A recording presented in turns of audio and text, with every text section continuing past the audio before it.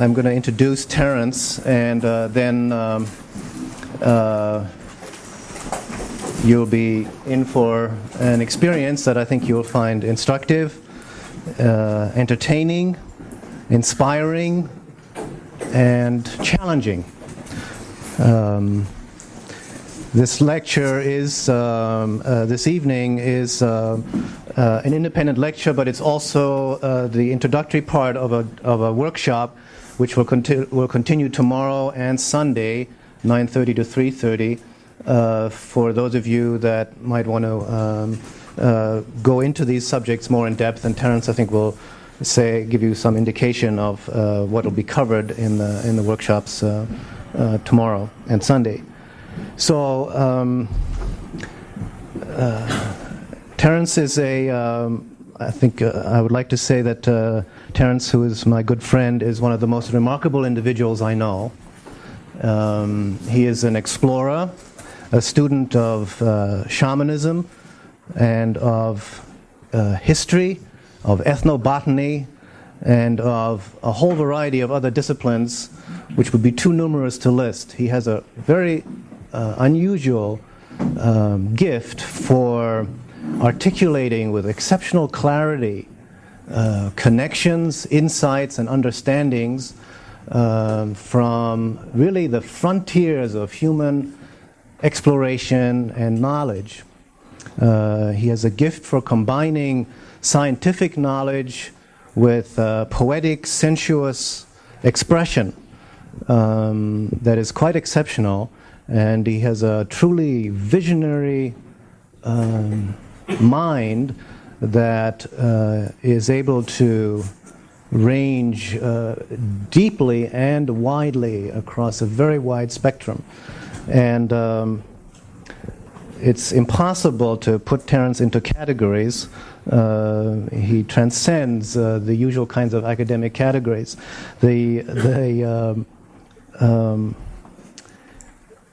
But the topic, the focus of this workshop is on ethnobotany and shamanism. In particular, his work in the last several years has focused on the preservation, the study, and the preservation and propagation of knowledge and information about the use of botanical plants in the context of the expansion of human consciousness and knowledge.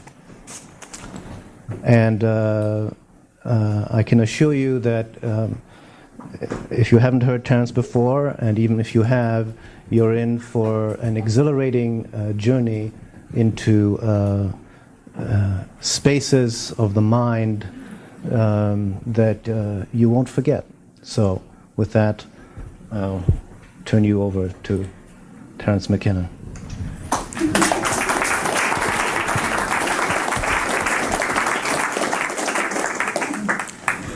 Well, I want to thank Ralph for an introduction that will be hard to live up to. I want to commend Ralph and CIIS for the act of intellectual courage that inviting me here represents. I'm sort of returning to my home turf after a year spent in the Hawaiian Islands, where Kat and I were managing a botanical garden that is a nonprofit foundation specifically set up to preserve plants with a history of human usage. Foods, drugs, fiber plants, food plants, all the plants that are part of the spectrum of human interactions with the botanical world. I'm sure you're all aware of the crisis in the world's rainforests, that they are being cut down and radically affecting the ecosystems in the tropics and by implication the whole world. But what is not so well understood is the impact on tropical cultures that capitalism and modernity is having. These tropical tribal cultures are much more fragile than the rainforest itself. Every time we go to the Amazon, we are struck by how much information is being lost irrevocably because people who in a former time would have become apprentice shamans are instead becoming the foreman of sawmills and that sort of thing. So I've been away in the Hawaiian Islands. I'm delighted now to be back in the fast, deep flowing current of American culture. I certainly feel that that's what it is after a hiatus that brought great peace of mind but not a whole lot of excitement.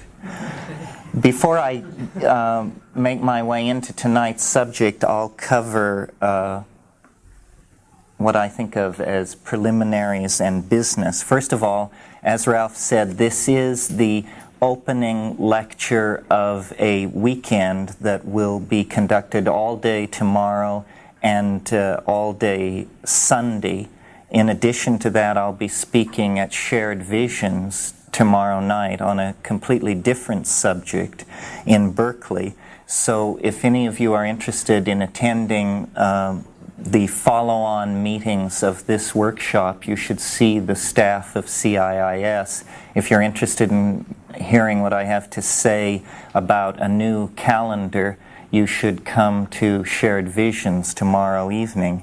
How many of you heard the talk on KPFA today? A few, so I shan't fear if I repeat myself. I want to call your attention to a couple of projects that have finally been completed. Psilocybin, the Magic Mushroom Grower's Guide, which has been out of print for about 5 years, is now back in print with more photographs, expanded text, better paper, etc., etc. Anyone who is interested in literally cultivating a relationship with a shamanic ally, this is the place to begin.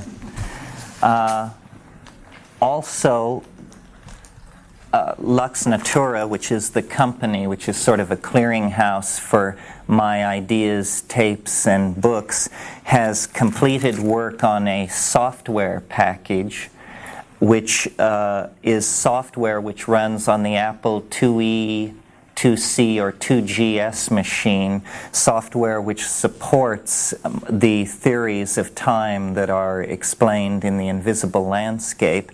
This was an extremely arduous task of conceptualizing and then turning it into software. My colleague Peter Meyer, the best debase hacker around, is here tonight. Peter, why don't you stand up and share the glory? So any of you who have that kind of a machine and are interested in the ideas in the invisible landscape, this is our best shot. This is state-of-the-art stuff. At the moment, we can do no better than Time Wave Zero. Very briefly, I want to mention an article in this month's Magical Blend. Graphically, it's by me, I called it Alien Love, they called it Love Aliens.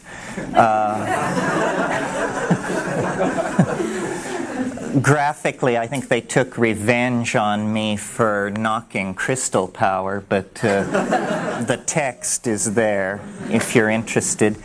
I'm going to talk for 45 minutes or an hour, then we will break, and if you're interested in what Lux Natura has available, there are catalogs here.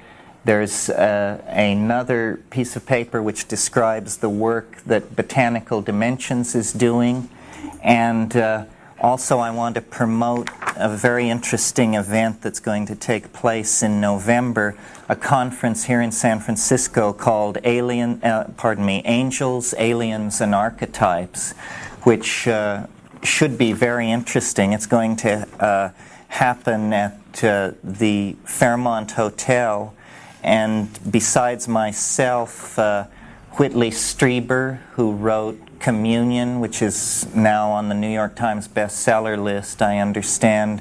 Jose Arguelles, who I understand has disappeared into the Imperium, will descend to share his thoughts on UFOs with us. Jacques Vallée will be there. Ken Ring, the near-death experience man. Michael Grosso, who wrote The Ultimate Question. Richard Grossinger, a number of other people, people that I have wanted to publicly debate for years. So I think it should be a very lively weekend conference. There are flyers on that. Okay, so much for all of that. The theme, the overarching theme of this weekend here at CIIS is psychedelics, before and after history, shamanism, and ethnobotany.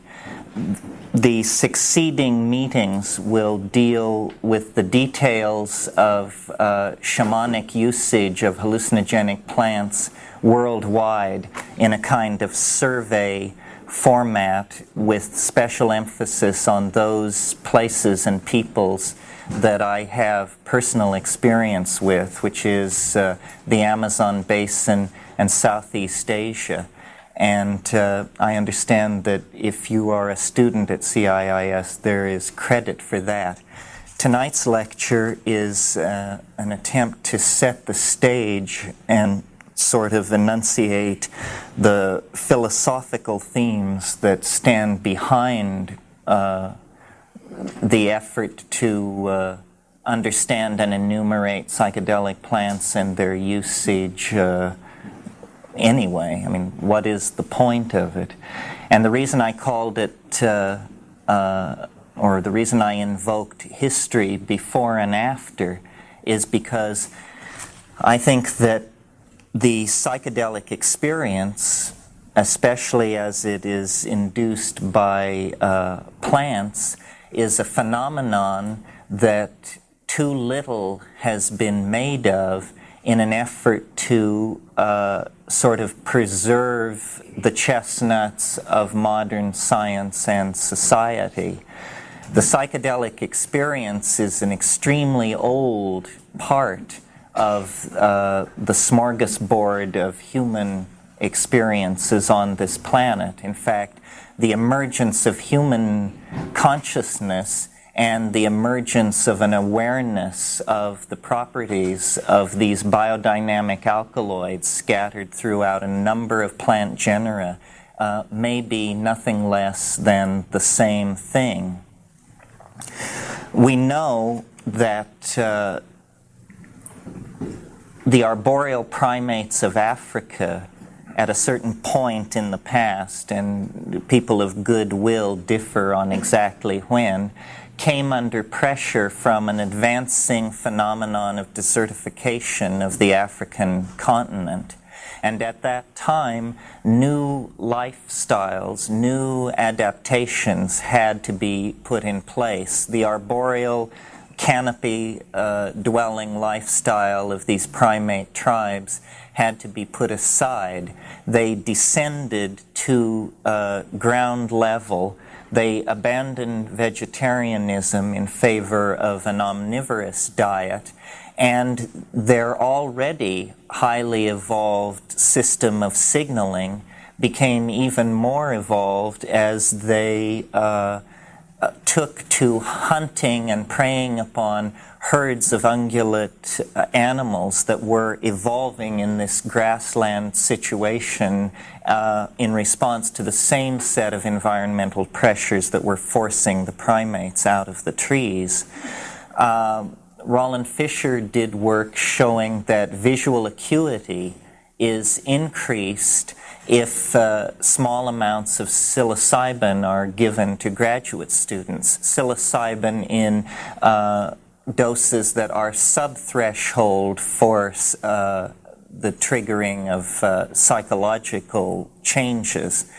And in fact, he made the point to me when he told me about this, that this was a clear instance of a drug allowing a being, a person, to have a truer picture of reality than if they had not ingested the drug.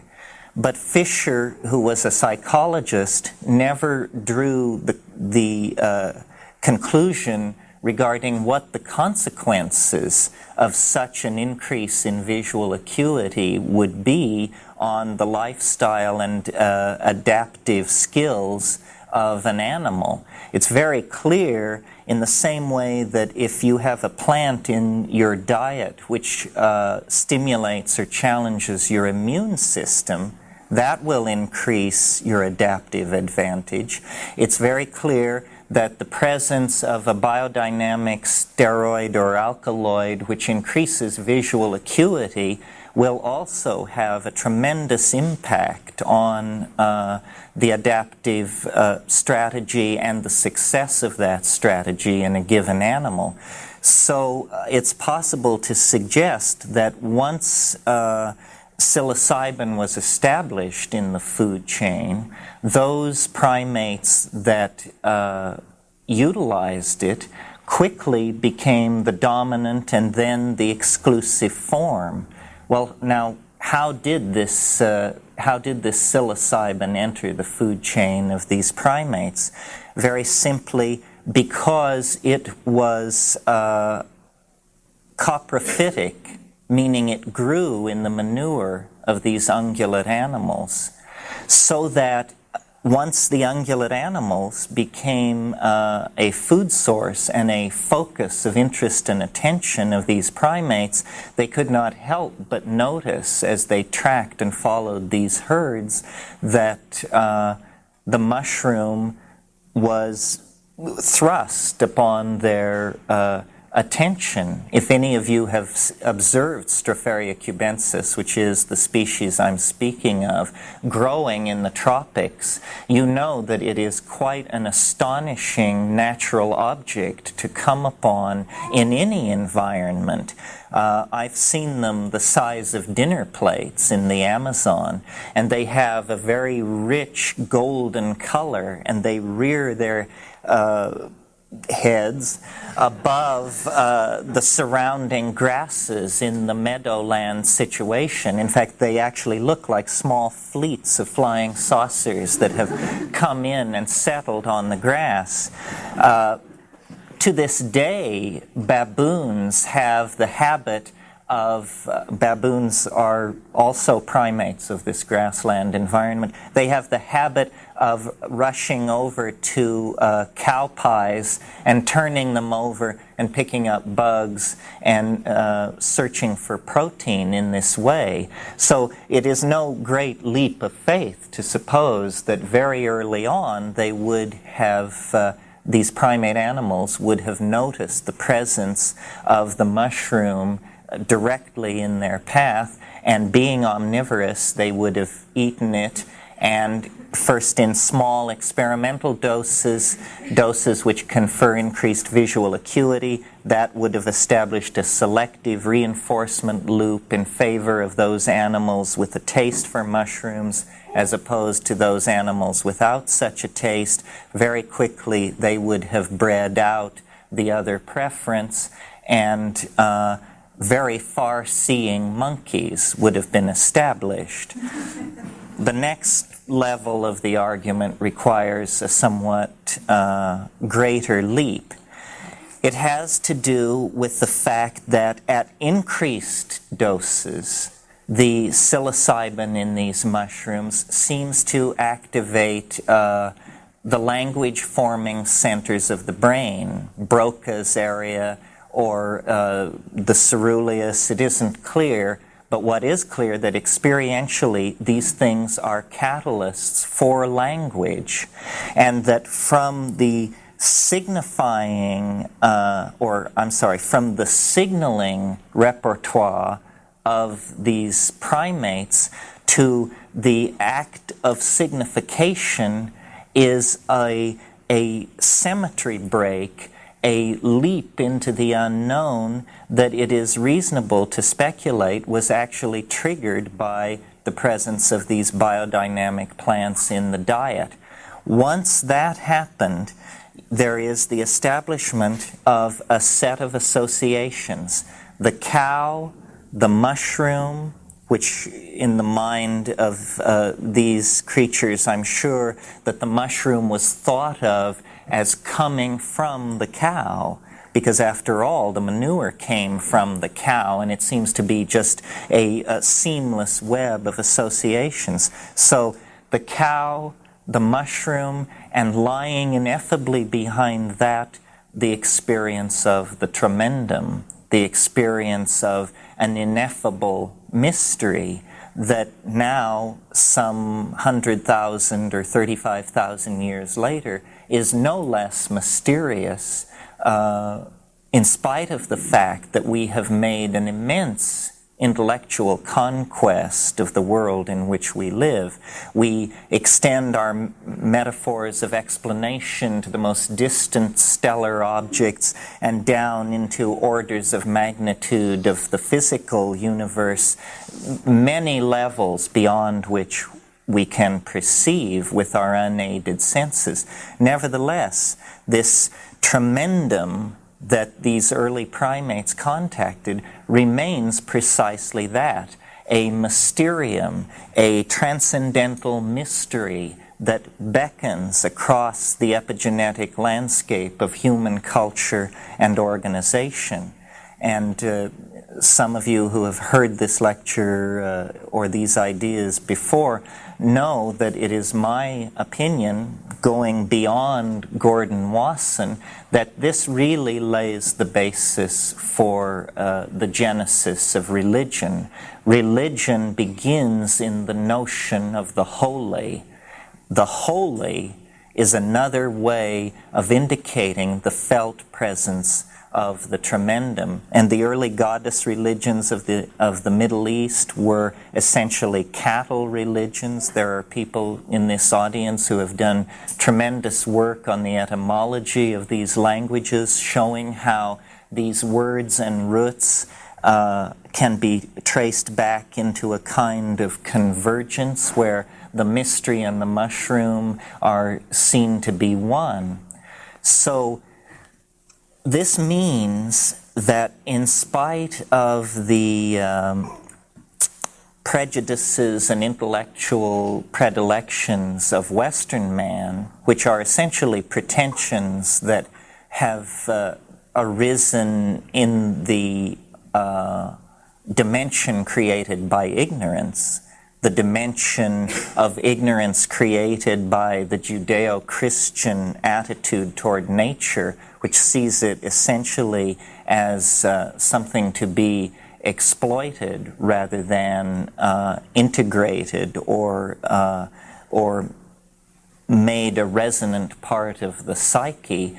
In the light of that ignorance, the connection to the vegetable world has fallen away. Although even as late as the 19th century, mythographers and mythologists like F. Max Mueller and Fraser were talking about the vegetation goddess as a kind of archetypal category into which all of these early religions could be subsumed. Then in the 20th century, this idea fell into disrepute. And the interest in the psyche became detached from the historical career of man through time and became a kind of, a hologram, if you will, the Jungian hologram of the archetypal matrix, which, if you've ever read Jung, you know that he has very little appreciation for historical chronology. He will cite a 16th century alchemist in the same breath that he will cite a 4th century hermeticist or a 16th dynasty papyrus text, because his notion was that the collective unconscious was somehow atemporal. And there is something to that, but beyond and beneath that is the greater reality of the accumulation of this experience with these plant hallucinogens. It's interesting that to this day, in the rainforest ecologies of the world, the faith has never been broken. And in a way, that brings me then to the second theme, which is after history. History, you see, is a kind of prodigal wandering, a kind of breaking of faith with the vegetation goddess, a descent into what Merciliade called the profanity of history, away from the paradigmatic world of ritual and magic, and into the secularized, linear progression of historical phenomena based on technological advance. However, because it rests on no epistemic bedrock, it is simply a cultural assumption, it is now in our own time playing itself out. The fact that it has a false bottom can now be seen as we, through modern anthropology and modern chemistry and pharmacology before it was repressed and shut down in the 1960s, we have rediscovered the mystery almost by accident and then quickly acted to make it illegal, inaccessible, and trivial. These seem to be the three ways that we deal with drugs. We make them recreational, or illegal, or inaccessible. All strategies for turning away from the real implication, which is that man, as a thinking creature on this planet, is necessarily a portion of a symbiotic relationship. Man, without the synergy that these plants have imparted to the formation of our genome, is no better than a monkey. So that, recognizing that, we are forced to recognize that the experience of spirit, for which most of us rely upon the testimony of Meister Eckhart and Juan de la Cruz and Hildegard von Bingen, is in fact a birthright of each and every one of us. But the bias of the scientific mentality, which is the bias which says the world must be known through the pristine agency of the unencumbered observer, it has to be abandoned. And by unencumbered, I mean unstoned. This is the idea that nothing is true except that which emerges from the most sober sorts of reflection, in every sense of the word sober. And yet we know that a substantial portion of the meaning of reality is contacted in the Dionysic excess, in orgy, in the abandonment of the sanctity of the individual ego and emerging into the group mind of the tribe or even the condo complex in our own time. Yes, so that... But that entire spectrum of human experience, the group-minded, emotive, orgiastic, swept-away spectrum of experience is denied, and in its place is put a real horror of nature. And when you have horror of something, you move in such an epistemic murk that you give yourself permission to destroy. The rape of nature has been analyzed as precisely that, a rape, a subjugation of the feminine. And it certainly is that, but it's something else as well. It is a horror that gives permission to to destroy. A microcosm of this, which everyone who works in the Amazon is aware of, is the myth of cannibalism in the Amazon.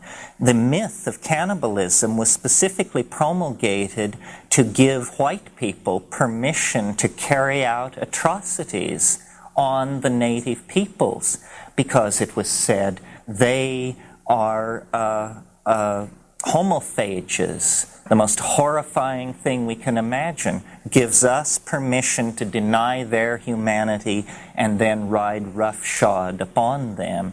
And on a larger time scale, this kind of relationship has been extended to all of nature.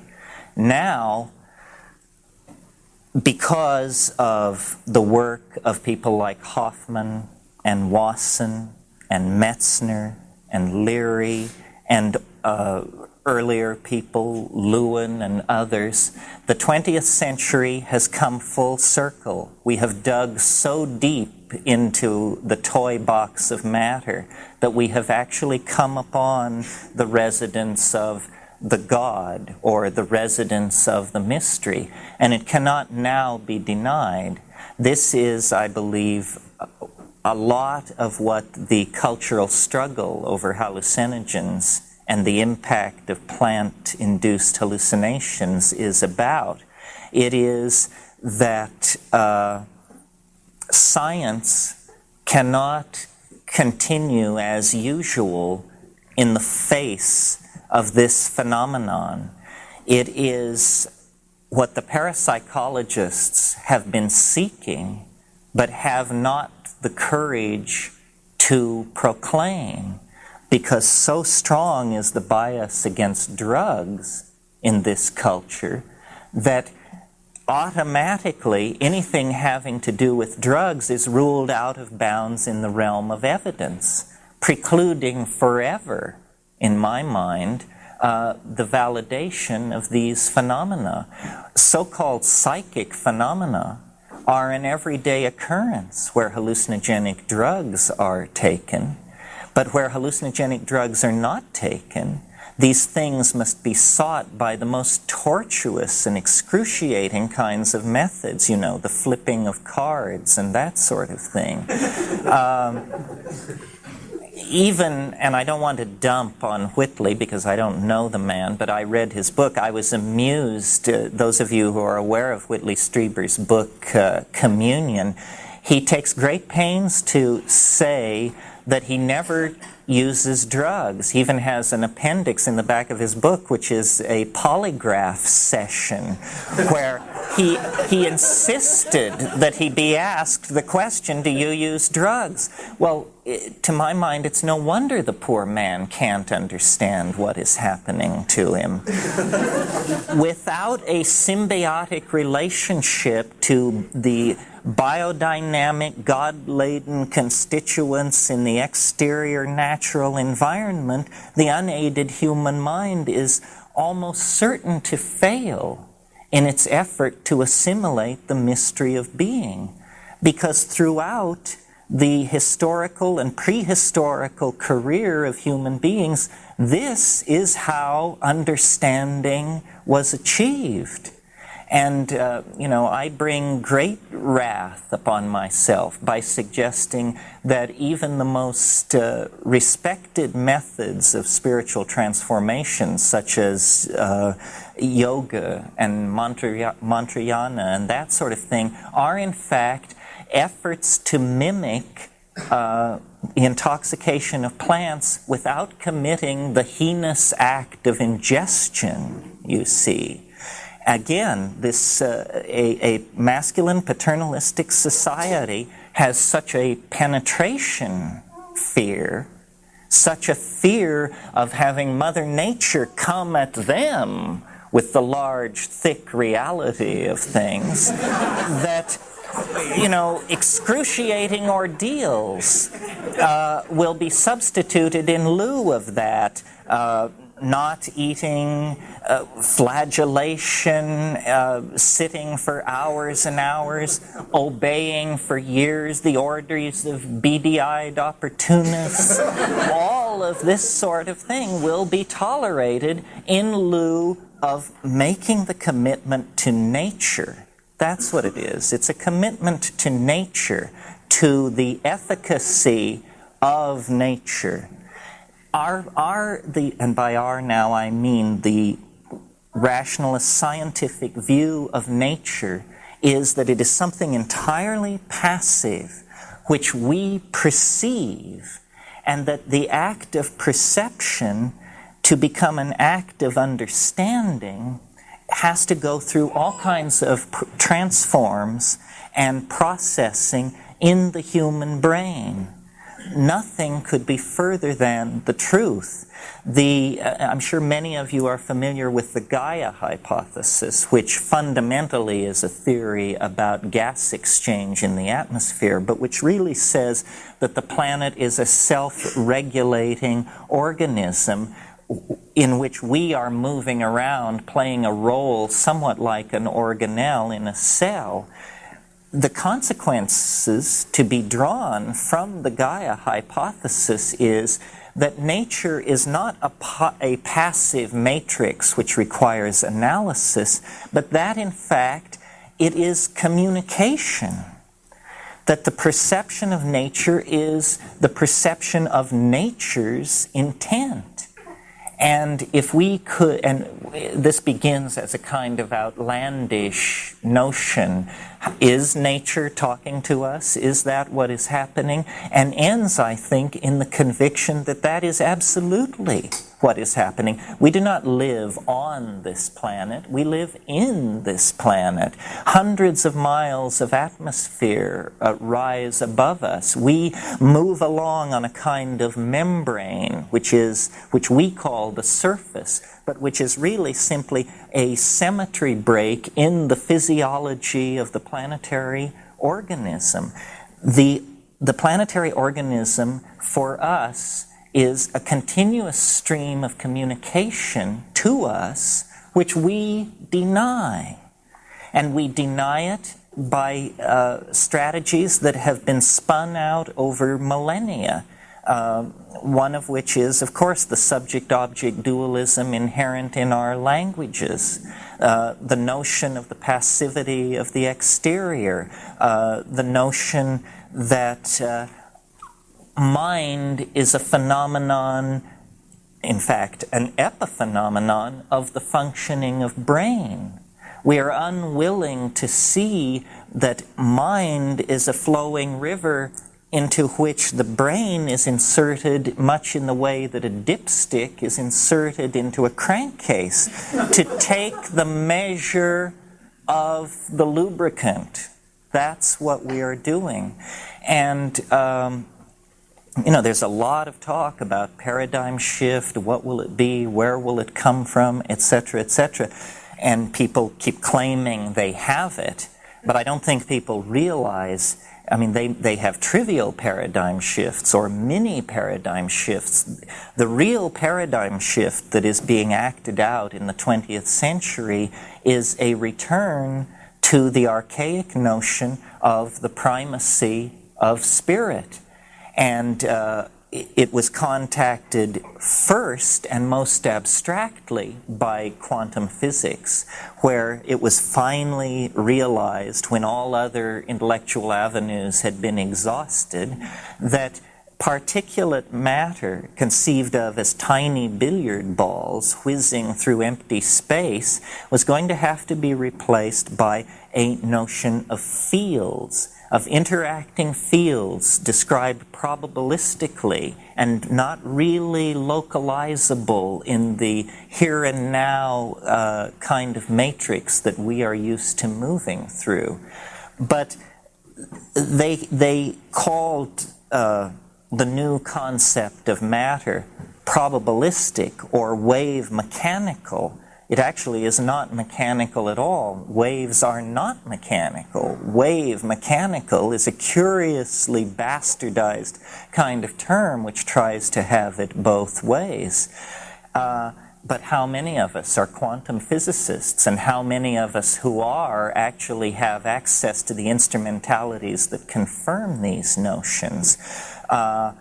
So it emerged and is emerging then in other areas, such as abstract art, and the effort by the precursors of abstract art, the pataphysicists, the Dadaists, and the Surrealists, to introduce the notion of an animate and active unconscious.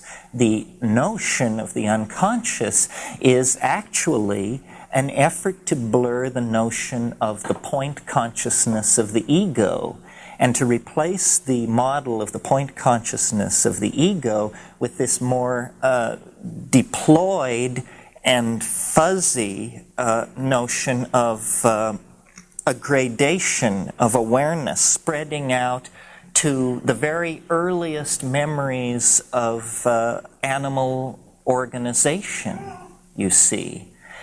But all of these intellectual efforts to launch the paradigm of spirit have been somewhat academic and removed from the ordinary experience of people. What is not removed from the ordinary experience of people is the availability of the psychedelic experience, conceived not as a kind of masturbation where the laboratory facilitates the experience through the production of historyless drugs absolutely empty of morphogenetic content, but through the acceptance of the fact that this generalized communication from nature is most excruciatingly focused and particularized in these information-bearing molecules that have been evolved over billions of years in the biosphere by the matrix of life itself for purposes of communication. All of life is really an ocean of communication, and this is now being understood even by the hard-nosed Darwinian evolutionary thinkers. It is really not all tooth and claw. It is not survival of the fittest. It is survival of those who can cooperate best with those around them, of the same and different species. Well, the essence of coordinating cooperation is communication. And the essence of communication is the free flow of linguistic intent.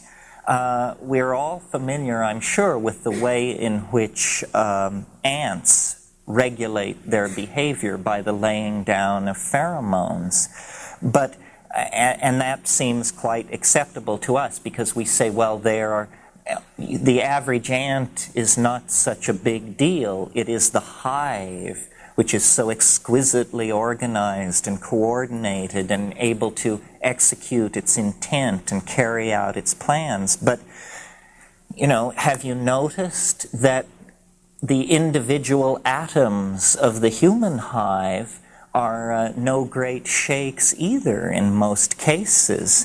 I mean, I'm speaking now to an intellectual elite, self-selected by being able to get yourselves here this evening to this kind of an event. But I'm sure you all are aware of the public opinion polls which show that the average high school graduate cannot locate Venezuela on a map.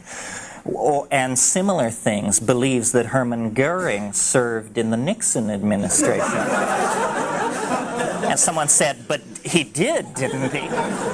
Only his spirit. So coordination of communication is really what these psychedelic compounds are about. And once this is recognized, I think the role of the spirit as a transforming paradigm begins to come into focus. You see, it is not enough, and this is again another argument I have with the so-called mystical tradition, The intent of the mystical tradition seems to be to trigger the presence, the experience of the presence of the tremendum. But in fact, what is necessary is to be able to act in the presence of the tremendum, to execute behaviors based on the felt experience of the tremendum. And this you do not get. You get a strange quietude, a quiescence, a glorification of the hermitage and the monastery as being somehow concomitant with an awareness of the spirit. Nothing could be further from the truth. An awareness of the spirit carries with it an obligation to action. Obligation to action within the context of, and I say this as generously as possible, the hive. So that the appearance in modern times of the anthropological data and the pharmacological sophistication and the botanical sophistication to recognize the role of these psychedelic plants in the formation of human culture is extremely important. It seems to me it is the seminal event of the 20th century, toward which all the other things I mentioned, Freudian and Jungian psychology, modern art, nostalgia for the archaic, etc., point. And one can almost make the metaphor that we are approaching a new level of self-unfolding as a species, comparable to adolescence in the individual. What happens in adolescence is that the DNA reaches the place in its program where there is a symmetry break and a new set of messages begins to be sent.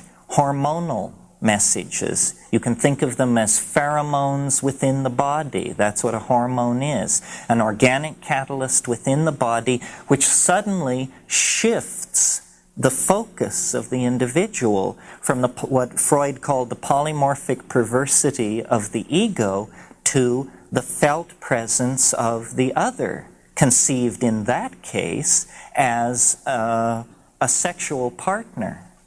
And sex, which had never before been an issue, or which had only very peripherally been an issue, suddenly becomes an absolute obsession, and pointing toward the attainment of syzygy with the mystery, fusion with the felt presence of the other in the form of early adolescent sexual experiences. Well, I have many times found myself saying to groups like this, what a tragedy that someone might go from birth to death without ever having the psychedelic experience. It is the birthright of an intelligent species. In the same way that I would hate to think of someone going from birth to death without the sexual experience. These are completing and illuminating and transcendental dimensions of experience which one must have in order to fully claim the dimension of humanness. Now, in the process of culture recapitulating ontogeny and phylogeny, we have reached our childhood's end. And our childhood was the world of naive Newtonianism, Hamiltonian atomic systems, a place for everything and everything in its place. We have come to the end of that process. Now we must invite the presence of a greater mystery. And in the same way that though we enter into the sexual dimension at adolescence, we leave it some 50, 60, or 70 years later, depending on how lucky we are, still without a full understanding of what went on. I'm sure you've all seen the little sign which says, we grow too soon old and too late smart. Well, it applies to sex as well as to the psychedelic experience. Now, as a culture, we must come to grips with the fact that the world is not simple, in the same way that a 9-year-old must come to grips with the fact that the world is not simple. It is not as Mommy and Daddy said it was.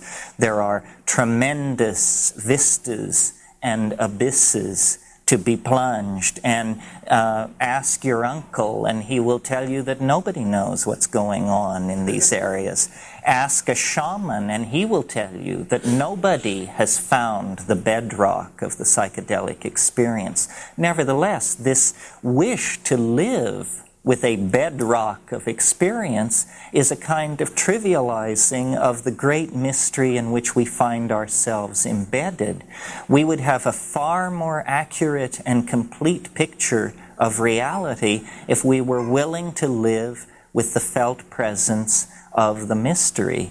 And the way to do this is to experience what these plant teachers are trying to say, what these planetarily manufactured information-bearing pheromonal molecules are trying to imbue into us. Now, shamans throughout history have short-circuited the fall. They are those who know. That's what gnosis is. It is privileged knowledge vouchsafed to the courageous. And the fact that we have fallen into a childish or a neurotic style of relating to being is nothing more than a statement about the inherent biases of our languages and our institutions.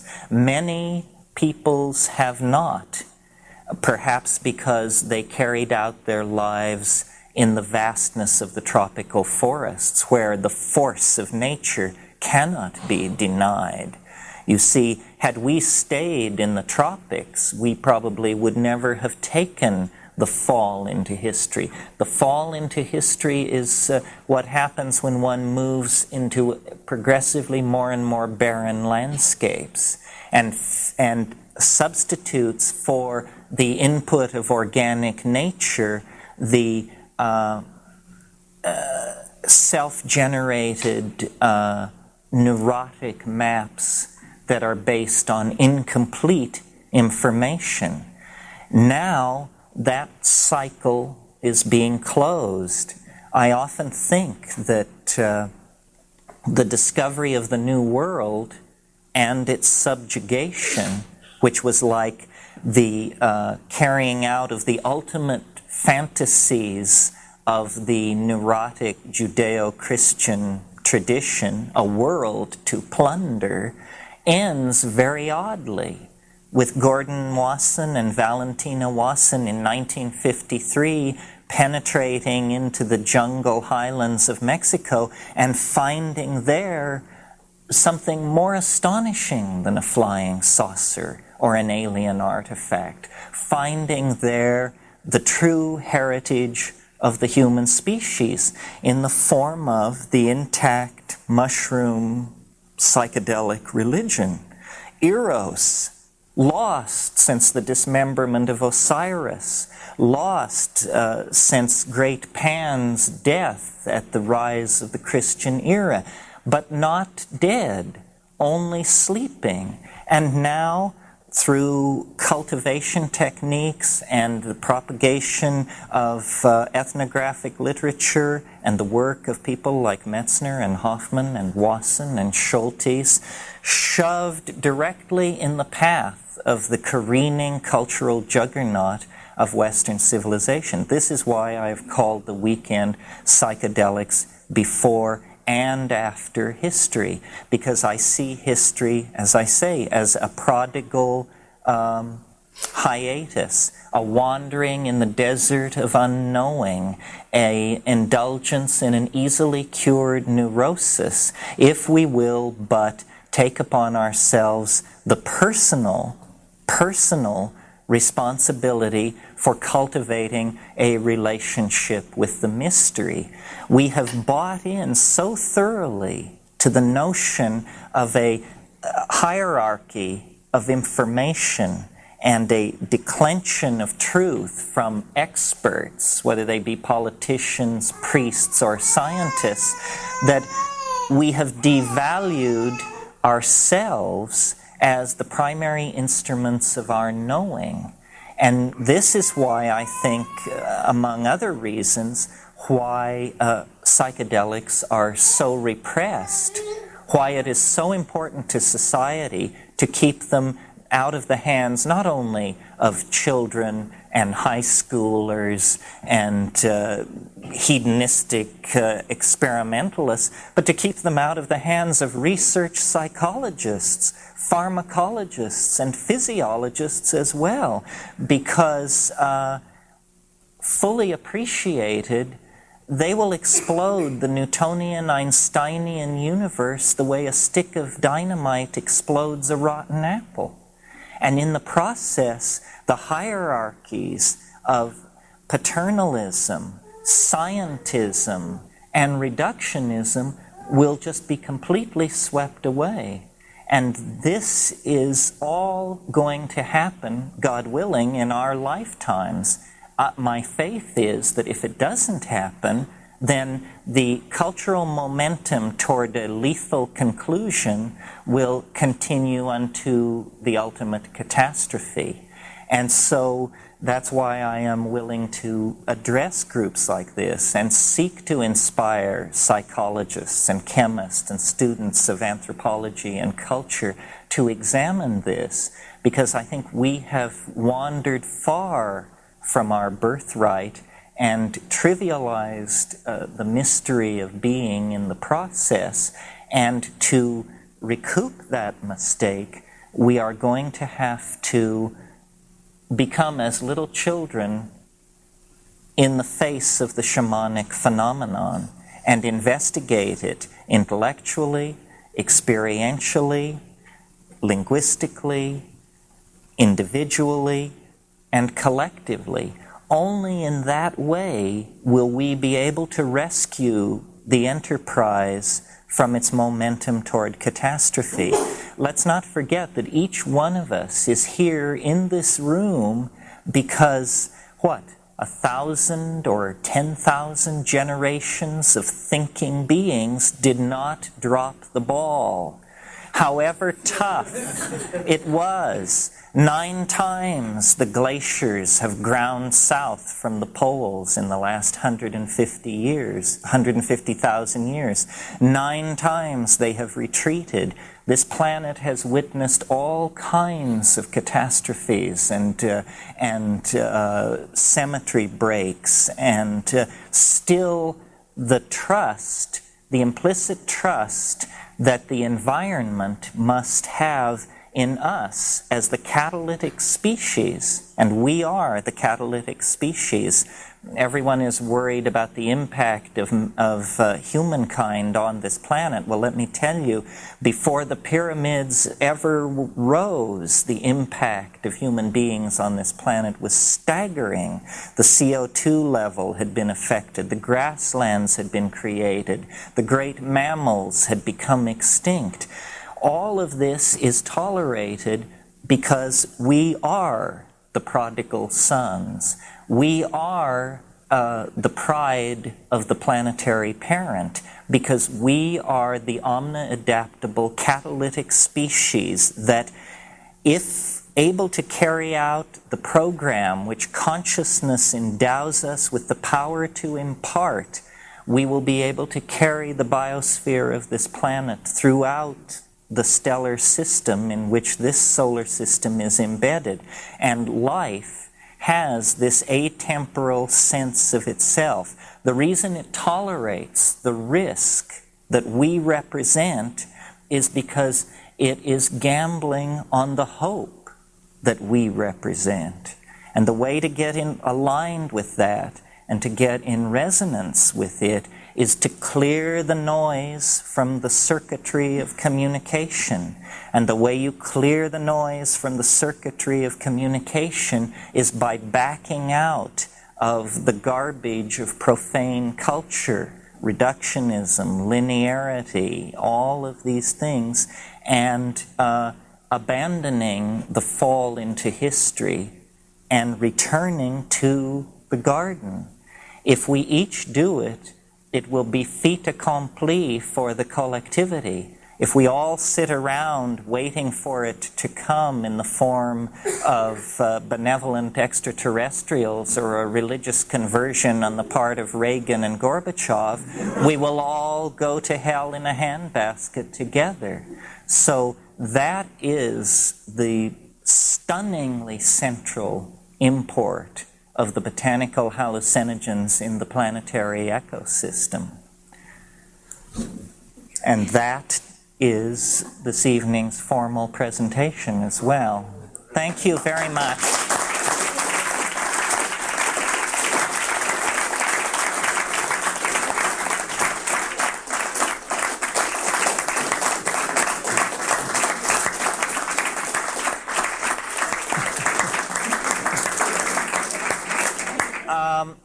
As I understand it, there is tea and coffee downstairs. Let's take a 10-minute break, and then I will entertain vigorous and even hostile questioning by the audience. And here is the various sorts of propaganda that I mentioned earlier. Thank you very much. It's later than we think, so I'm not sure it was up to me to call this back together, but I will do so. I know there are people with questions. Before I take questions, I was handed an express mail package in the intermission. Robin Sylvan, who some of you may know as the former director of the Ojai Foundation, is now running something called the Fairhaven Mysteries Project in Bellingham, Washington. And Kat and I have agreed with him to do a 9-day pilgrimage in Hawaii this coming January at the Botanical Garden site there. And it's been named Volcano Orchid Mind. So if any of you, I don't have enough of these flyers for everyone to get one, but if any of you think you might wish to and can afford to spend 9 days with us in Hawaii next January, I'll just leave these out for interested parties. And if there aren't enough to go around, why share at least the informational contact with other people. Okay, is there anybody burning to ask a question? Yes. Terence, what are your views on some non-botanicals such as MDMA and ketamine, which are currently... Well, I think I implied in the talk, I really as the longer I deal with this problem, the more strongly I feel about it. It began as a sort of a very gentle separating, and it's become more and more clear to me that, and I guess I rely on Rupert Sheldrake to give me a basis for saying this, drugs which come out of the laboratory have no history. They do not vibrate with millennia of usage or with being products of the natural environment. They are, as I implied in my lecture, somewhat onanistic. So I view them as drugs. And drugs do different things. Some drugs stimulate you, some depress you, some may even cause the release of personalistic content or repressed traumatic material. Drugs are for people who are ill, is basically my approach to it, while botanical hallucinogens are for extremely healthy people who want to go deeper into experience. I've tried the drugs that you mention. I've certainly found them interesting, but I could not imagine building a career around communicating with people about them. To my mind, what's interesting about them is the contrast with the informational depth of natural hallucinogens. I think the word drug applied across the board to MDMA, ketamine, and psilocybin, mescaline, and those kinds of things does great injustice to the natural compounds. There really should be a linguistic distinction made. So I try to speak of organic substances, or more specifically plants. I don't deny the worth or the efficacy of these laboratory compounds, but they are not planetarily evolved pheromones carrying the messages of Gaia. They are humanly constructed nanotechnological machines useful for intervening in the personalistic dynamics of the psyche. Emmett. What do you know? Who did you call? Emmett. Okay. What do you know You're about next. AIDS as a germ warfare? AIDS as a germ warfare. Well, I don't know anything. I certainly have noticed that within 10 years of the discovery of retroviruses, which the AIDS virus is, you know, one of the dogmas of molecular biology was that there was never transcription from RNA to DNA. It was always from DNA to RNA. Then they discovered the so-called family of retroviruses. Within a very few years, 3 or something after that, AIDS appeared with its curious political selectivity. I mean, this is a drug which goes after homosexuals, people who shoot intravenous drugs, black people, and loose people. If they could have just somehow gotten the Tay-Sachs thing in there too, so it would have gotten Jews, I'm sure they would have really been pleased with themselves. If it is, in fact, a piece of political engineering, I don't know that it is, but I certainly notice its curious selectivity. If it is, you may be sure that this is a secret buried far deeper than anything having to do with Auschwitz or Watergate or anything else. You want to talk about a crime against humanity. This is a crime against humanity on a previously inconceivable scale. There's been a lot of speculation about this. Granted, some of it has emerged from East Bloc countries, but on the other hand, it's well documented that other bacteriological and chemical agents were tested in this very city in the 50s and 60s. Some of you may know the incidents that I'm referring to.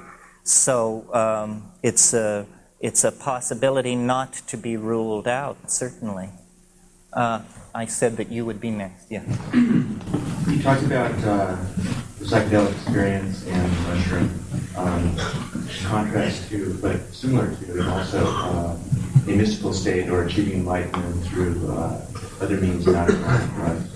My understanding somewhat has been that the use of yoga or meditation or whatever to achieve these states would produce ultimately some kind of a permanent state of mind that would alter one's consciousness, if it is indeed able to be achieved that way, that would alter one's consciousness 24 hours a day. With drugs, your suggestion is there's an easier way to learn similar things about this state of being or whatever through drugs. But Through I know plants, that, really. Through plants, but I know that you take a drug and you have experiences and certain kinds of realizations, and then you come down. So do you feel that there's some kind of program for ingesting the mushroom, or would it become something that would become part of your diet, or do you reach a state where you do indeed achieve sort of a permanent symbiosis? Well, I think that your point is well taken. Nevertheless, the mushrooms, the psilocybin, affects the imagination. It is a stimulant to the imagination. And I don't really think that that is dissipated, or if it is dissipated, it's very slowly. Also, I'm not entirely convinced of the claim of the yogic schools that they can lock in these extraordinary states permanently. It seems to me that the shamans that I have had acquaintance with certainly are not abusers of these substances. On the other hand, they are regular users. And I think that it's fine that the insights are tested against the momentum of down reality. Yoga, most schools of yoga, in fact I believe all schools of yoga, can be traced back to the 2nd century, the yogic sutras of Patanjali. Well, Patanjali explicitly states that light-filled herbs, his phrase, light-filled herbs, are one of the legitimate paths to achieving these high states. Certainly, if you look at the Rig Vedas are a vast and enthusiastic paean of praise to something called Soma, which was greater than Indra, greater than the gods of the old Vedic pantheon, the central mystery of the Vedic civilization. Gordon Wasson has argued very persuasively that it was a mushroom of some sort. So I really believe that if we had a completely clear picture of the evolution of Indian culture, we would see that for some reason, open at this point in history and looking back at it only to speculation, an institution of botanical shamanism was transformed into the notion of a lineage and a secret teaching and a set of physiological practices. So the issue of permanence is a kind of an odd one. Obviously, once you are not always stoned if you take a hallucinogen, a plant hallucinogen, but I am living proof that you're never the same.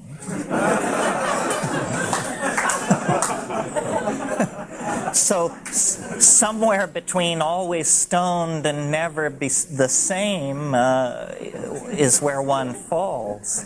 Yes? This grasp of the verbal language. Is that one of your changes? Well, what were you like in high school? Different questions. No. I've thought about this a good deal because people keep bringing it up, and I find myself saying, that it synergizes command of language and so forth and so on. But the most honest answer I can give you is I was always glib. And in high school, we had a big forensics scene going in my high school. Well, you had two choices. You could be in debate or extemp. And I said, so what is debate? And they said, well, you stay after school and you make 3x5 cards on resolve that the General Association of Trades and Tariffs should admit the United States as a member. And I said, okay, so what is extemp? And they said, you go in cold and you draw 3 topics out of a hat, and you have 3 minutes to choose one of them and prepare a 15-minute talk. And I said, I'll go with that. And I was very, very good at it. But I as I grew up and went to Asia and wandered around as a freak, basically, I had no sense of myself as having great verbal facility. I discovered that really on the mushrooms. And if any of you, there's a book I can recommend that is excellent reading on the subjects we've been talking about. It's edited by Michael Harner, although he does not make a contribution other than to edit it. It's called Hallucinogens and Shamanism, and it contains about 9 articles on various plants with shamanic usage. Henry Munn, who is an anthropologist who has spent a lot of time in the Oaxacan highlands, has an article in there called The Mushrooms of Language. And he says, you know, they catalyze language, they catalyze verbal facility. And we don't know what the basis of the well-documented traditions of oral poetizing that we find when we go back into the Western tradition. It still exists in rural Yugoslavia. We don't know what the factors were that created that.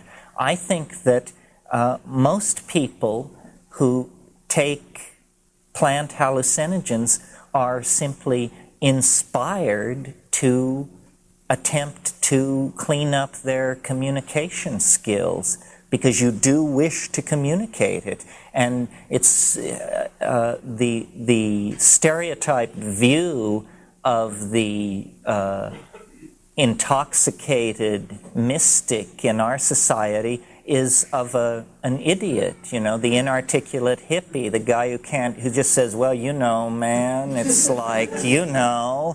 In my experience, that is not what it is at all. They are an extremely potent catalyst for communication. Yes, the blonde woman in the back, and then... Do you think it's possible through artificially created hallucinogenics to program someone, even if maybe just from one really good trip, to program them perhaps to change in their whole outlook on life? I get the idea with what you're speaking of with natural substances, you're bringing out something that's already in you, or allowing some consciousness that perhaps isn't tapped. I'm speaking about introducing perhaps some foreign consciousness into your mind through chemically altered substances. Do you mean as in a control or in a psychoanalytic sense, like curing an addiction or an obsession? No, I'm talking about like having been given acid at one point, and I mean, even many years later, still sometimes having like flashbacks on it and wondering what perhaps might have been in that drug or what it did to you. Well, I think that the most complex phenomenon in our world is the human psyche. And one does occasionally meet people who are horrified by my position and say, I took LSD 25 years ago and it's taken me this long to get it back together, and even now I don't feel that together. To me, the psychedelic is responsible only in the sense that it gave an X-ray of the psyche to the ego. And people who have been severely traumatized or abused or molested as children, who have real problems, are going to discover the breadth and depth of this traumatic material, and it may inhibit their ability to set themselves free and become great psychedelic explorers. I don't advocate this for everyone. In fact, I counsel people, and I don't always tell people they should go ahead with their plans if they're contemplating a psychedelic experience. Sometimes I tell them they need to do more reading or have more therapy, and sometimes I tell them they shouldn't do it at all. It's a calling. Shamanism is a calling, and in traditional societies, shamans pick and choose very carefully who they will take on as apprentices. So it's by no means a given that everyone is going to find these things to their taste. On the other hand, those who do find it to their taste will inculcate it into their lives very readily, and it will become very important to them, their self-definition, and their psychic growth. To address possibly another aspect of your question, is it possible to program people with these drugs, or a combination of these drugs and hypnosis and that sort of thing? I have no doubt that it is. The little bit that we see, that we are able to get declassified from CIA experiments in the 60s, is hair-raising. I mean, they dreamed of people who would commit acts of violence or assassination and then completely forget that they had done it. Now, how far down the road with these kinds of programs they got, we don't know to this day. I am very careful about who and what I am around in a state of psychedelic awareness, because you do imprint these things, and that's why, you know, in the same way that the shaman chooses his apprentice very carefully, the apprentice should be very aware of choosing the teacher very carefully. You, sir. Yeah, I've had some major experiences with LSD in terms of ego death and just a complete crushing of my psyche and my point of view, and then have come through into some brilliant light and really a very spiritual experience. And I'm only now starting to play with the mushrooms for more of that experience. I wonder if you could relate if the mushrooms have the potential to have that painful aspect of the crushing and the ego death kind of experience. So far, I haven't had that kind of experience with the mushrooms. Well, a very nice thing about the mushroom is that it's extremely tolerant of beginners. Nevertheless, downstream from those early experiences, you know, you're dealing with, call it the overmind, the superego. It will give you not what you want, but what you need. And it can be extremely painful. It can be extremely humbling. It can be terrifying. It seems to me, in the people I have known and in looking at my own trips that had that quality to them, it's always to the good.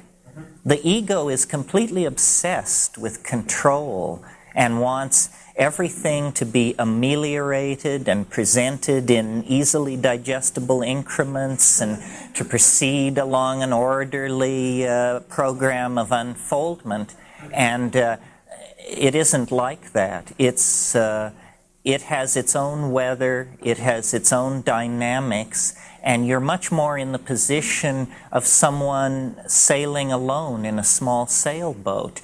You can check the weather very carefully, and this will give you an edge. Nevertheless, squalls can turn into great storms with astonishing rapidity, and yet then you're in a position to really learn. But the learning is not, the real intense learning is not necessarily painless. And I see people nodding their heads all over the room. It is not for the faint-hearted, you know. I mean, it just simply is not for the faint-hearted. People talk about how there are no frontiers left, and we lead such coddled lives within this society and in our well-furnished apartments with our stacks of CDs and all this. Actually, it isn't true. You can turn your living room into the helm of Magellan's ship. It's simply that the great unexplored dimensions are internal and psychological, but no less dangerous for that. So it's a calling for the exploring spirit, someone who really wants that thrill. Yes? Yes, if I understood you correctly, I thought you were saying that history is always profane. And I wonder if that's true, because I'm thinking of, say, the prophetic tradition, the idea of that there's a meaning in history, that there's social injustice. I'm thinking of someone like Martin Luther King, for instance, who sort of comes out of that tradition. Did I understand you correctly on that? Not exactly. This is a distinction that Merciliade made in a book which was very important to me called The Myth of the Eternal Return, Cosmos and History, Myth of the Eternal Return. If you haven't read it, read it. It's a great book. And he simply set up these two terms, sacred and profane.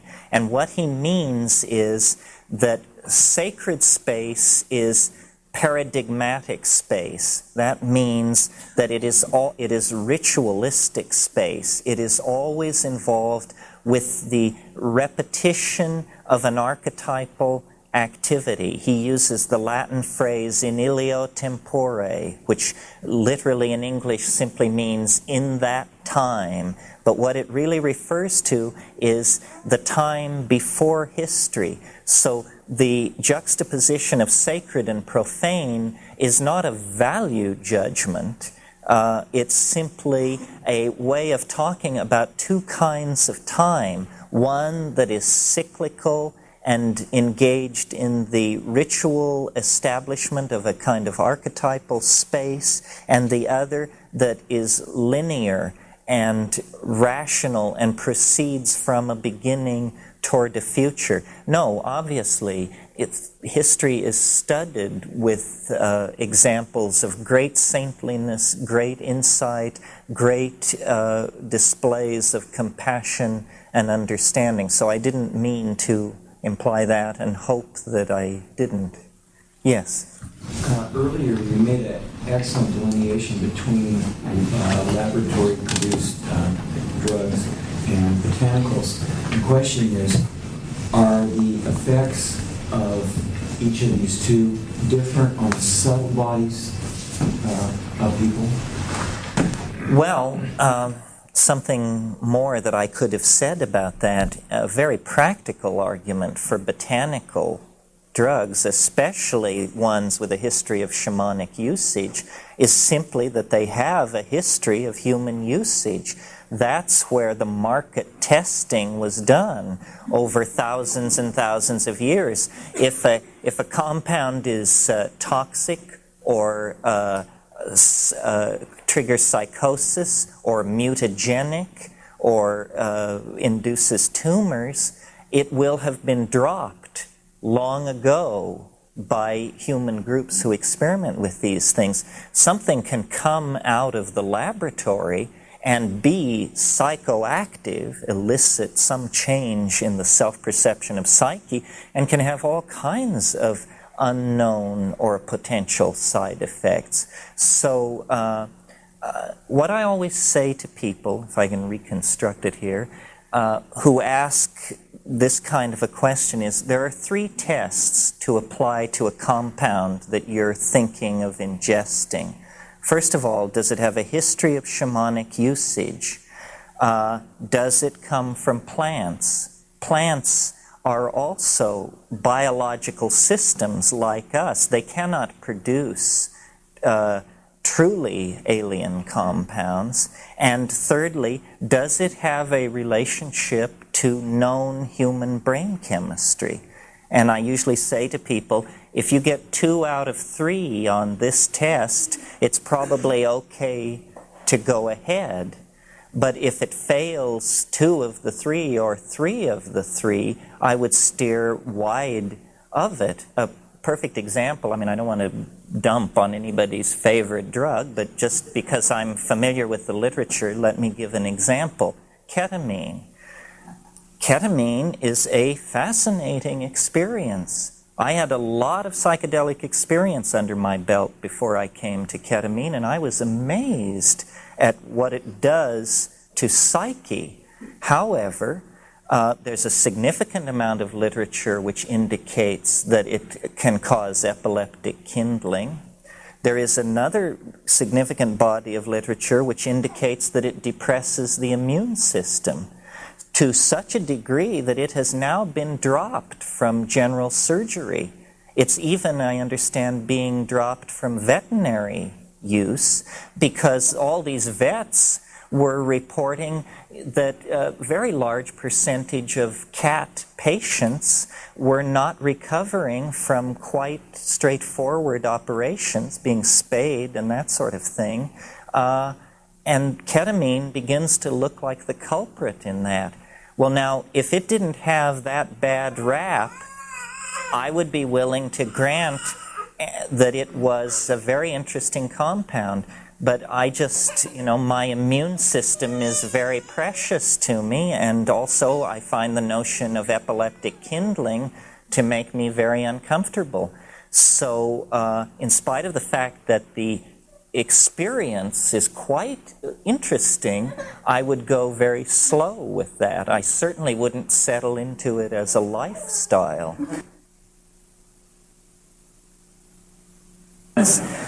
So just to reiterate, does it come from a plant? That means that it is benign to life. Does it have a history of shamanic usage? That means that it is benign to human populations. And then this third thing, does it have an affinity with brain chemistry? Because you see, the brain views a drug as an insult to it.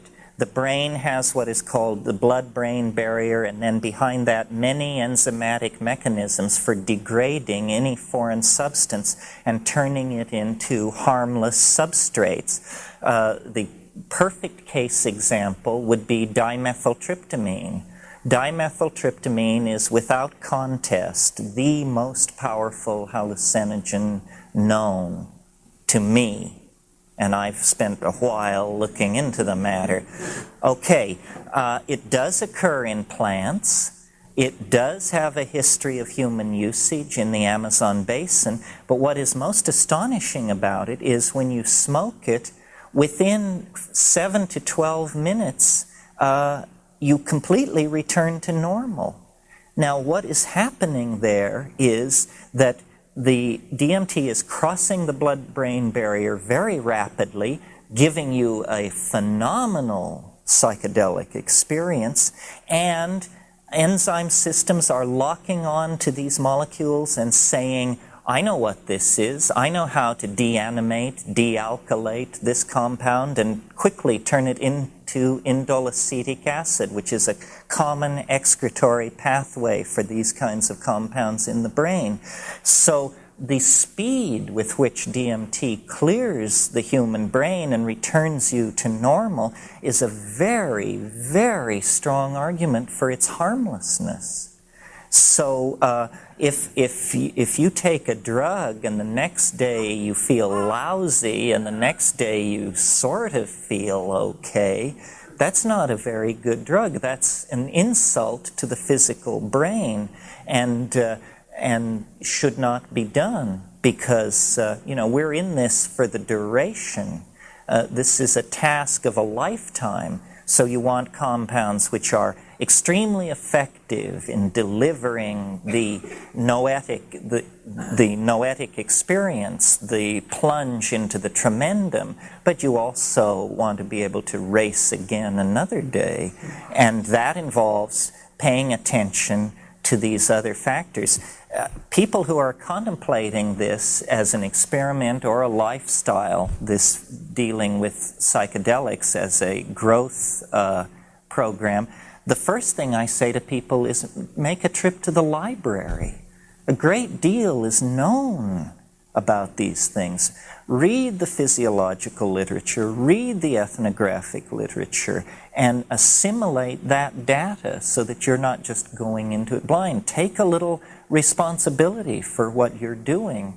I'm appalled at people who take 8 different kinds of drugs in an evening and tell me they have astonishing experiences. I'll bet they do. But that's not for the duration. You can't build a lifestyle on that kind of thing. What you want to do is have access into the dimension in a way that is clean and informed and ethical and intelligent. That's how these shamans in the Amazon do it. I was tremendously impressed by their authenticity and by their awareness of these issues. These people are not naive, as so much of the ethnographic literature insists. They are extremely sophisticated. Obviously, in these matters, more sophisticated than we are. We have much to learn from them. That's why visionary and ecstatic shamanism is the model for doing this kind of exploratory work. Sir? Okay, I got a question which is crucial to me, and I think everyone. The long version is you espouse two different positions, well, many, but these particular two. The first one acknowledges that it's possible to transform yourself or investigate the world in a different way, and thereby save the planet. So you were saying at one point that even though, individually, in the face of insurmountable odds, it's possible to actually do that. You seem to be quite optimistic about that. It's obviously within your realm of possibility. That's involved with shamanism and so forth. Now, on the other hand, obviously, a lot of people are aware, there's a whole body of end-time scripts coming from shamans, from Indian tribes. I mean, going back to Nostradamus, there isn't, to my knowledge, I may be getting wrong, but there exists this overwhelming body of prophecy, which is a lot of which was produced on the psychedelic drugs. How do you reconcile those two positions, with some sense of hope? I mean, how do you reconcile having the free will to change them or save it? On the other hand, up against this this monolithic block of information which says we're going to come up against this stuff very soon. The short question is, how do you avoid getting the horrors when you're tripping into the modern world? Okay, what about these, as you so aptly put it, these end-time scripts? The only one which is truly pessimistic is the fundamentalist interpretation of the Judeo-Christian appetite for apocalypse. That is a lethal script for the planet in which only 144,000 are saved. I agree and participate in the generation of these end-time scripts, but what I always say is it's an ontological transformation of categories, not the toxification or explosion of the planet. That is a unique point of view claimed by these Christian groups, and I think to the degree that they do that, they place a heavy burden on the rest of us. It's bad enough that we have these nuclear arsenals and the capacity to destroy ourselves without having an explicitly stated death wish as a cultural ideal. So I will, it's a question of apocalypse or millennium.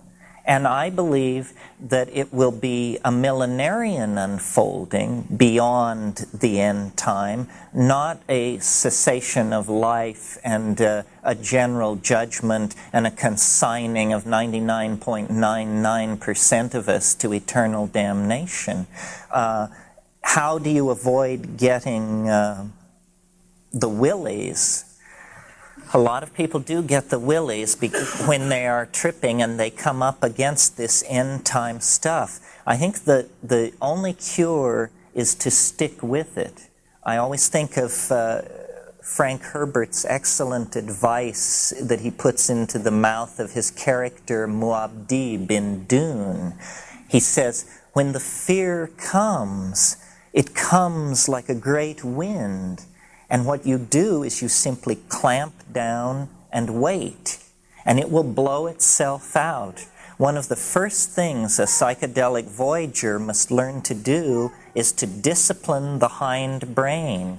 The hind brain is a creature of fight or flight, and you must just turn to that and say, now see here.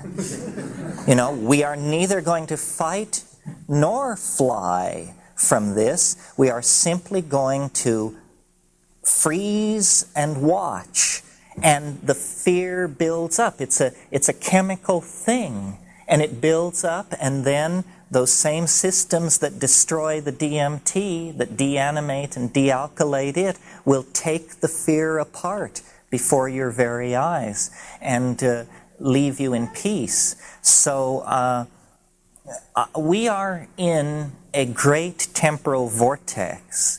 This is not the subject of tonight's lecture, but it is the subject of much of my thinking.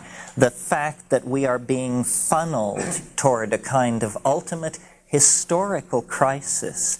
To the degree that you have bought in to the assumptions and values and aspirations of historical society, it's going to look to you like the world is just flying to pieces. To make it make sense, we have to decondition ourselves from those values and those assumptions and realize that we are embedded in the body of Gaia. The creode along which the development of life on this planet is being propelled has walls which are extremely steep and high.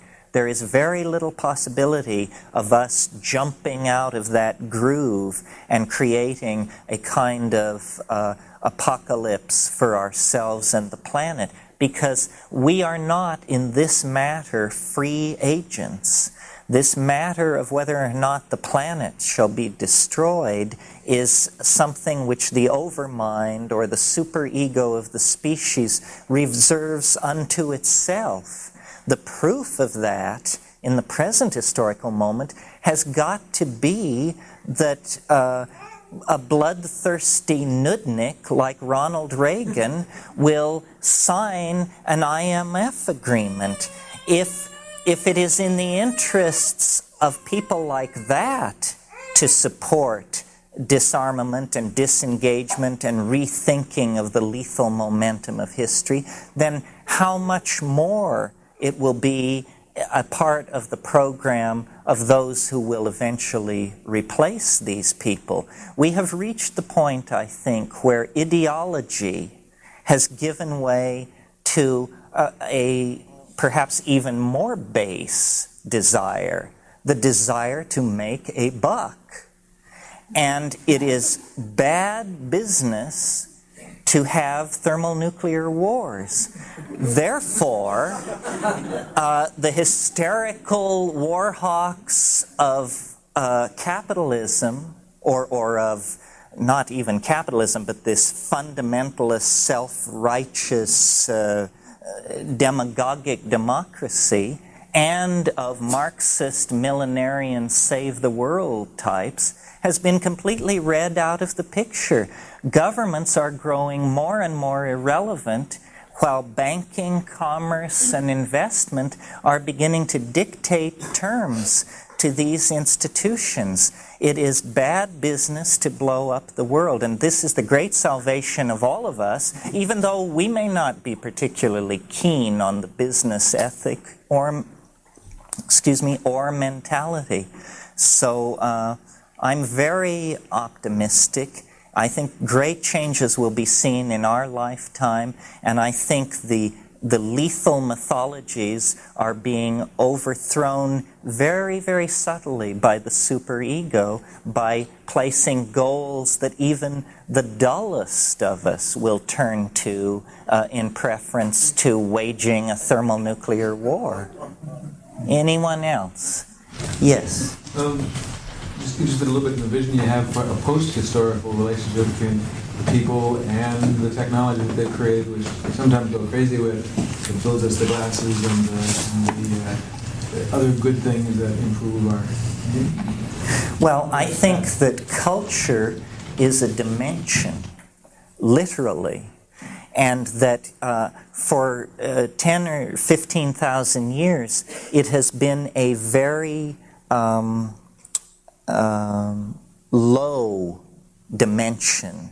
In other words, if you think of it as a dimension orthogonal to nature, it has been just a slight adumbration of nature.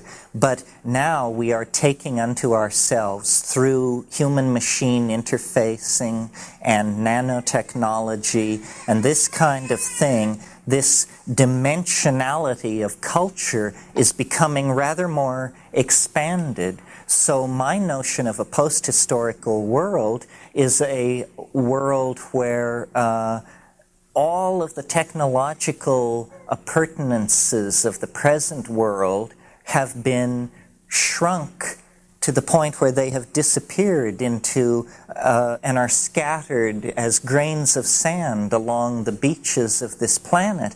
And we all live naked in paradise, but only a thought away is all the cybernetic connectedness and ability to deliver manufactured goods and data that this world possesses. So really, when I see the historical process running off the scale, it is not that we are destroyed at the end of it. It's simply that it runs off the scale into another dimension. Culture is where we are all going to live, but culture need not be something which is toxic to nature. It need not come tangential to nature at all. It can be in an entirely different dimension. This is why I often talk about what I call living in the imagination. The imagination, which begins as a slight, almost a flicker of iridescence across the mental world of ordinary reality, is going to grow and self-reinforce and expand until it will be virtually all there is, if that's all one chooses to experience. Now, a person living in, let's say, Midtown Manhattan, they live in a dimension where nature has been entirely read out.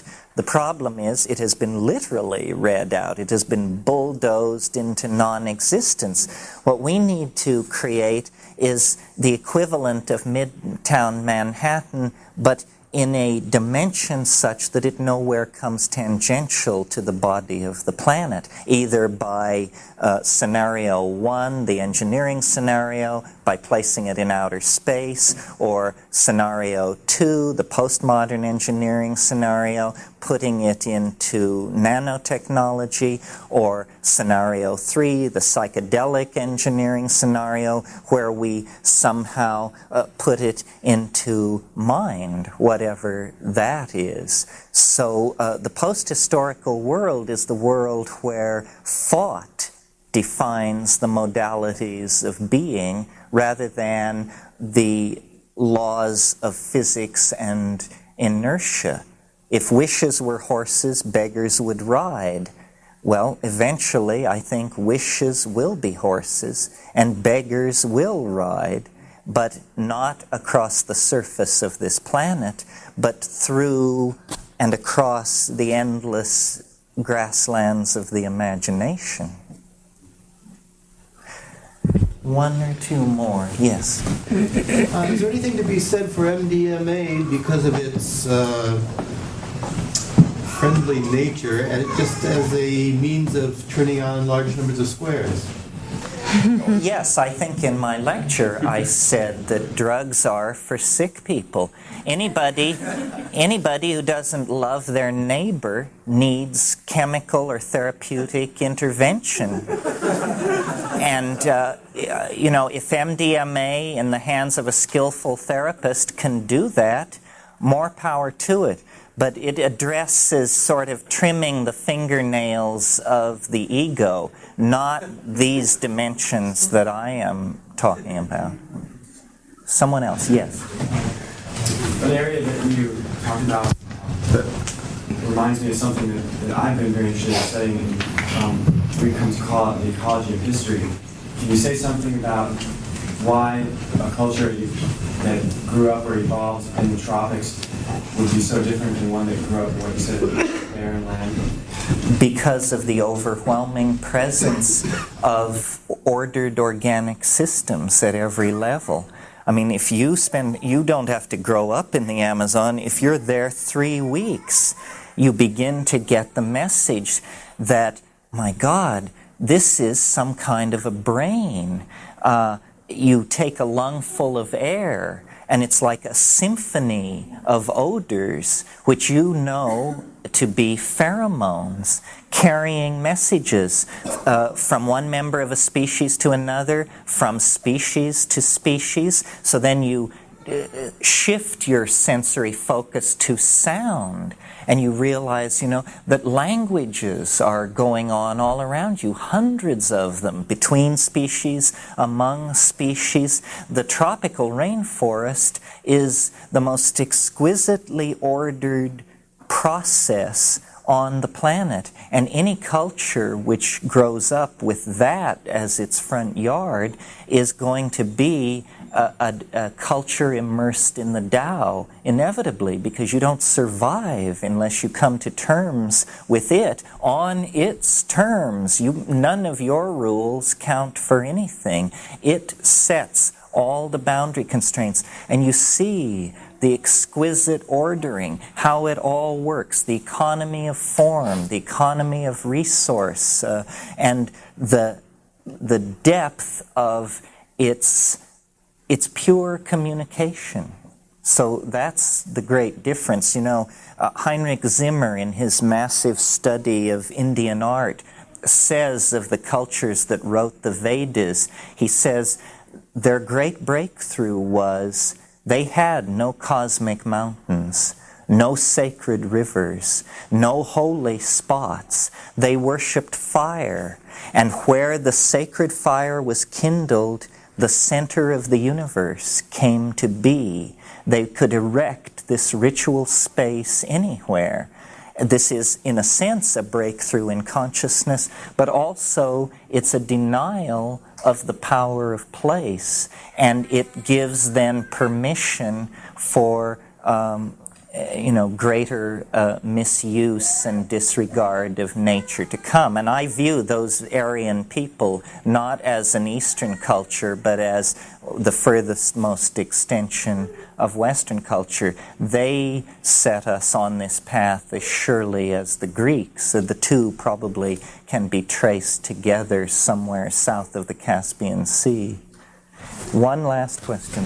Okay, I've heard you speak before of man's role in the mycological spreading of the mycological network of the mushroom. I wondered if you could, if you knew of how this is going in Europe and even beyond there, if home propagation is... Oh yes, home propagation is now a worldwide phenomenon. It was a great change for the mushroom to become no longer an endemic of the grasslands of the tropics, but to become an endemic of the cellars and attics of the industrial democracies, bringing a shamanic ally into the very heart of high-tech culture, which it does very nicely. It teaches cleanliness, punctuality, discretion, all virtues that definitely need to be cultivated. So you see, it is a symbiotic relationship. What the mushroom is giving us is information about the world outside of and beyond history.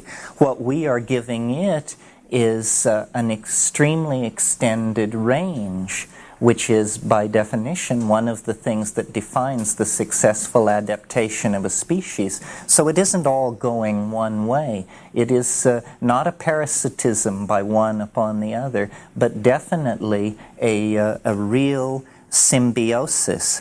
I'm sure many of you are aware that in the Amazon, one of the major life forms that quickly thrust itself upon your attention in any tropical forest are the leaf-cutting ants.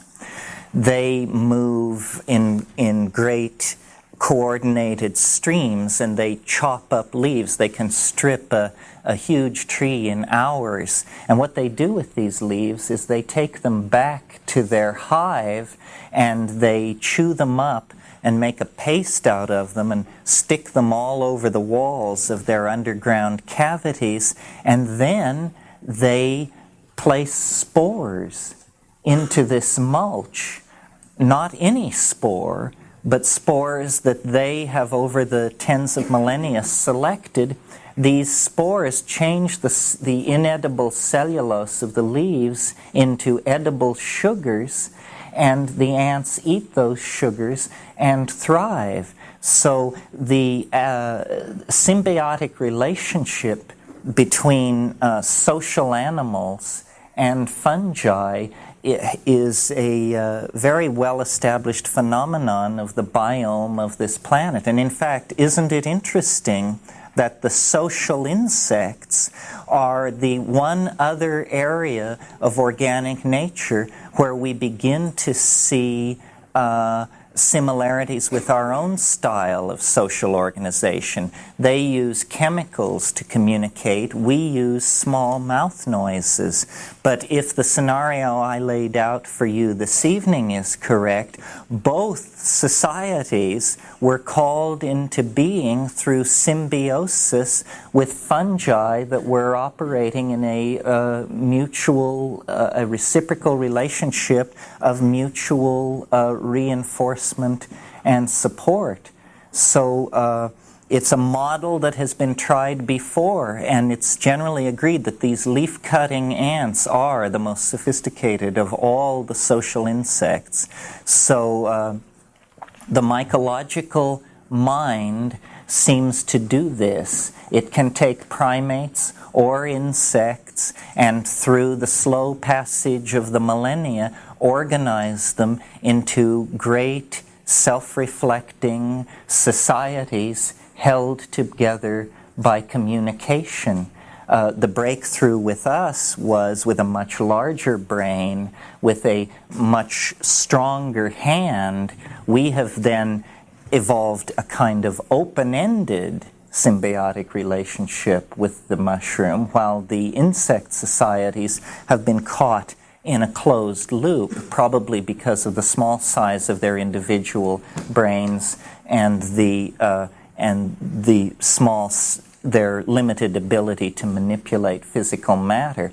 But the principle is the same. The distinguishing difference is that our relationship with the mushroom is open-ended and promises a bright future not only for ourselves and the mushroom, but by implication for all life on the planet. Because as we come to realize the ethics of biology, we will cease to be so xenophobic and homocentric and much more willing to see ourselves as the stewards of the planetary garden. And this is, I think, ultimately what the psychedelic experience and what psychedelic shamanism leads us into: stewardship of the planetary garden in order to create an endlessly self-transcending horizon to all of our futures. Thank you very much.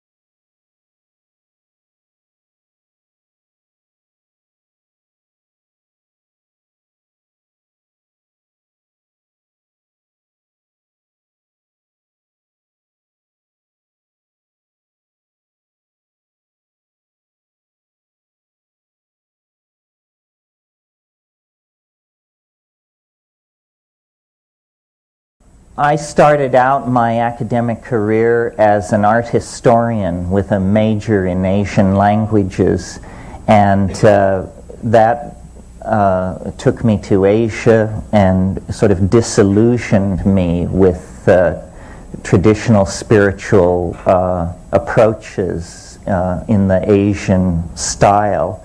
And I reconnected then with my childhood love of nature, and pretty much abandoned the humanities and went into the sciences. But by then it was too late to become a real scientist, and I was too tainted by my time again among the poets and the artists. So I had to become a very soft, hard scientist. So I got a degree in conservation of natural resources, about as soft a science as you'll ever hope to touch. And I did a lot of traveling around looking for a viable, vibrant, numinous approach to spiritual reality. And the only place I found it was in the Amazon basin, where, as you know, there are extremely archaic groups of people who never submitted themselves to the historical process the way the peoples of the Middle East and Europe did. And there flourishes, through the use of chemically complex plants, techniques and traditions for accessing a world invisible to the rest of us, a world of forces and information that is transhuman, supernatural, if the word means anything. But this supernatural dimension is anchored in the plants that live in our world.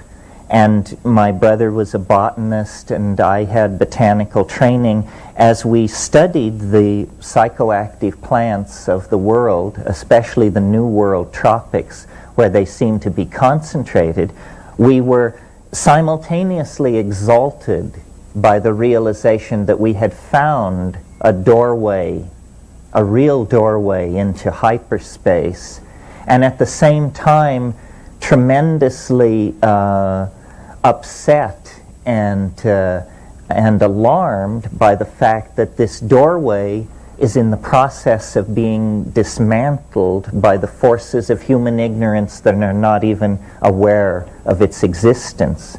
So this was the impulse behind the decision on the part of my partner Kat and I that these plants must be saved. They must be preserved in germplasm repositories or botanical gardens or something like that, toward a day when they can be studied and the power, the dimensions within them, can be given their real weight.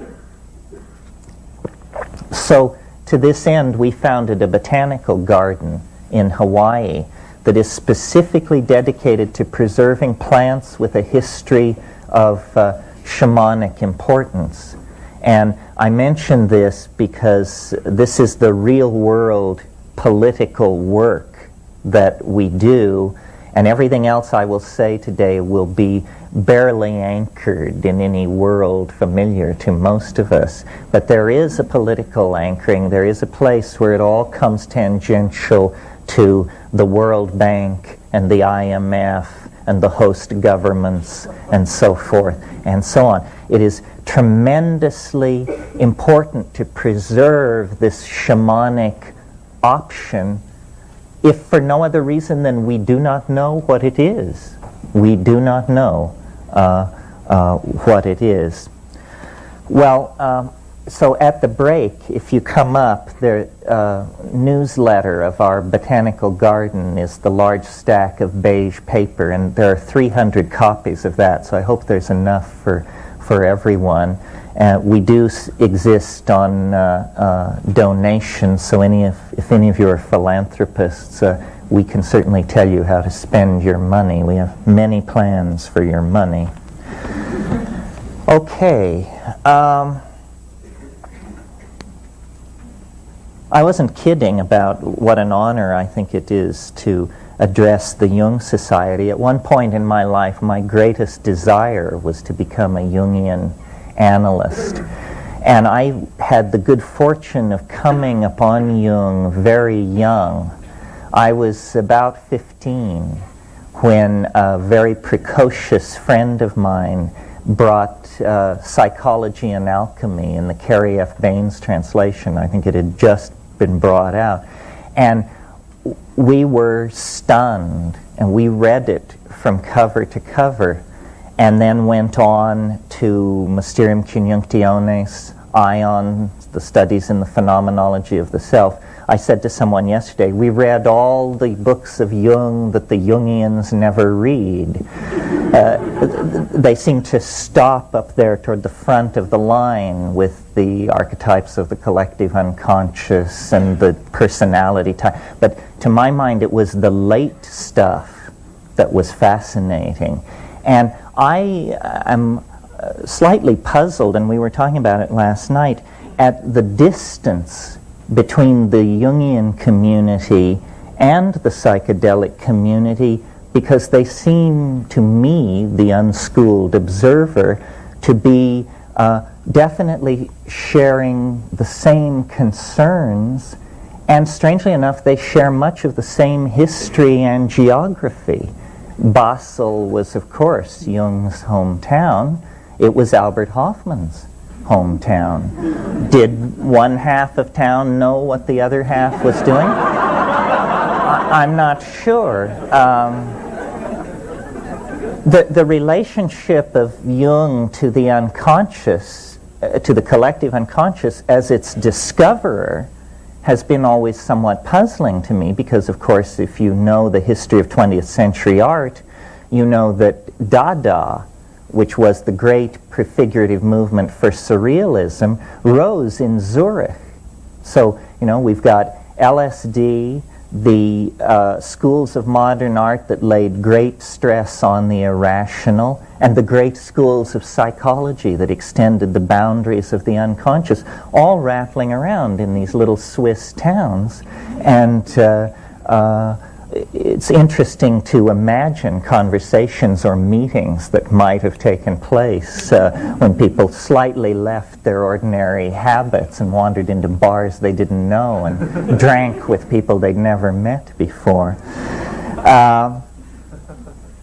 Because Jung provided maps of the unconscious, and at 16, when we were beginning to experiment with this, and let me stress, this was before the great social waves of LSD taking of the 1960s. Just preceding that, from about 1963 to 65, we were frantic for maps of the unconscious. And Freud was useless. I mean, the notion that the contents of the psychedelic experience could be reduced to what Freud called day residues and repressed sexual desire and stuff like that didn't wash. Within 10 minutes you could tell that was not a serviceable metaphor. Jung, on the other hand, offered a vast pantheon of gods and archetypes and psychic complexes forgotten or abandoned. I mean, I thought of Jung basically as what I call a noetic archaeologist, someone who goes with toothbrush and nut pick to dig away the detritus from the bones of vanished idea systems. And if any of you have ever read the works of Jung in the Bollingen set, you know that the richness of it is all in the footnotes. I mean, here was a man who raised the footnote to a high art and who was aware of a literature that nobody else, to my mind, seemed to know about. That Jung's references reach 1,000 years deep into the past with great density of reference. I mean, this is where I learned about Macrobius and Dositheus and Dionysius the Pseudo-Areopagus and all those folks that you just never hear about. It was my introduction to the underbelly of Western civilization was through Jung. Well, to my mind, and now I'll theme this in to today's theme, I think Maria mentioned that Jung did not have a lot to say about shamanism. He came to it late in his life, and he had already worked through the exegesis of the symbol systems of the European mind, and so he was sort of content to indicate shamanism as an area where more work was to be done.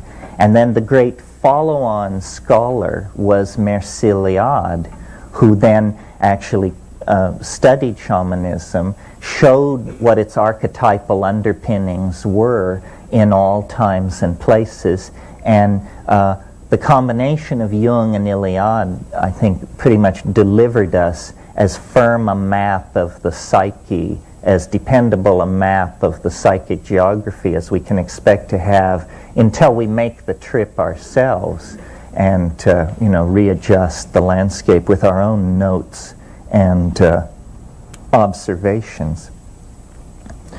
For Jung, the great path into the unconscious was alchemy.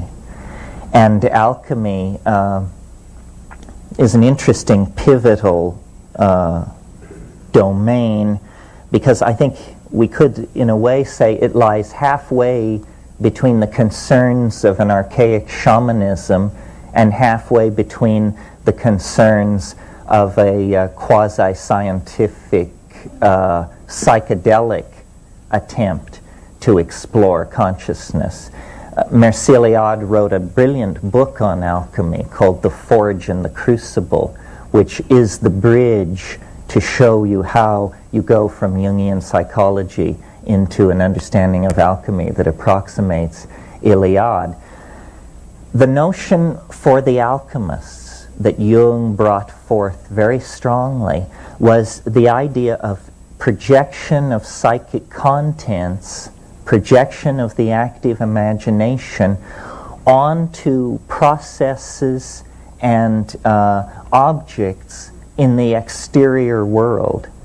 In the case of the alchemists, it was the swirling chemical processes in their alembics, in their alchemical vessels, that they projected the great round of the archetypes on to these chemical processes. They saw crystallization, sublimation, separation as statements about the contents of the psyche as much as statements about the exterior world, because for them the firm division between mind and matter, the firm ontological division between mind and matter that is built into Western thinking now, did not exist. That comes with René Descartes, with the invention of what's called the res extensa, the extended world, and the res verens, the interior world, which has no spatial extension.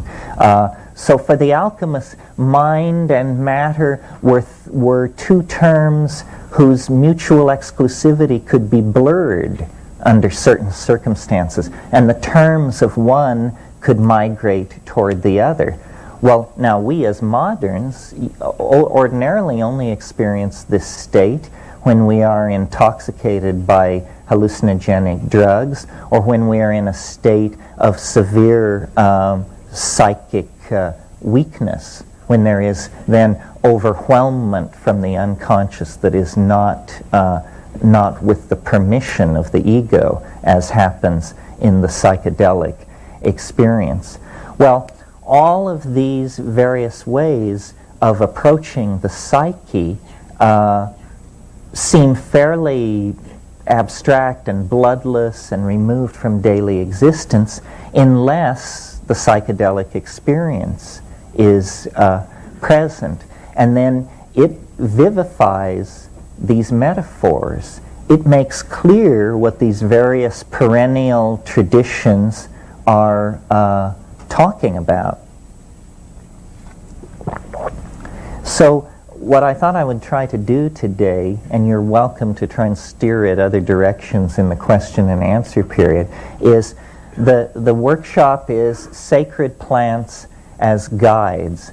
A lot of information has to be imparted if we're going to satisfy my pedagogical urge here, because I would really like to leave you with information that you didn't have before, some of which may have practical efficacy in your own life.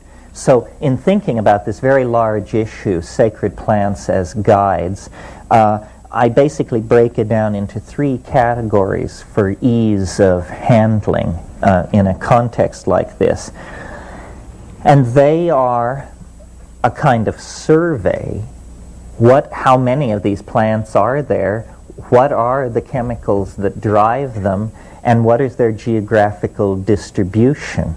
In other words, just what are the botanical facts of the matter? And then, secondly, I think in order to understand what these things mean for spiritual growth and psychic development, you have to place them in a context. And the context is chronological and historical. Have these things always been around? Have shamans always been taking them? How do they relate to the synthetic drugs that have been developed in the last couple of centuries? So the history of our relationship to the pharmacologically induced ecstasy. And then finally, and probably we'll get to this this afternoon, the phenomenology of the experience and the techniques for achieving and controlling it. Because this is a practical, there is a practicum here. This is not a course in Mongolian philology or something like that. The ultimate idea is to get those who feel called to the task sufficiently informed and psychically empowered that they can push off into the oceans of mind in the interior with some fair amount of confidence that they'll return to port with all hands. So let's start sort of with a survey. Let me see, I'm going to talk until 11:30. So let's start with the survey then, and just talk about what the options are. And this will be sort of unstructured and conversational with forays into other areas. First of all, the striking thing when you want to study psychoactive drugs and plants and their impact on human culture, and that's really what interests me, is how drugs affect culture. After I went through Jung and Iliad, my next port of call was McLuhan. And I absorbed very deeply the notion that media structure civilizations in ways that the civilizations are never aware of. And Jung, of course, talked about print and manuscript and electronic culture. He did not talk about drugs. But drugs are a form of media, because information travels through the drug to the mind. That's a medium of communication. And various societies wear drugs like clothing with no awareness of their existence at all, somewhat in the way that a fish relates to water. So that, for instance, if you're in Dublin, you are swimming in the ambiance of an alcohol culture. You don't have to be drunk to be in Dublin, although it helps, but the entire society is premised on the possibility, you see. The entire society is premised on the possibility. In India, the entire society is premised on the possibility of hashish intoxication, and social mores, building design, everything takes account of this. Cultures don't see this. We do not think of ourselves as a meat, sugar, alcohol culture. People do not walk around saying, oh wow, I'm so high on meat, alcohol, and sugar, I can hardly stand it. But they are. And certain consequences flow from that. So as I make my way through this survey, you need to bear in mind that a culture takes its tone, its clothing, from the drugs that it admits, and you can know a great deal about a culture from the drugs that it excludes, the drugs that it excoriates and fears, because various drugs accentuate and suppress different parts of the psyche. So these are statements about anxiety, about various parts of the psyche. The striking thing when you set out to do a cultural survey like this is you discover that our culture, the culture of Europe, for most of us, some of us are black, some of us are Asian, but largely the roots of American culture lie in Europe. This is the most pharmacologically impoverished cultural area on the entire planet. It has the longest history of disconnection from any kind of ecstatic intoxication. And the cultural forms of Europe, linear, abstract, narcissistic, and promoting of male dominance, are, to my mind, exactly what you would expect in a culture long deprived of the boundary-dissolving, numinous encounter with the vegetable mind. So a lot of the cultural problems we're dealing with are based on the fact that we as Europeans have no place for drugs. We don't really know quite what to do with that. As you move south from Europe into the continent of human origins, Africa, you discover that while Africa supports a tropical ecosystem, which, because that means increased speciation of plants, you would think would indicate an increased number of hallucinogens, Africa is surprisingly poor in hallucinogens. This is not well understood. As we go through this survey, I will make reference to numerous unsolved mysteries in the field. And I always try to do this because I'm hoping that there are graduate students listening who are looking for research topics. And there are numerous research areas where important work can be done. One of them is this question of the poverty of hallucinogens in Africa. Why? Does it have something to do with the extreme length of time that Africa has been subject to human impact? Probably. Because Africa is species poor generally for a tropical continent. However, in the interest of thoroughness, there is one hallucinogenic drug complex that should be mentioned because it raises issues that are important for the broader context, and that is ibogaine, or Tabernantha iboga, the so-called Bawiti cults of Zaire and Gabon. Now, this is the psychedelic about which we in the West probably know the least. It has spawned no waves of social hysteria. It has not been the subject of pogroms or media freakout. It's a powerful hallucinogen, and it's not only a powerful hallucinogen, but it has a component of sexual excitation to it, which is ancillary and unusual. If you actually have ever looked into the subject of aphrodisiacs, the truth is there ain't any.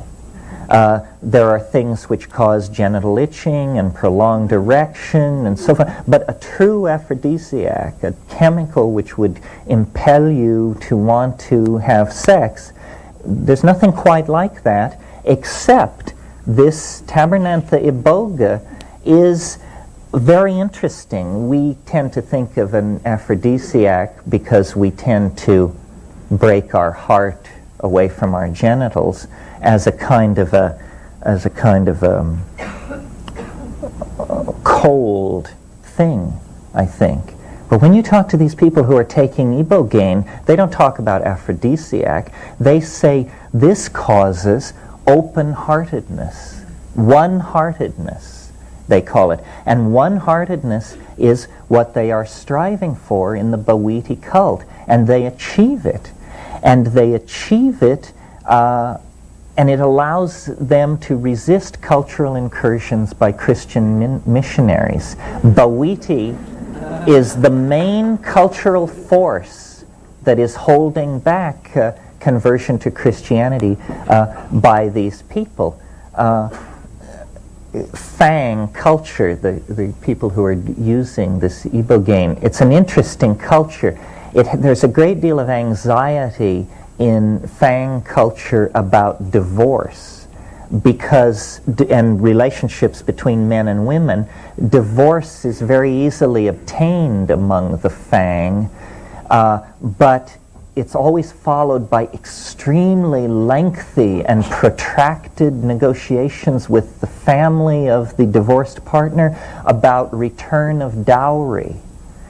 And a huge amount of neurosis and agony and murder and violence goes on over these dowry return negotiations. The ibogaine stands right in the middle of this as a source of one-heartedness, making divorce less likely.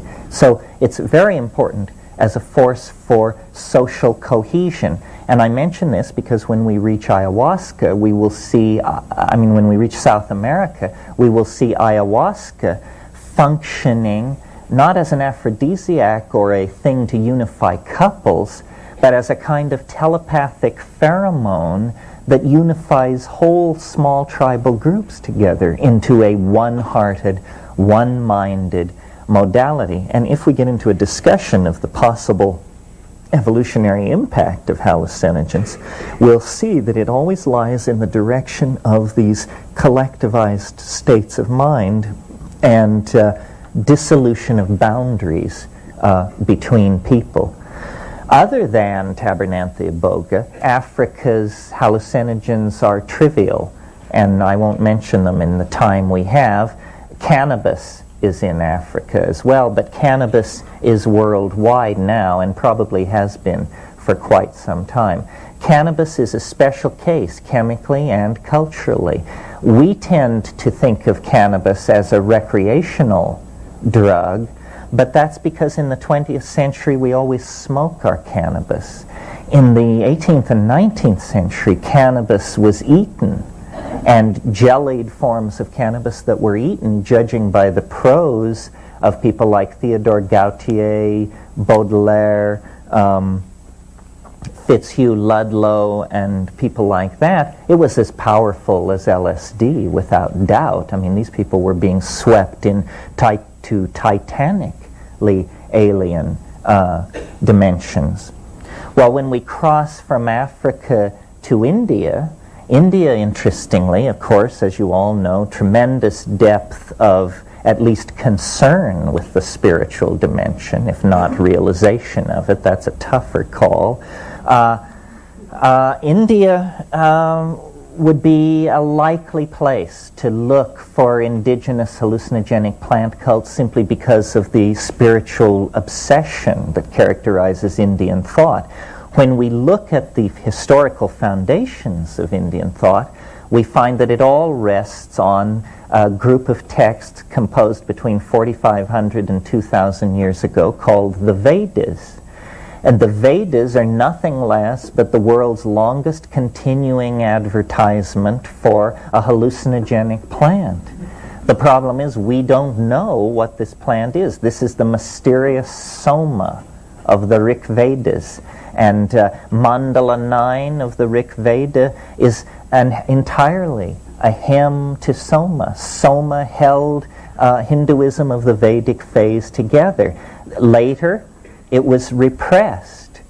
And again, graduate students, pay attention. One of the very interesting problems to be looked at by sociologists, social psychologists, and anthropologists is how, if a drug once discovered, or a plant once discovered, is so wonderful, how can these things ever be lost or forgotten?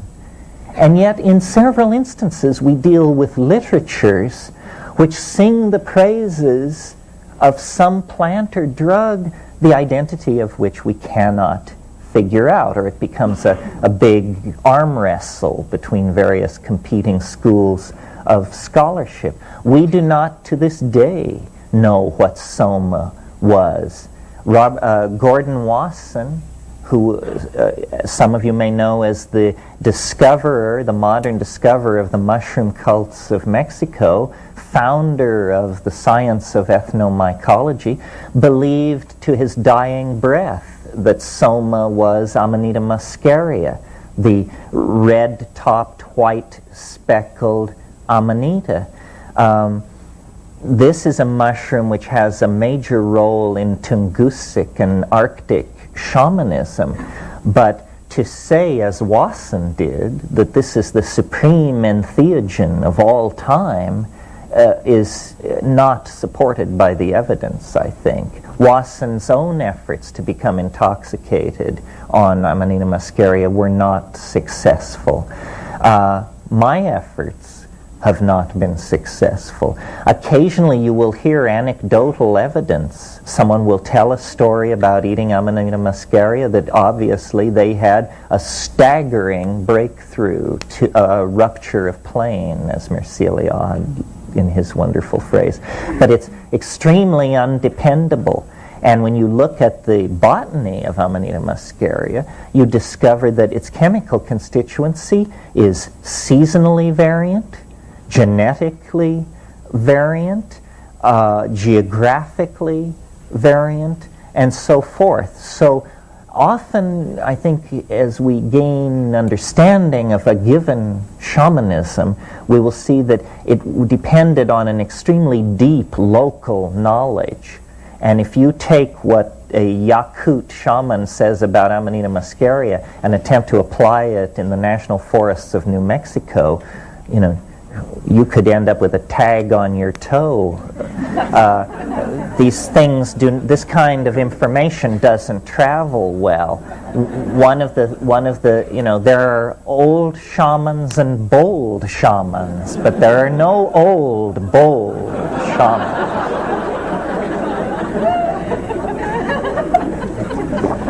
In looking at the Indian subcontinent for other hallucinogens that may have made a contribution, the obvious one, to my mind, is Stropharia cubensis, the mushroom which grows in the dung of cows, and that the book my brother and I wrote was about.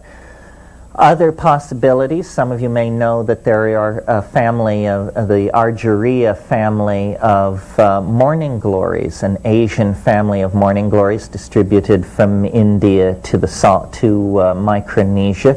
13 species, all containing psychoactive ergot alkaloids, none with a history of human usage. Now, this is another area which really fascinates me.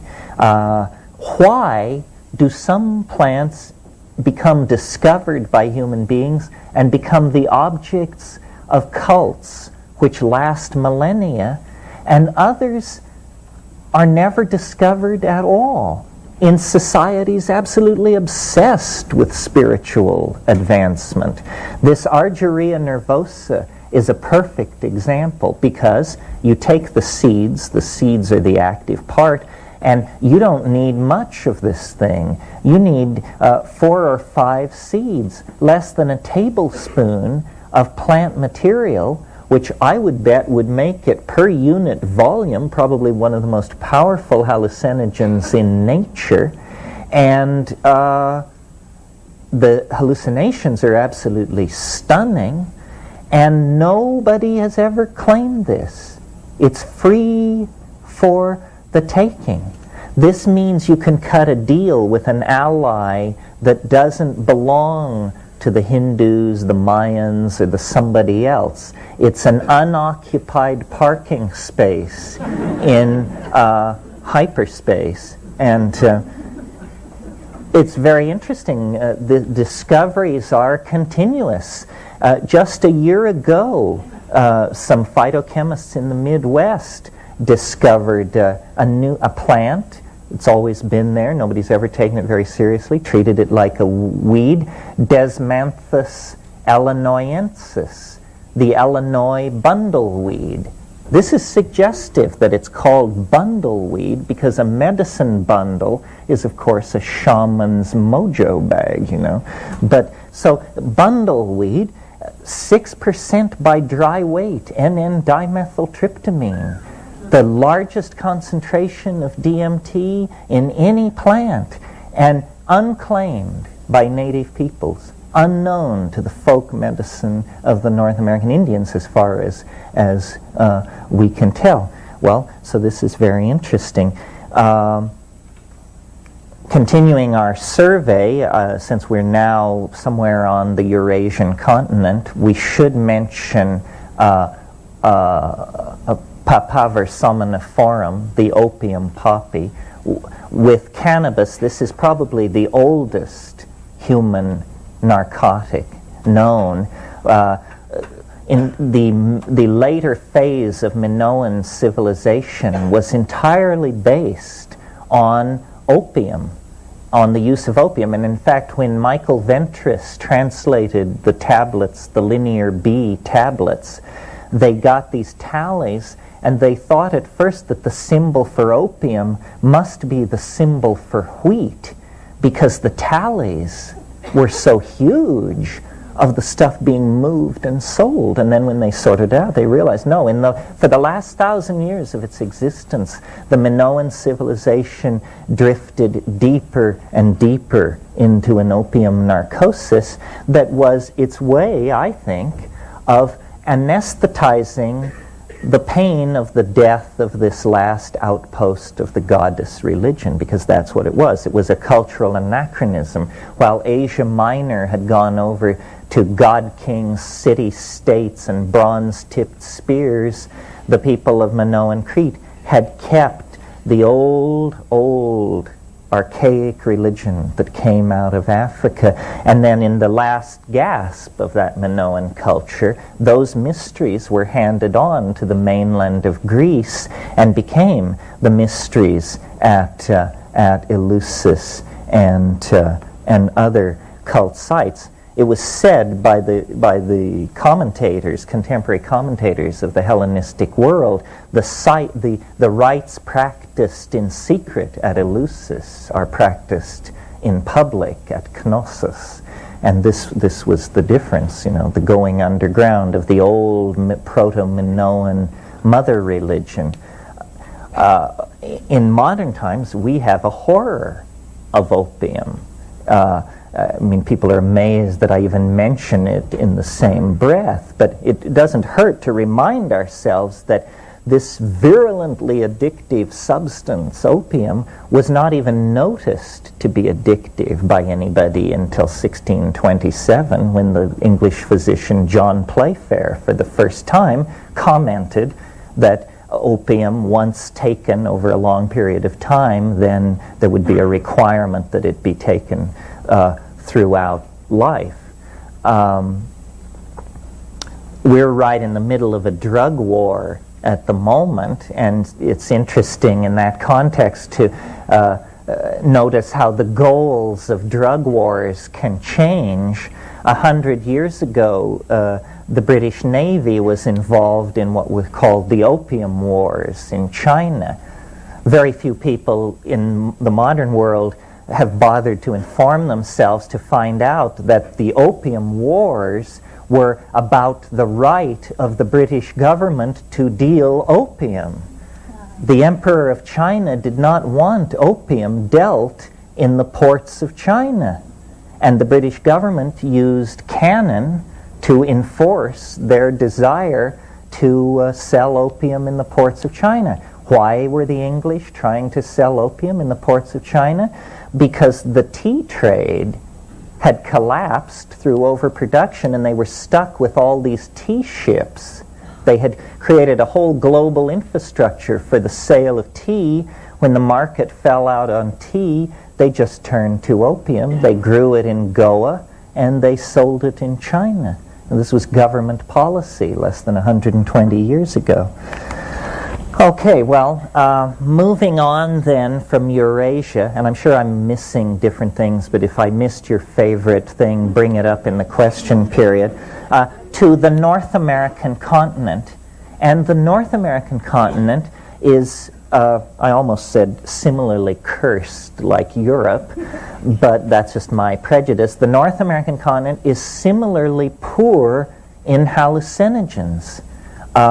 There are no very interesting hallucinogens in North America, and North American Indians, North American culture, did not avail itself of this ecstatic plant-induced shamanism. It tended more to go for what's called ordeal shamanism, the Sundance thing where you hang yourself by your pectorals on hooks and stuff like that. I mean, there are other ways to attain these visions, but you see that absence of good hallucinogens in North America just reinforced that whole beer and woolen and uptight thing that came from Europe. The only major hallucinogen to have a role in Native American culture is, of course, peyote. And many people, without informing themselves, imagine that peyote is something which goes millennia into the past, and and this is absolutely not true. Peyote use may well be less than 1,000 years old among Native Americans. When you go back into the old graves and the old burial sites in the Rio Grande Valley and south, you don't find peyote. What you find are the beans of Sephora secundifolia. You all probably know this plant, though you may not know its name. It's the plant that produces the very hard red and black bean that they can string. If you all know what collarines are, these are erythrinas, which are related to these things. Okay, that stuff contains cytosine and cysteine. These are what are called ordeal poisons. And it might be worthwhile to just talk for a minute about ordeal poisons. I said there's more than one way to skin a cat. There's more than one way to have this experience that shoves you through to an awareness of the numinous. That's what we're trying to do, is have an awareness of the numinous. Well, in certain parts of the world where hallucinogens were not present in the biome, people concentrated on ordeal poisons. And what an ordeal poison is it's a chemical compound that you take it and you think you're going to die and you beg for death and you do not die. You get better, you're fine. And you're so damn glad to be alive that you undergo an abreaction. You get straight, you shed some of your complexes, and you turn over a new leaf, is what it is. Well, in Madagascar, these ordeal poisons have been brought to a high state of perfection. Also in Malaya, there's a poison complex that replaces a hallucinogenic drug complex, and these are horrific poisons. So what apparently was going on in the Rio Grande Valley was, after centuries of this Sephora secundifolia cult, someone discovered peyote and said, my God, thank God. And then the other plant which was big in the Southern California, northern Mexico, and across the Southwest were the tropane-containing daturas, the so-called Tolach religion of Southern California. Well, these are deliriant confusants that are, unless you have a psychic constitution that is not like mine, you can't take these things. They're too, I just found them confusing. It was like a kind of madness, and also physically very difficult to handle. I experimented, I had a phase with these things when I was in Nepal, because there are sadhus, holy men in the Kathmandu Valley, who swear by this stuff. And if you're in Kathmandu, you may notice in the gutter, well, you'll notice plenty in the gutter, but you may also notice these datura pods, empty datura pods, and I noticed them and started asking questions. And then out at the King's Game Preserve past Pashupatinath, I found a bunch of these things and laid in a supply. And but it is an occult, watery, it's a dimension of confusion, not a dimension of high awareness. And I think some of you have heard me tell the story about the reason I gave it up was an Englishman, a friend of mine who lived in this little village in Nepal where I lived. He was also experimenting with this stuff. And one day I was buying potatoes and tomatoes in the market, and I ran into him, and we started having a conversation. And in the course of the conversation, he revealed that he believed we were in his apartment. And then I knew that we were losing hold on our grounding. So I don't recommend that. I don't have a whole lot to say about it. Apparently, it's a thing for magic, power magic. And I've never been particularly interested in that because I'm afraid of it. I'm a watcher. I like to look. I like to get very close to it and watch it. But I'm not into grabbing it or doing anything with it. I have a feeling that would lead to catastrophe for me personally. Okay, where are we now? Northern Mexico. Now we've gone all around. We started in Europe, we went down into Africa, across the Eurasian continent, North America, northern Mexico. Now things get interesting because as you leave the Sonoran uplands and go south, in the Sierra Mazateca, it is this mushroom complex which Valentina and Gordon Wasson discovered in the 1953s. 17 to 22 species, it depends on who's counting, of extremely endemic, meaning very localized species of mushrooms, all producing psilocybin, coincident with the cultural site of the Mayan, Mixtec, and Mazatecan civilizations. And this is psilocybin, an extraordinarily powerful, visionary, and benign hallucinogenic metabolite. Once the Wassons had nailed down this Mexican mushroom complex, then people started checking, and they discovered these mushrooms or conspecific species in many localities. Two that are worth mentioning are the Pacific Northwest, Oregon, Washington, and British Columbia, which appears to be the world center for species density of the psilocybin gene, and strangely enough, very good ethnographic research turns up no hint that these Kwakiutl, Shimsham, Tlingit, and other people had any hint of this. They lived in the center of the psilocybin distribution complex, and as far as we can tell, their shamanism, which was highly evolved, never discovered or made use of this. Not so these civilizations of Mesoamerica. The other place where these mushrooms have now been discovered, and the range seems to be extending every year, is Europe. The tragedy of European civilization is that the Logos was apparently there all the time. The English countryside, I understand, is now practically a scene of annual mushroom runs that are not unlike the lemming runs of Scandinavia, and everybody pours out to collect the semi-lanceata mushrooms. I've been told, I haven't been to these sites, but I've been told that Ionia, where the Book of Kells was composed and where St. Columba went, is covered with mushrooms. It's very clearly a mushroom ecology.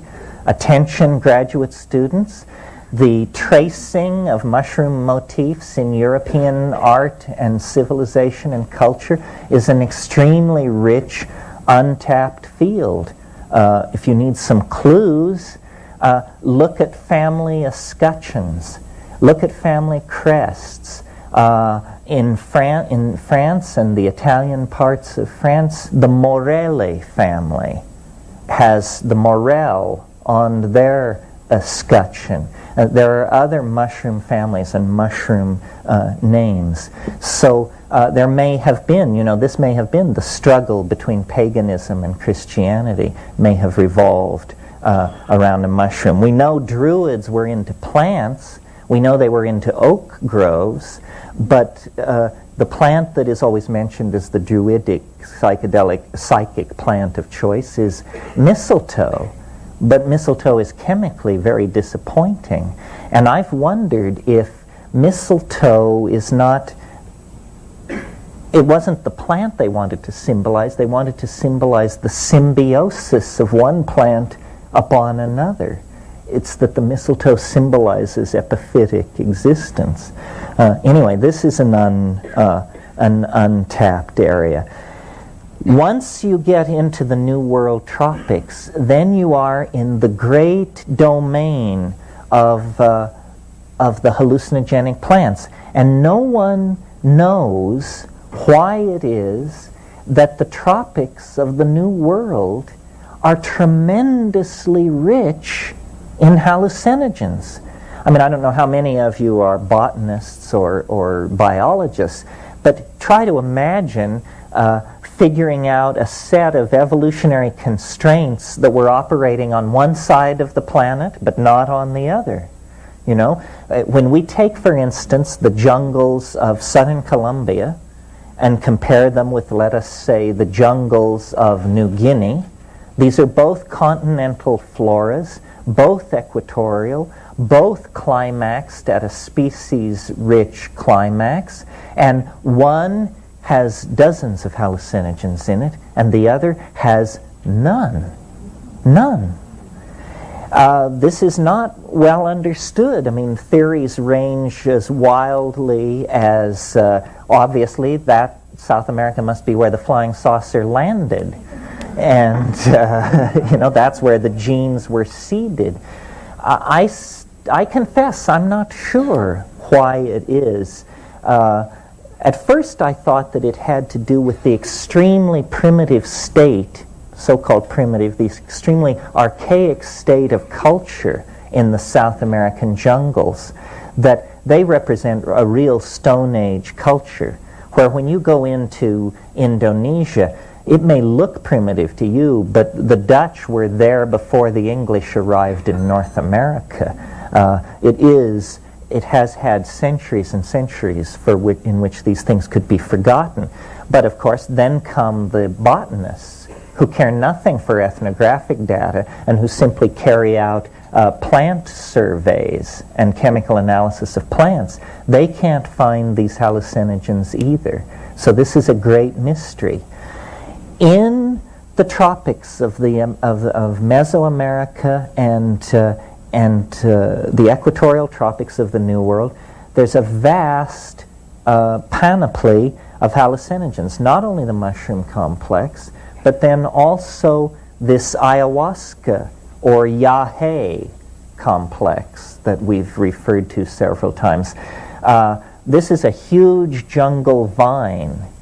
And as we cross into the yahe area, we also cross an interesting barrier,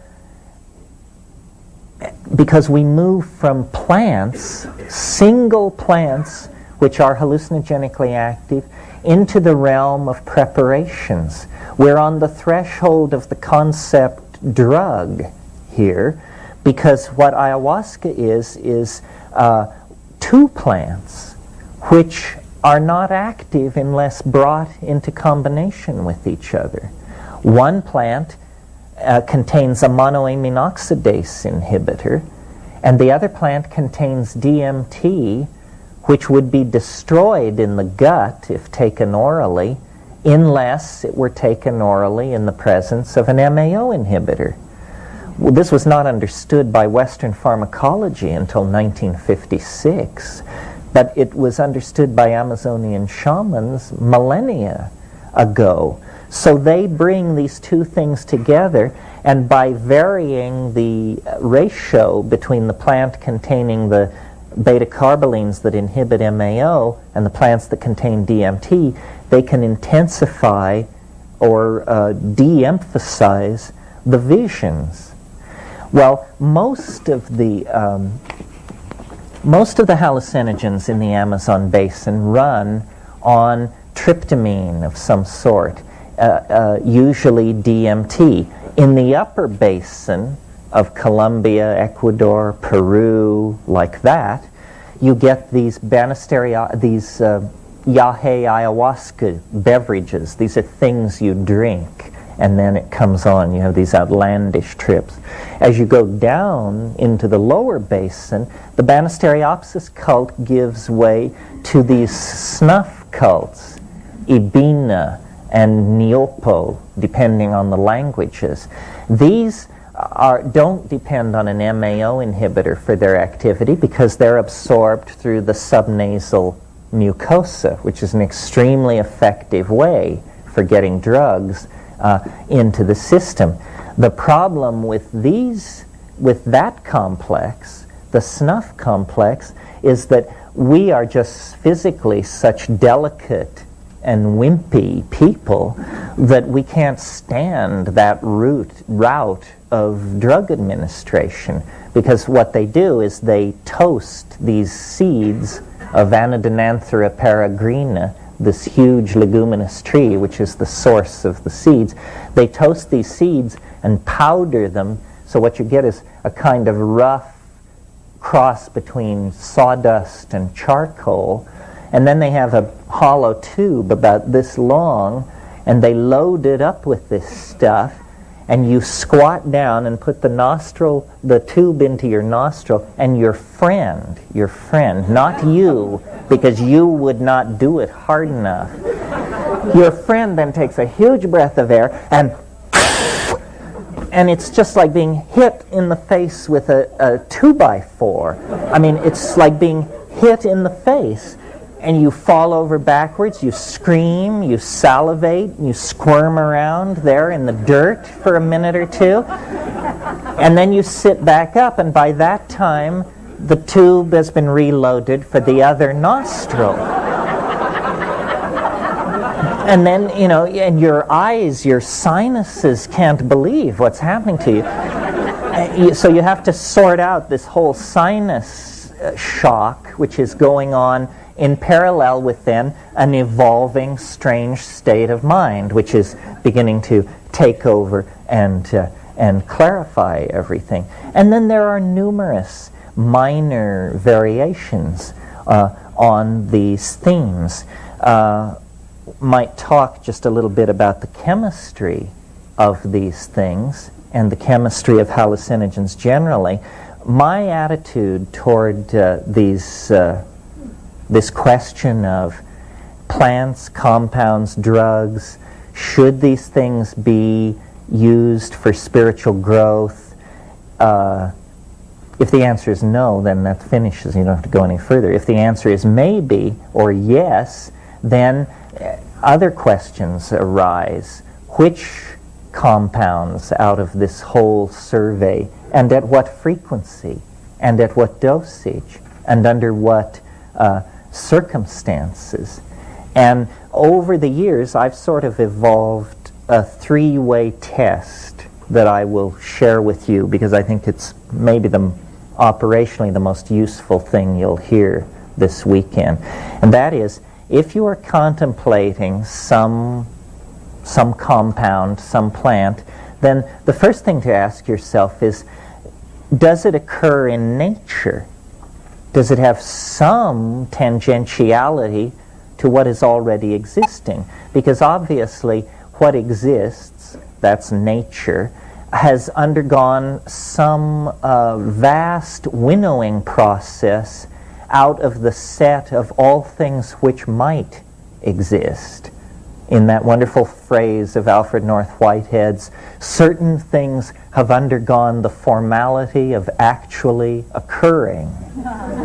And so certain compounds have undergone the formality of actually occurring in the biological matrix, and so they should be our pool out of which our experimental compound should be drawn. But this is thousands of compounds. How can we further narrow it? Well, an excellent way of narrowing it further is to ask the question of this compound, does it have a history of human usage? Does it have a history of human usage? That is your FDA approval. Because if you can point to a tribe of people who have been taking this plant or mushroom or whatever it is for millennia, and they don't have miscarriages, tumors, cataracts, blindness, Down syndrome, 8 fingers on the left hand, or whatever it is, then you can be fairly confident that this thing is benign, that these people have observed its action on pregnant women, the elderly, those with, and that it has passed that test.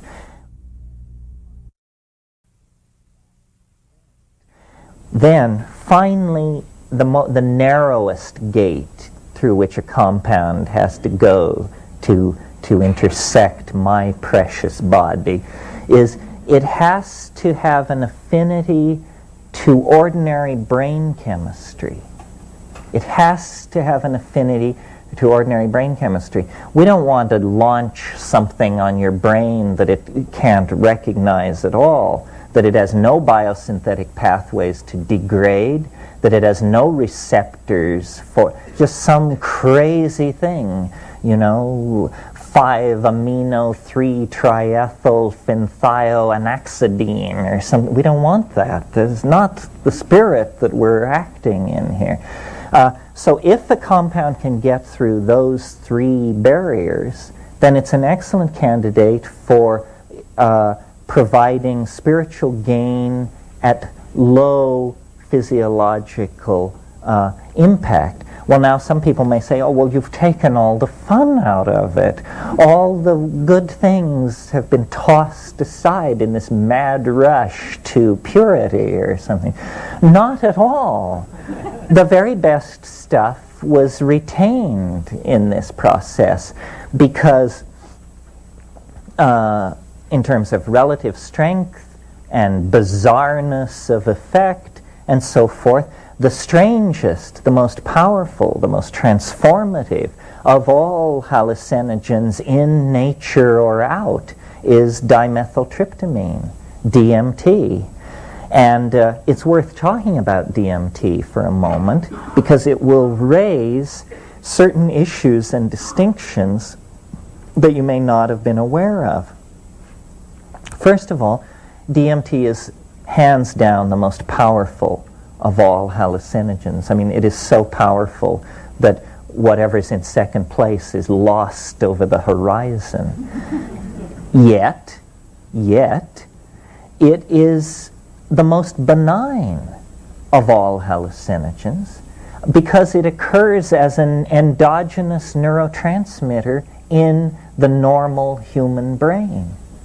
Every single one of us at this moment have N,N-dimethyltryptamine being synthesized, activated, and degraded in our synaptic membrane.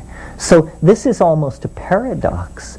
The most benign of all hallucinogens, the most fast-acting, I should also add, is also the most harmless, the easiest to take. It sort of puts a certain obligation on the experient because there is no reason to hold back except that there is this question, does it drive you mad? And then the more serious version of that question, what about the possibility of death by astonishment? This is no joke. Death by astonishment is, I think, probably the major risk we run with this stuff because the impact of the breakthrough is so total, so complete, so unexpected. And in a way, this sort of brings me back around to my theme because I encountered DMT, LSD, all of these things in that very period when I was getting set to take flight as a Jungian analyst. And what completely blew my mind about DMT, and I mention it again, here's an opportunity for research, is how here's a heretical construction, how trans-archetypal the content of the flash seemed. I was appalled because not only had I a certain amount of interest in Jung and proclivity along those lines, but my original major had been art history. Art historians, what we're trained to do is to be able to look at a motif and say, oh yes, I'm familiar with this from ceramic from second millennia Peru, and also Mandaean embroidery work. We know motifs. We're trained to recognize and connect disparate aesthetic domains. Well, when I smoked DMT and came down, I said, you know, this is not on the map. I can't believe it. This doesn't connect up to anything. How can there be domains of the human mind that do not announce themselves in folklore, fairy tales, dreams, or mandala painting, that are so removed from the ven of what is human that they are apparently not accessible in structuring our maps of ourself and our psyche? And that for me was the contact with what I call, and I didn't call it this, Rudolf Otto called it this, and this term influenced Jung, Otto preceded Jung, it is the wholly other. And if there is an archetype of the wholly other, then this is it. But perhaps the wholly other transcends the archetypes. This may explain to some degree Jung's interest in Gnosticism, especially the Valentinian school of Gnosticism, which holds, you know, that there is a higher and hidden Father, all God, who is outside the machinery of cosmic fate. And it seemed to me that in those extremely profound DMT flashes, I was actually witnessing a domain outside the machinery of the archetypes, which is, for us as moderns, that's what the machinery of fate is. It's not zodiacal machinery, it's hardwiring in our psychology and our genes that gives us our fate. Well, so having said that, I've not only made the survey, but also brought us to, by ending with DMT, the subject matter of this quest. And I want to make it clear, I speak about the power of the psychedelic experience because I think people should be informed of their birthright. And I feel very antsy around the notion that someone might go from birth to the grave without ever having a psychedelic experience. It makes me as antsy as the notion that somebody might go from birth to the grave without having a sexual experience. It's a strange kind of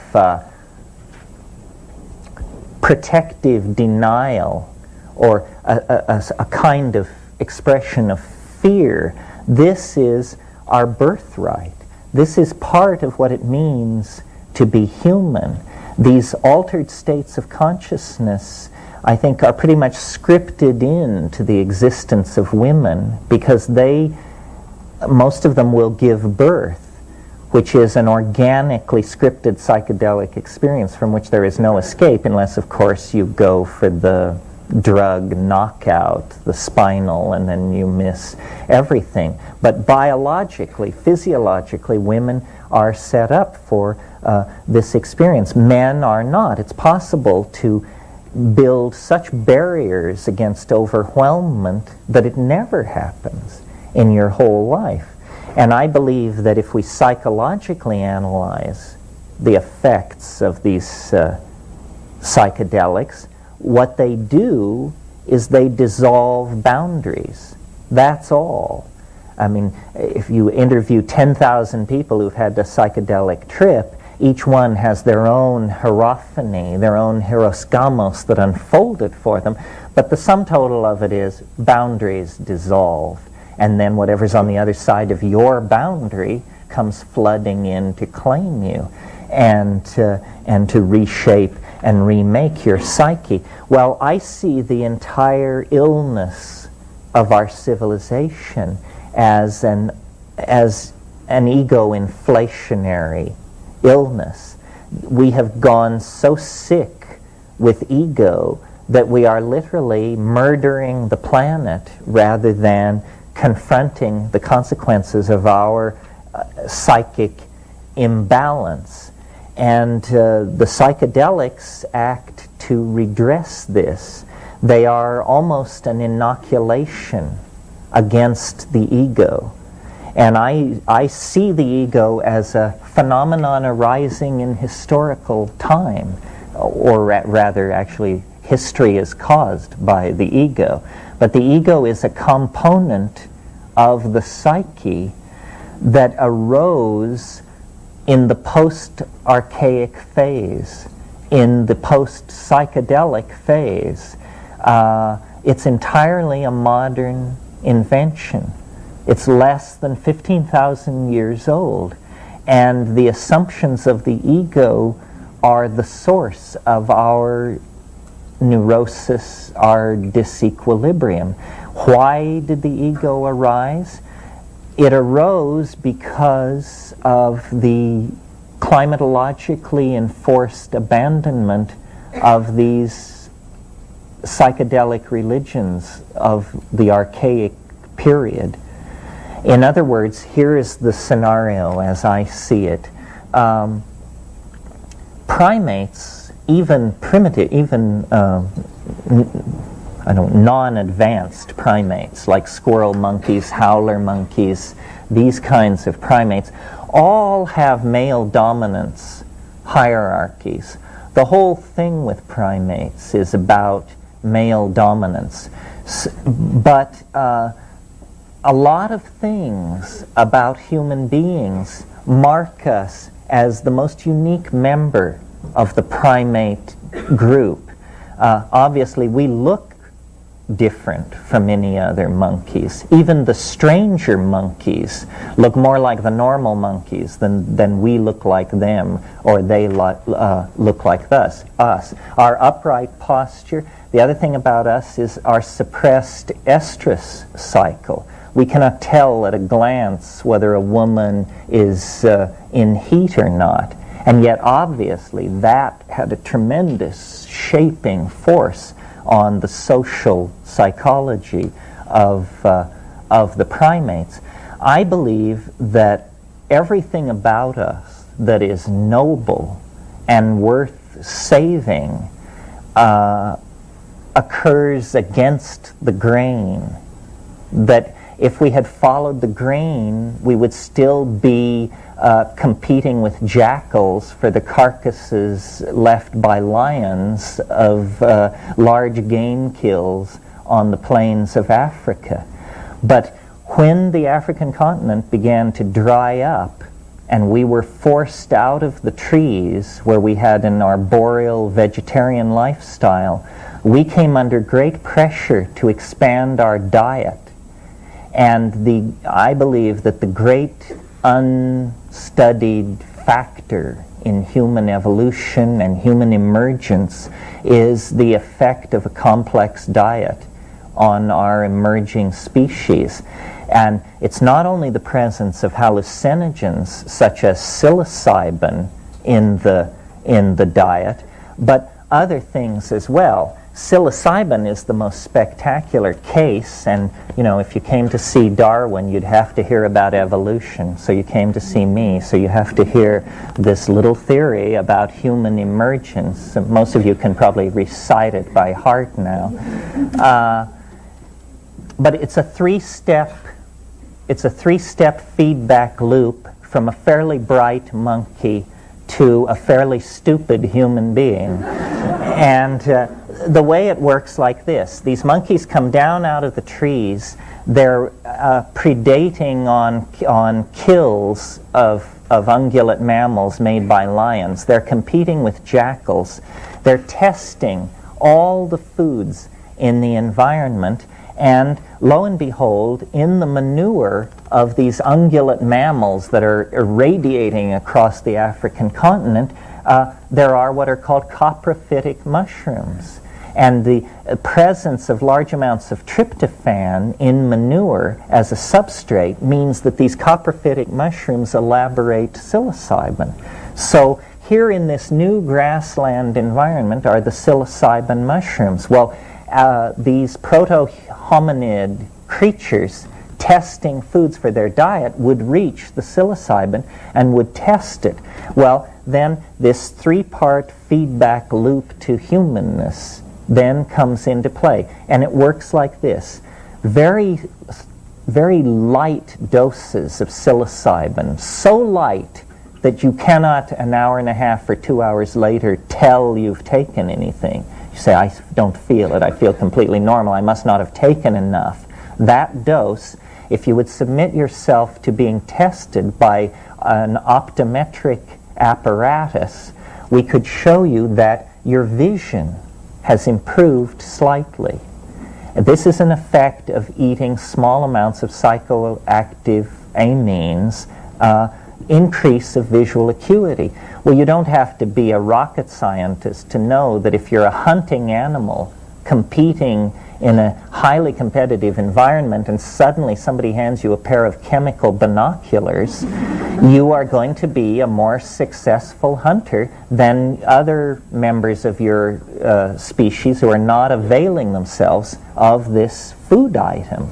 So there was reinforcement there. Aha! If we eat these mushrooms in small amounts, we will be more successful hunters. Or maybe it was never raised to consciousness as an if-then relationship. It was just, we eat mushrooms, we hunt well, kind of thing. Then, if you eat slightly more of the psilocybin, if you bring slightly more of it into your diet, it's what's called a CNS stimulator, central nervous system stimulant. An effect of all CNS stimulants is what's called arousal. And arousal means simply that you can't sit still, you're very restless, you're very energetic, and often in the male animal you have an erection. It's an overall systemic arousal. And if you witness this situation in monkeys are very hang-loose kind of characters, and so then they just all fall together in a heap and make love. And this increases what anthropologists and primatologists like to call successful instances of copulation.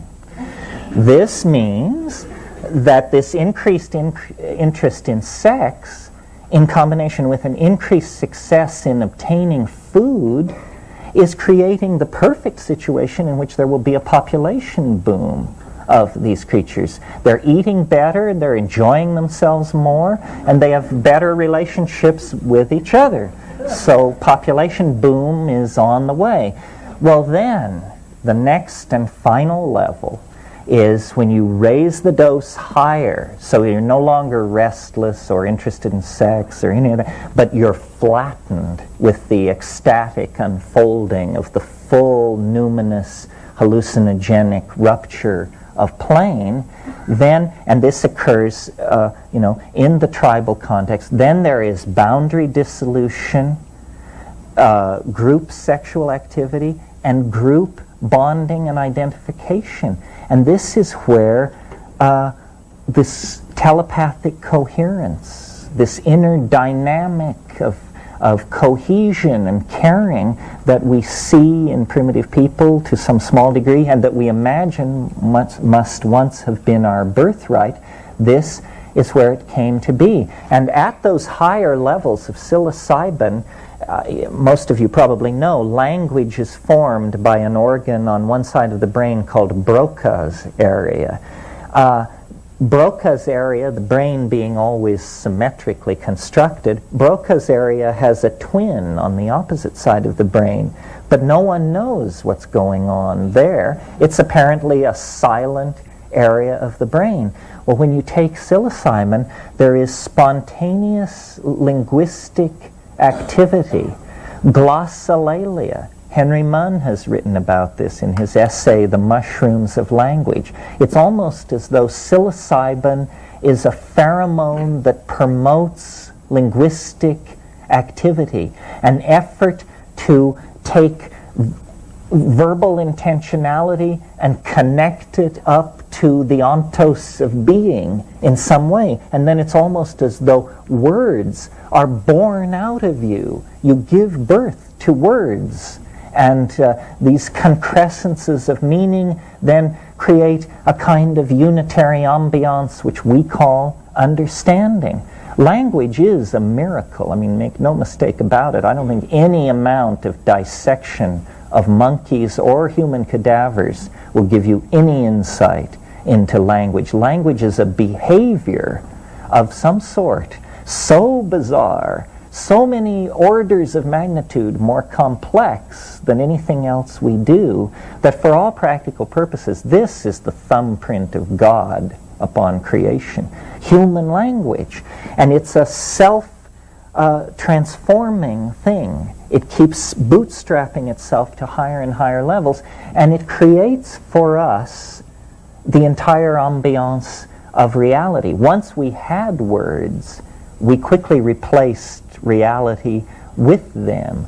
And so I believe that what psilocybin promotes is cognitive activity, the coordination of visual input with plans and strategies for hunting or acquisition or whatever. It promotes this increased arousal, which really, in a way, this arousal is nothing more than a reclaiming of your animal body. You feel restless, you feel your muscles, you feel your genitals, you feel your place in space and time. You are reclaiming your body, and then finally it inducts you into this domain of the logos, a religious hierophany, something that we as moderns are absolutely as in awe of as our mushroom-munching ancestors 25,000 years ago. We can't reduce it. We don't know what it is. Jung was always so concerned that people say it's only psychological, it's only the psyche. I've got news for you. It may only be the psyche, but the psyche is all there is.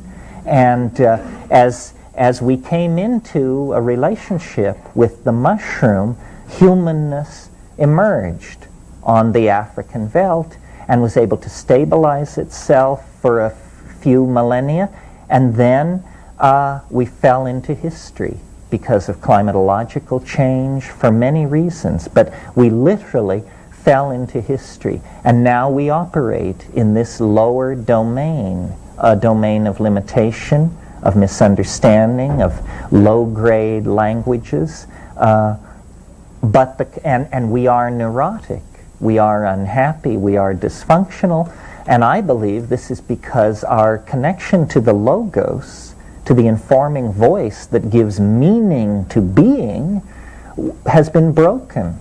Over 10,000 years, it's fallen away.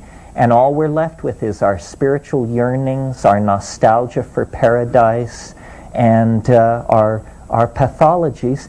And miraculously, we are left with the time capsule of preservation represented by the rainforest shamanic cultures that use hallucinogens. There lies our answer, but it's like the Ouroboros serpent taking its tail in its mouth. The salvation of the super future of the planet lies in a recovery of the values, modalities, and religious practices of 25 to 50,000 years ago. Break, break, break.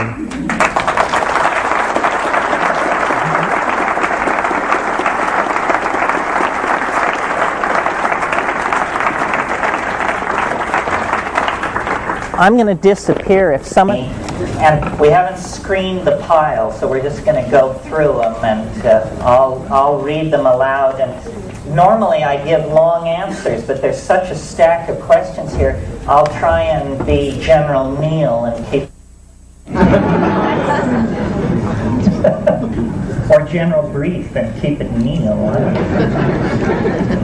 Since DMT is present in the brain, does the introduction of excess DMT shut down the production of natural DMT in the way that the body stops producing opiates during opium usage? If so, what are the effects? Is DMT really so perfectly chemically benign? The first point to make is that many of your questions cannot be answered because research into these areas is not allowed. So often we can't answer your question. This question, does the introduction of excess DMT limit endogenous production? I can say with fair confidence that that's never been studied. My guess would be that it does not, because the DMT is in no sense of the word do you become habituated to DMT. I mean, a person who does DMT once a year is a fanatically heavy user, I would say. And the question, is DMT really so chemically benign? Again, this has not been studied the way you would study with rats and so forth to determine it. But experientially speaking, the amazing thing about DMT is the speed with which you return to normal. You return to the baseline of consciousness in under 10 minutes. Well, that tells you that the brain is very well able to deal with this compound. One way of judging how toxic a drug or a plant is to ask yourself the question, how long after I take it do I feel completely normal? And with DMT, you feel completely normal 15 minutes after taking it. It's the shortest recovery time of any drug. This question is concerning the bundle weed. While it does not directly meet the criteria of long-term use, is it to be considered safe? I'd say the way to answer that question is to do a chemical analysis of the bundle weed. If there's nothing present but DMT in it, I would think it should be considered safe. Now, there may be other compounds present. In South America, it's possible to contrast two plants, Psychotria viridis, which has almost entirely nothing in it except DMT as the portion of its alkaloid fraction, or Varola carthaginensis, which is used in the making of snuff, and chemically it's a mess. It looks like they swept the floor. You've got NN-DMT, 5-MeO-DMT, alpha-methyltryptamine, monomethyltryptamine, 6-hydroxy-O-methyltryptamine. All of this you don't want. You want a narrow, surgical strike on the synapse is what you're going for, not splattering all kinds of junk all over the place. What is the best medium for psilocybin spore germination? Potato agar or what? The best medium is rye malt agar, no question about it. Go with rye. Organic rye malt extract. In today's climate, talk about access to shamanic pharmaceuticals for the average person. This is the where do I get it question. Dressed up in respectable terms. Well, without being too self-serving, let me say my brother and I wrote a book on cultivating mushrooms called Psilocybin, the Magic Mushroom Grower's Guide by Otios and O.N. Eric. I'm Otios, as you can see. And I really believe in growing mushrooms.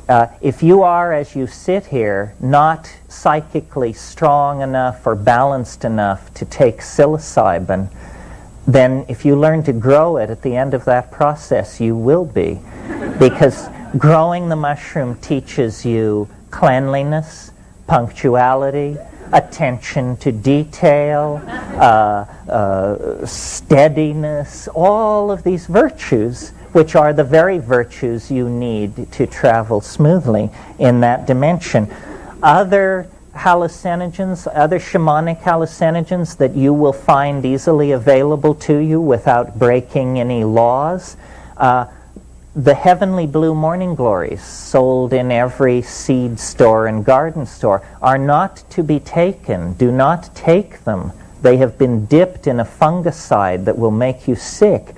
Grow them and collect your crop and take that. And this is a major hallucinogen of great antiquity, extremely visionary. The Hawaiian wood rose. You can obtain this from people who make dried flower arrangements, often have these. Pay attention, you want the Hawaiian baby wood rose. If they try to give you something called Hawaiian wood rose, a big clunky thing, that is inactive and won't do it.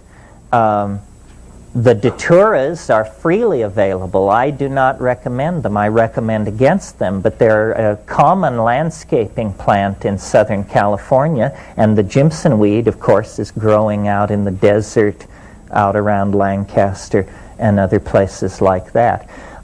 There are a couple of companies which have very forthrightly decided to sell plants with a history of shamanic involvement. I have owned no stock in these companies, so I can recommend them without fear or favoritism. One is called Of the Jungle up in Sebastopol, California, and the other one is called Dream Gardens, and I think it's here in Santa Monica. Both of these groups publish astonishingly complete catalogs of psychoactive and shamanically important plants. Okay, that's access without going to the streets or committing crimes or anything like that. Can you tell us any more about Illinois bundleweed? I just did. And that's really all I can tell you about it. All these questions are the same question. Having convinced us of the wonder of DMT, what would be the easiest and quickest way to obtain it? How does one acquire DMT? Comment about the Supreme Court ruling against the use of peyote by North American Indians. A very bad law, obviously. Law so bad that the National Council of Churches, the National Jewish Affairs Committee, and some very large Catholic organization all filed briefs protesting this thing. And I think that it was actually realized that it was a goof. And it will be brought back in the you can't bring something back to the Supreme Court in a hurry because then that's unseemly. But I would bet that within 5 to 10 years this will be overturned because a close reading of this law means that wine for Pesach or communion could be construed as a psychoactive substance, and the whole thing, it was just bad law, bad idea. Has consideration been given to the possibility that, in the case of certain plants which are recounted in writings, but the identity is unknown, that the reason they are unknown is because shamans purposefully kept their identity a secret? Perhaps such secrets are still being kept. This goes to this question I raised this morning: how can a powerful hallucinogen, once discovered, ever be lost? And I've only been able to figure out one scenario in which this could happen. It happens like this. People discover a wonderful plant that imparts visions or insight or something, and everybody takes it and enjoys it, and then slowly a hierarchy emerges, a professional class, priests, and only they decree that only they will be allowed to take it. And then they lord it over the rest of society with an iron hand, And then the rest of the society gets fed up with that, and there's a slave revolt, and everybody in the ruling class is killed, and the sacrament is lost. I can't figure out any other way that it could happen. And the Vedic thing, this seems quite reasonable. Obviously, Soma was being more and more confined in its use to a single class, and then that class became viewed as obnoxious, and its overthrow and the death of this sacrament then follow each other. Perhaps such secrets are still being kept.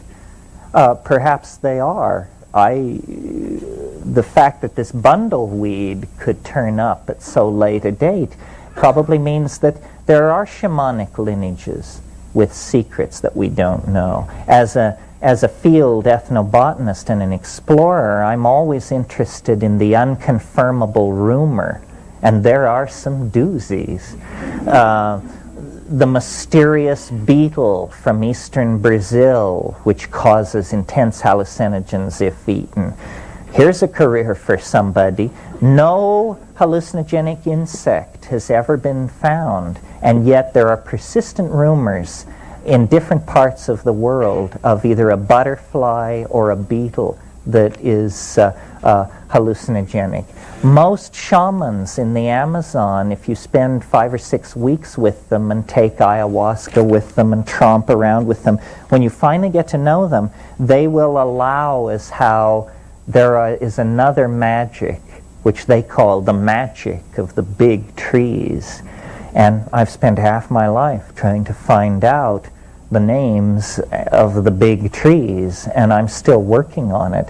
We have collectors in Peru, and nothing is more exciting than a clump of rootstock or a seed packet that comes across our desk labeled suspect hallucinogen. That gets me to the edge of my chair. What do you think of Robert Monroe, The Journey Out of the Body Man? Well, this is a good time to discuss what do I think of all these other things on the spiritual market. I don't know what to think about them. I'm not a spiritual consumer. I've never been to a workshop that wasn't my own unless it was free. And there's a lot of stuff out there, you know, astral traveling, channeling, all of this stuff. And I tend to either believe it's bogus, or it's for people with a psychic constitution considerably different from my own. Sometimes people say to me, well, these states that you're talking about, can't they be achieved without drugs? Well, the answer to that is, my God, who would want to? What would be proved by achieving these things without drugs? If the things I'm talking about began to happen to me without drugs, I would be very, very concerned and alarmed. Because, you know, I just don't... and also, I think there's something to be said for admitting that we cannot do it alone. That if you want this spiritual insight, if you want the Gaian matrix to welcome you, then humble yourself to the point of making a deal with a plant. That's the key. You can't enter the bank without the key to the bank. The key to the bank is a plant. Jumping up and down outside the bank and exhorting the banker to recognize your inner worth and open the door is just not going to do it. I can understand that psychoactive alkaloids are a survival mechanism for the plants. Why is that effect psychoactive in man or perhaps animal? Well, first of all, maybe we have to argue with your premise. You're right that a lot of these so-called secondary and tertiary compounds are elaborated supposedly to make things taste bad, so that birds will spit out things and stuff like that. But on the other hand, they've studied this question fairly closely, and a lot of these alkaloids are produced specifically to attract animals, to bring them in to nectaries and as pollinators and that sort of thing. old-style botany always believes these compounds are what's called tertiary to metabolism, meaning they're kind of like waste products and not very important, garbage. But when you look carefully at a psychoactive plant, invariably what you see is that the psychoactive chemistry is going on where metabolism is most active. This is an indication that actually these things aren't tertiary at all. They are doing something for the plant, but we don't know what it is. As to why they have this peculiar effect that they do in us, I think that's because there was anciently and over the evolutionary life of human beings actually a connection between us and nature, and that these drugs are the antenna, the switches that switch us back toward the logos of the natural world. I suspect that all of nature is a seamless web of pheromonally mediated connections and interactions, and that we are just not yet at a sufficient level of analysis and sophisticated observation to see this interconnected web. You know, our idea of nature is that it's all tooth and claw, survival of the fittest and the devil take the hindmost. The new version of evolution is entirely different. It says the way you attain survival is by making yourself indispensable to everybody else. So it's not by triumphing over the ecosystem, but by integrating yourself so thoroughly into it that it can't function without you. Then you're on your way to being a dominant species, not by crushing the opposition. Let's see how we're doing here. What are deconstructionists doing to our understanding of the language? Is it helpful?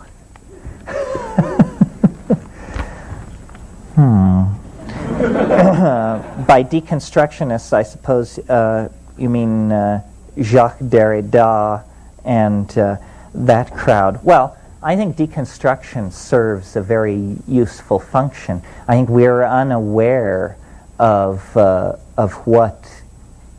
how thoroughly language is the medium in which we swim, how thoroughly our world is built of language.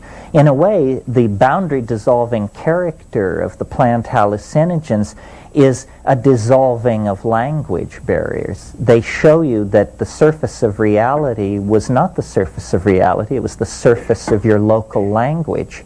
And now it's gone, and here is what lies beneath it. At what point in the evolution of organic matter on Earth do psychoactive plants appear, and why? Interesting question.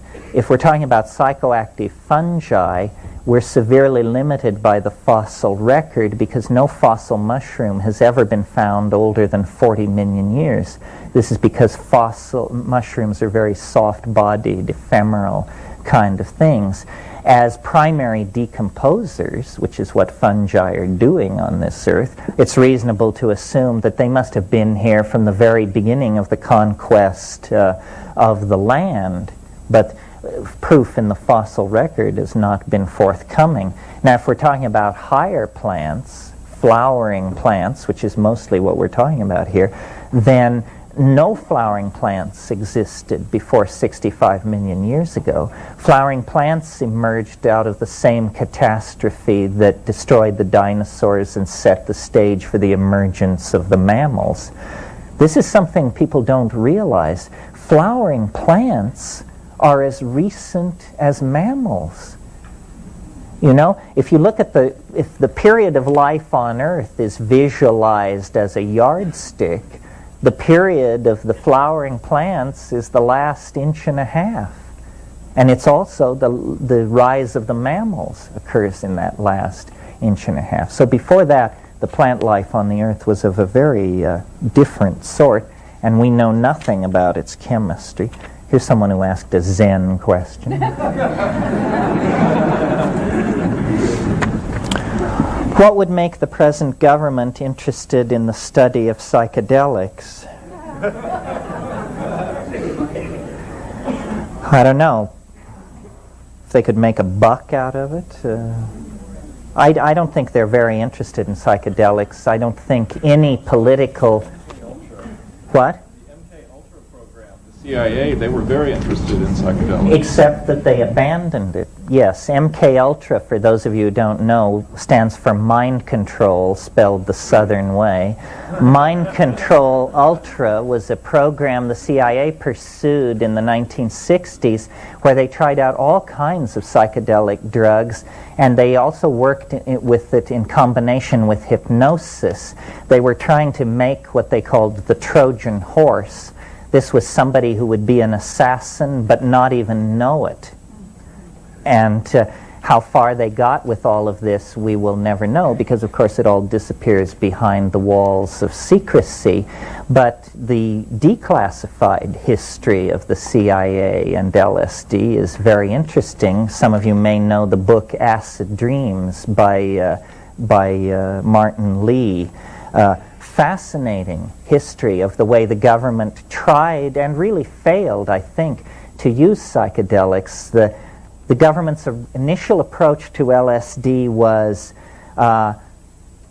this is great. This is a truth serum. We can give this to enemy agents and they'll tell us all we know. Well, a few months of following that path, they decided, no, this is an obscurity drug. We can give this to our agents and they can take it if they're captured and no one can learn anything from it. And, you know, clearly this was not a fruitful path either. And I don't fault the government. I don't really fault the government for this. After all, the government is in the business of being the government. I don't think any institution can inculcate psychedelics into its own program, because psychedelics destroy institutions.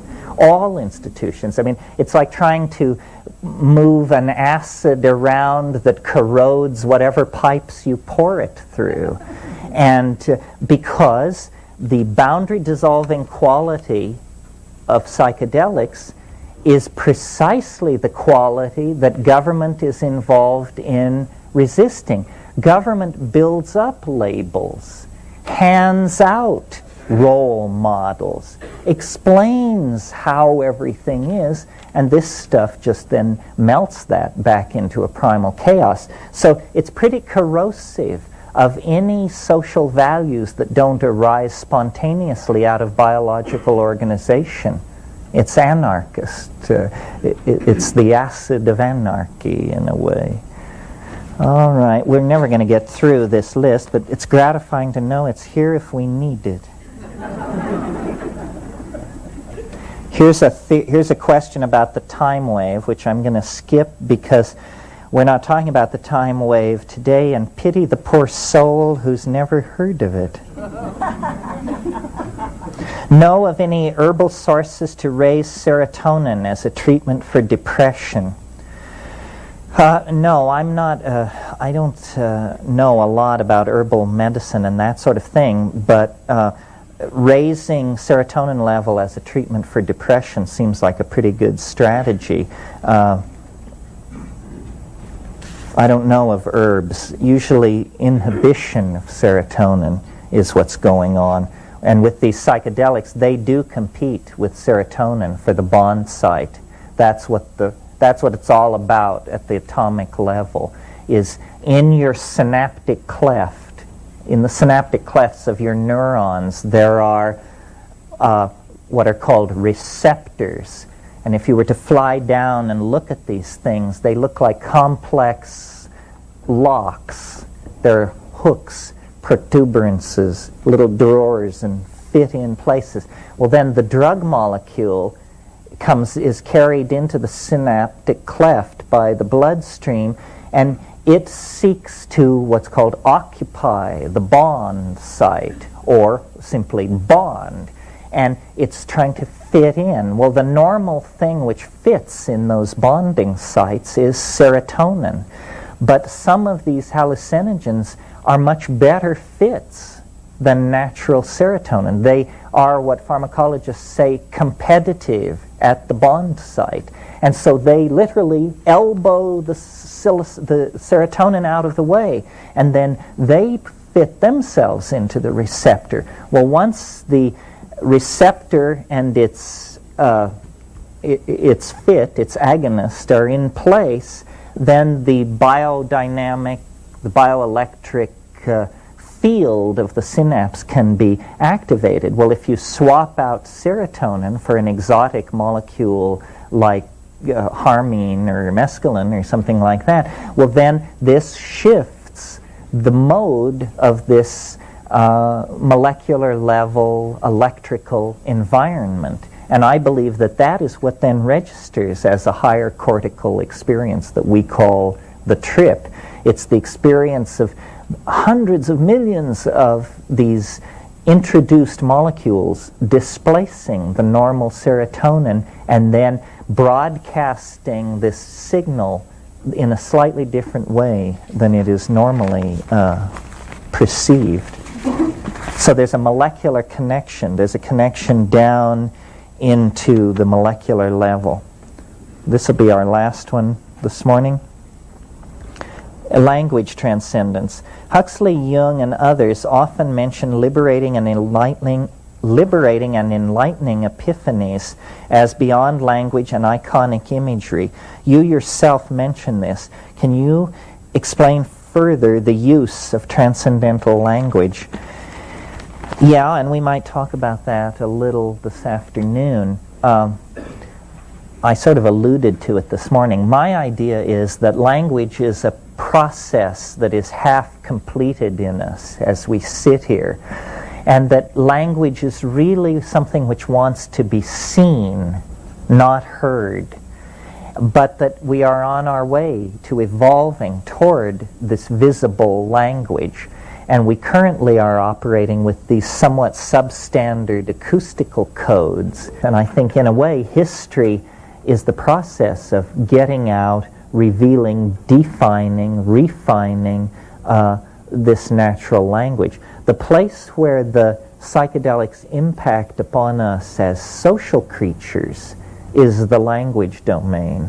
I mean, you may have tremendous hierophanies and breakthroughs, but if you can't talk about it, or paint about it, or dance about it, or in any way communicate it to anybody, then it is not efficacious for the species. It's just your private entertainment. So the domain of language is where the collective impact is coming. And one of the things I think about psychedelics is that they are probably capable of helping us force the evolution of language, because we cannot move into the future any faster than our language of description for the future. So if we're interested in streamlining culture and getting away from this sort of random walk style of cultural evolution, then we have to look at rationally interfacing with the evolution of language. And maybe we can talk about that when we come back. Thanks very much. We discussed basically the distribution of these psychoactive plants with a history of shamanic use, and then discussed a little bit about the history of them.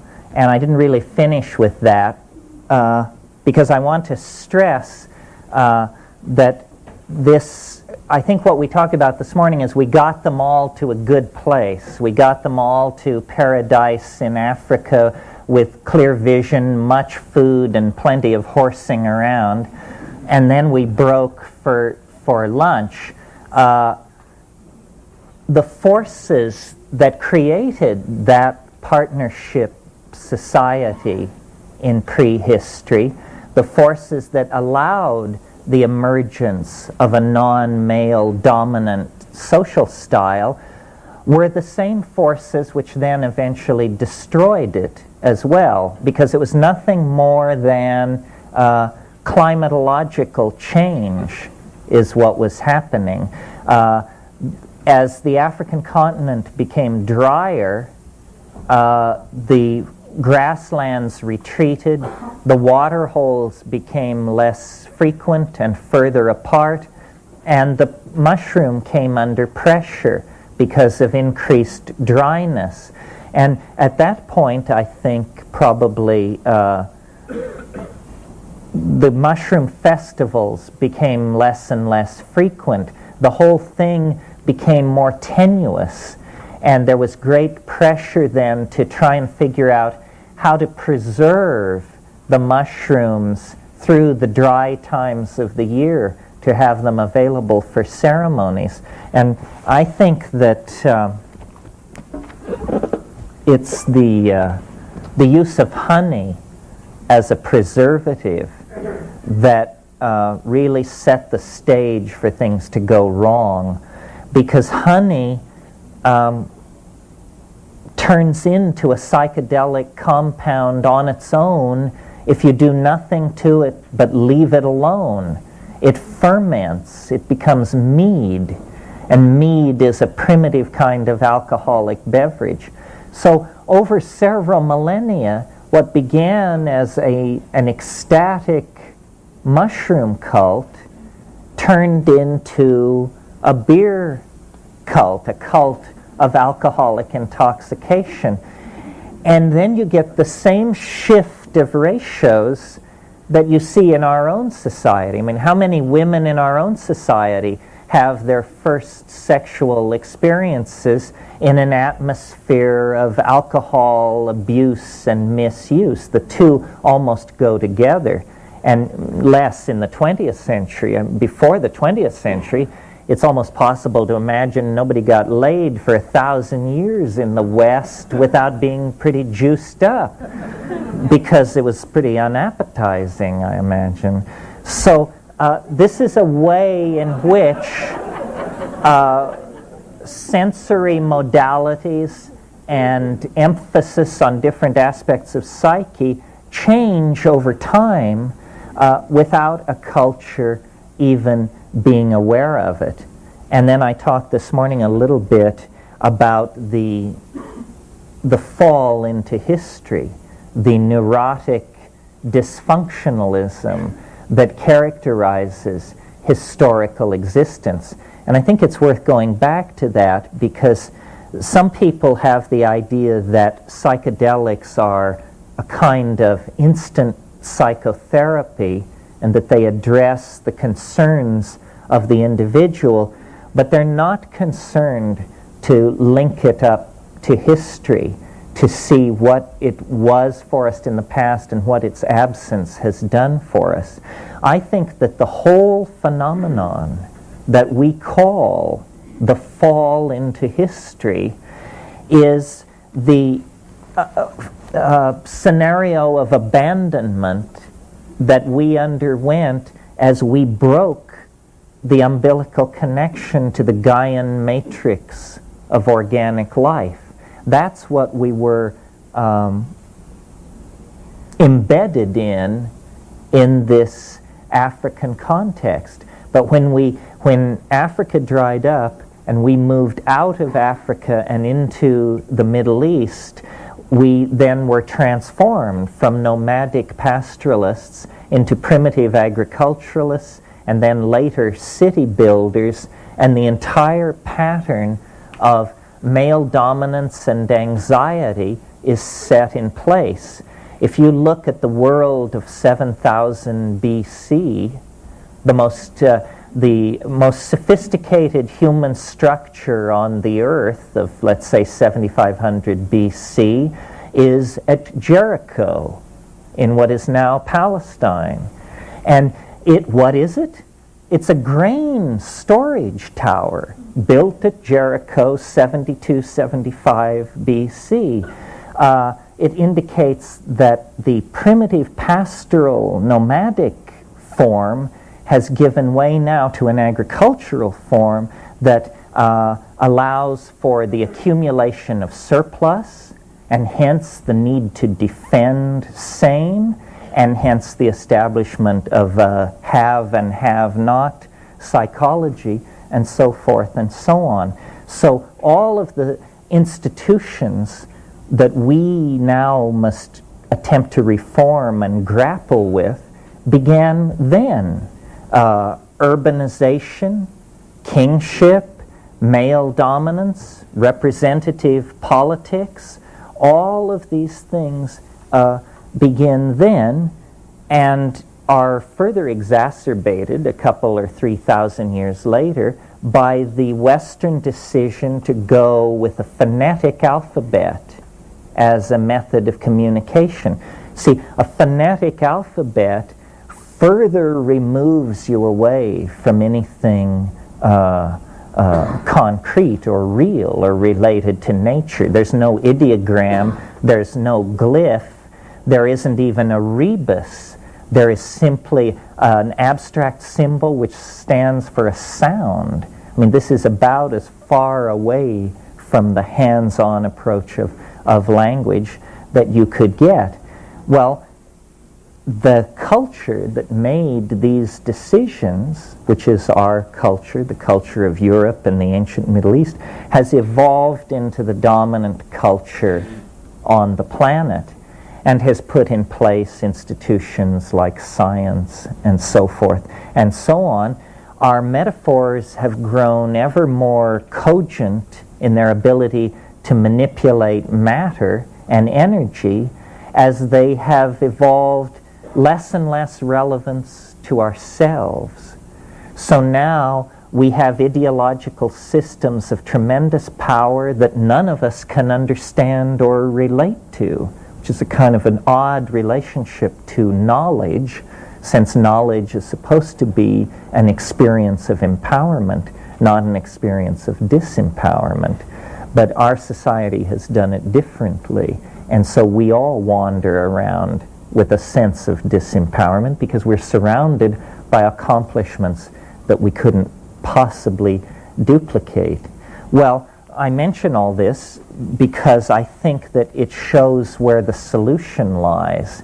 If we were in balance 15,000 years ago, and it was achieved through the use of psychedelics, de-emphasis of the ego, non-existence of the nuclear family, and the suppression of the concept of ownership, we should look at these as possible styles of existence that might be put in place in the future. That's this psychedelic society that you've heard me talk about at various times. Well, that's probably enough on that. Well, you thought so too. When I said we'd look at the geographical distribution, the history, and then the phenomenology, I thought that we would put most of the phenomenology of the thing in here, in this section, because it's important to establish just what we're talking about, and also to empower people to describe their own experiences, which are often so peculiar that unless there is a group such as this, a person tends to just define themselves as starkers. I mean, what else can you say about some of this? But, you know, if you're starkers and you get 10 people to agree with you, you're not starkers anymore, you're a movement. So I mentioned this morning about DMT, and I made of it the kind of paradigmatic compound because it's so brief, so natural, so powerful, so quick to recover from.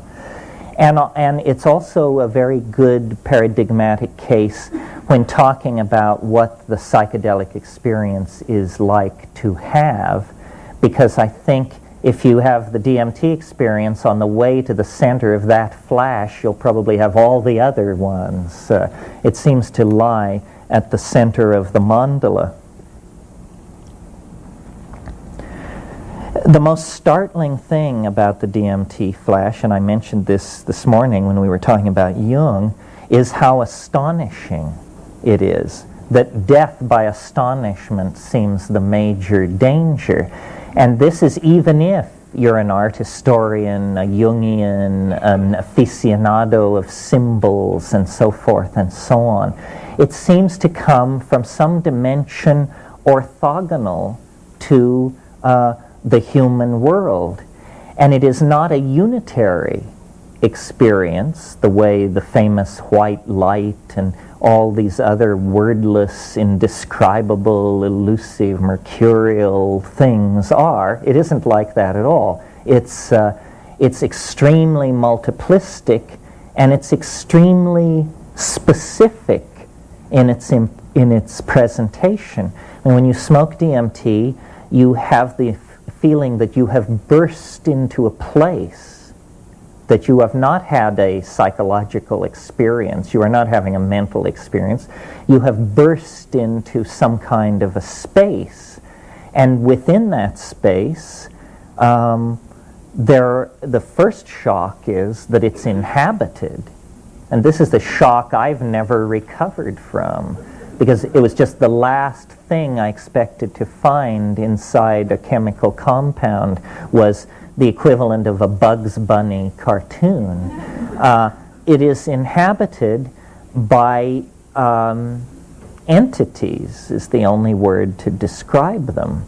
And they are, as I've said many times, they are like jeweled, self-dribbling basketballs. And there are many of them. And they come out of the background and they present themselves to you. They're literally vibrating up and down with excitement. They're faceted and rotating. And they see you as clearly as you see them. They even greet you. Some of you may recall the old Pink Floyd song, "The Gnomes Have Learned a New Way to Say Hooray." I think it's on Piper at the Gates of Dawn. It's the first album. Those Floyd fans who were looking puzzled, it's because it was 40 years ago or something. Anyway, as you burst into this space, the gnomes say hooray, and they present themselves, and they are truly the gnomes of Central European fairy tales, archetypal gnomes. They are they're very humorous. They're very mercurial and delightful, but I think it's Jung warns against the humor of the spirit Mercurius, because it can turn on you. It's not a friendly humor. It's too crazy. Too many plates are being thrown. Too many cars are exploding. It's like a Marx Brothers cartoon that hovers just on the edge of changing from mayhem to mania. You know, very intense. And the most striking thing to me, and really the motivation for my career, is they are displaying new models of language that have never been seen before.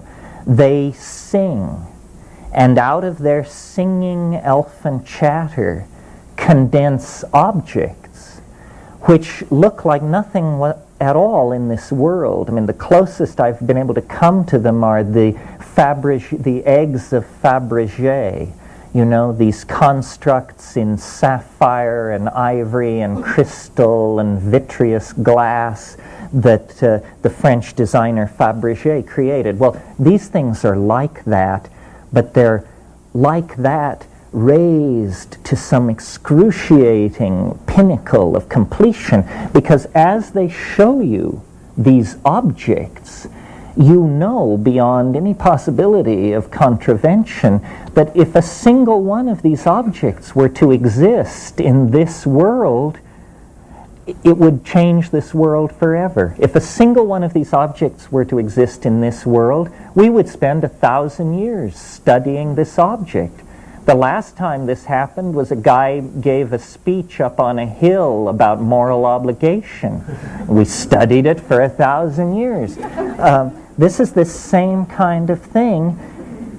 And these Fabergé hyperdimensional objects are themselves undergoing a dynamic transformation. They're not static objects like the Fabergé eggs. They are undergoing changes, singing, condensing other objects. These objects are crawling all over the ground in front of you, clamoring for your attention. Now remember, 12 seconds before you were sitting in a suburban living room somewhere grappling with some drug somebody wanted you to take. Now all that's gone, and here are these things. I call them tykes because I wanted to capture the sense of their childlikeness. I don't know why I called them tykes, actually. It just seemed like the appropriate thing. If some of you are classicists or students of the literature of the pre-Socratic philosophers, you might recall the 52nd fragment of Heraclitus, which says, the aeon is a child at play with colored balls. The aeon is a child at play with colored balls. And when you break your way into the presence of the aeon, it's extremely, I don't know, it's upsetting. You can't believe it's happening. There's a lot of cognitive dissonance. You could believe this if it just weren't happening to you. And there is this tremendous affection and interest in humanity, and then there is urgency, a lot of urgency. The tykes want to initiate you. They have a message. And the message is, you can do what we are doing. And what they're doing is using their voices to make physical objects condense out of the air. And they're saying, you can do this. Do it. Do it. Do it! And they're on you, and they jump in and out of your chest, which is something that is described in the Amazon too, the hikuli in the tryptamine snuff cults of the Yanomamo. They jump in and out of your chest, and they are saying, do this thing, do it, suspend your belief, and eventually you do it. You discover that you can drop the filter of meaning, that your voice can move back several registers, and out comes elf chatter. And this elf chatter is able to wring the air in front of you like a washcloth and get alchemical gold to drip out of the air and to begin to condense in front of you. Well, by this time, most people would like to call time out so they can make phone calls to various philosophers. But there's no time out. It just keeps going. And these things have the aura of strangeness, of alienness is palpable. There's an emotion in there that we just don't have in this world because it's composed of unbelievable alienness in the presence of unbelievable familiarity. It's an ecstasy that is a coincidentia oppositorum. Simultaneously, it is both what it is and what it is not. And the human mind can't handle that. That's called cognitive dissonance. I mean, you just go into a conniption fit of some sort. Well, the very first time I smoked DMT in 1967, with absolutely no expectation, this happened to me. And it has happened every time since. And then I've had occasion to observe people taking DMT in countries where it's legal. And what I see is there is an archetype which surrounds DMT, which you must make your way through it. But at the center of the archetype is not present, and only the alien is present. The archetype is that of the circus or the carnival. The carnival. Think for a moment about the carnival. It has two aspects. One is blazing light and activity. At the center of the triple ring, the lady in the spangled costume is high above the main floor, and the lions and the tigers and the clowns are parading around. That's part of it. But it has another aspect. Just off to the side of the big tent, there are the sideshows, the hoochie coochie dancers, the two-headed man, and so forth and so on. In other words, there's this kinky, peculiar, shadow side of it. And I often, if any of you are fans of the film of Federico Fellini, here's a man who understood the archetype of the circus, and how, if you remember in Amarcord, that circus, or if you remember in Giulietta di Spiri, the flaming doorway into the room with the bed springs and the crepe paper flames. These are carnival images that relate back to DMT. When you finally come into the center of it, these are all seen to be veils. It veils itself that way because that's how you, it's the old candy to the baby routine. It treats us as people who would like to go to the circus. And then it takes us to the circus. But then there is a revelation beyond that. And I don't know how many people present in this room have confronted the thing I'm talking about. I always, at this moment, am aware that some people are saying, my, doesn't he perfectly get it? And other people are saying, huh? What is this? What is this guy talking about?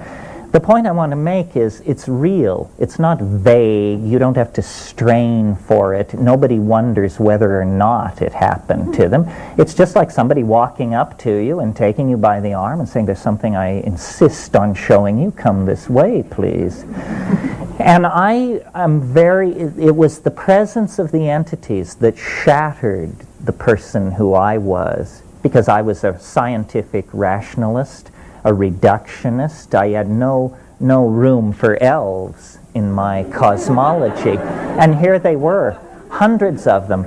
So it seems to me that this is a central question that shamanism has always dealt with, perhaps not with the kind of ontological sophistication that we imagine ourselves to have, but this is the question that must be asked. Who's in there? Who is this? There are at least 3 possibilities, and I'm not sure which is the most conservative. The first possibility is that we don't understand how the world is constructed, and that, in fact, there is a parallel universe running alongside of ours, full of elves who use a language to make objects. And then why you can burst through to this place on this one drug, then that raises, each explanation raises a lot of questions. Then the other possibility is,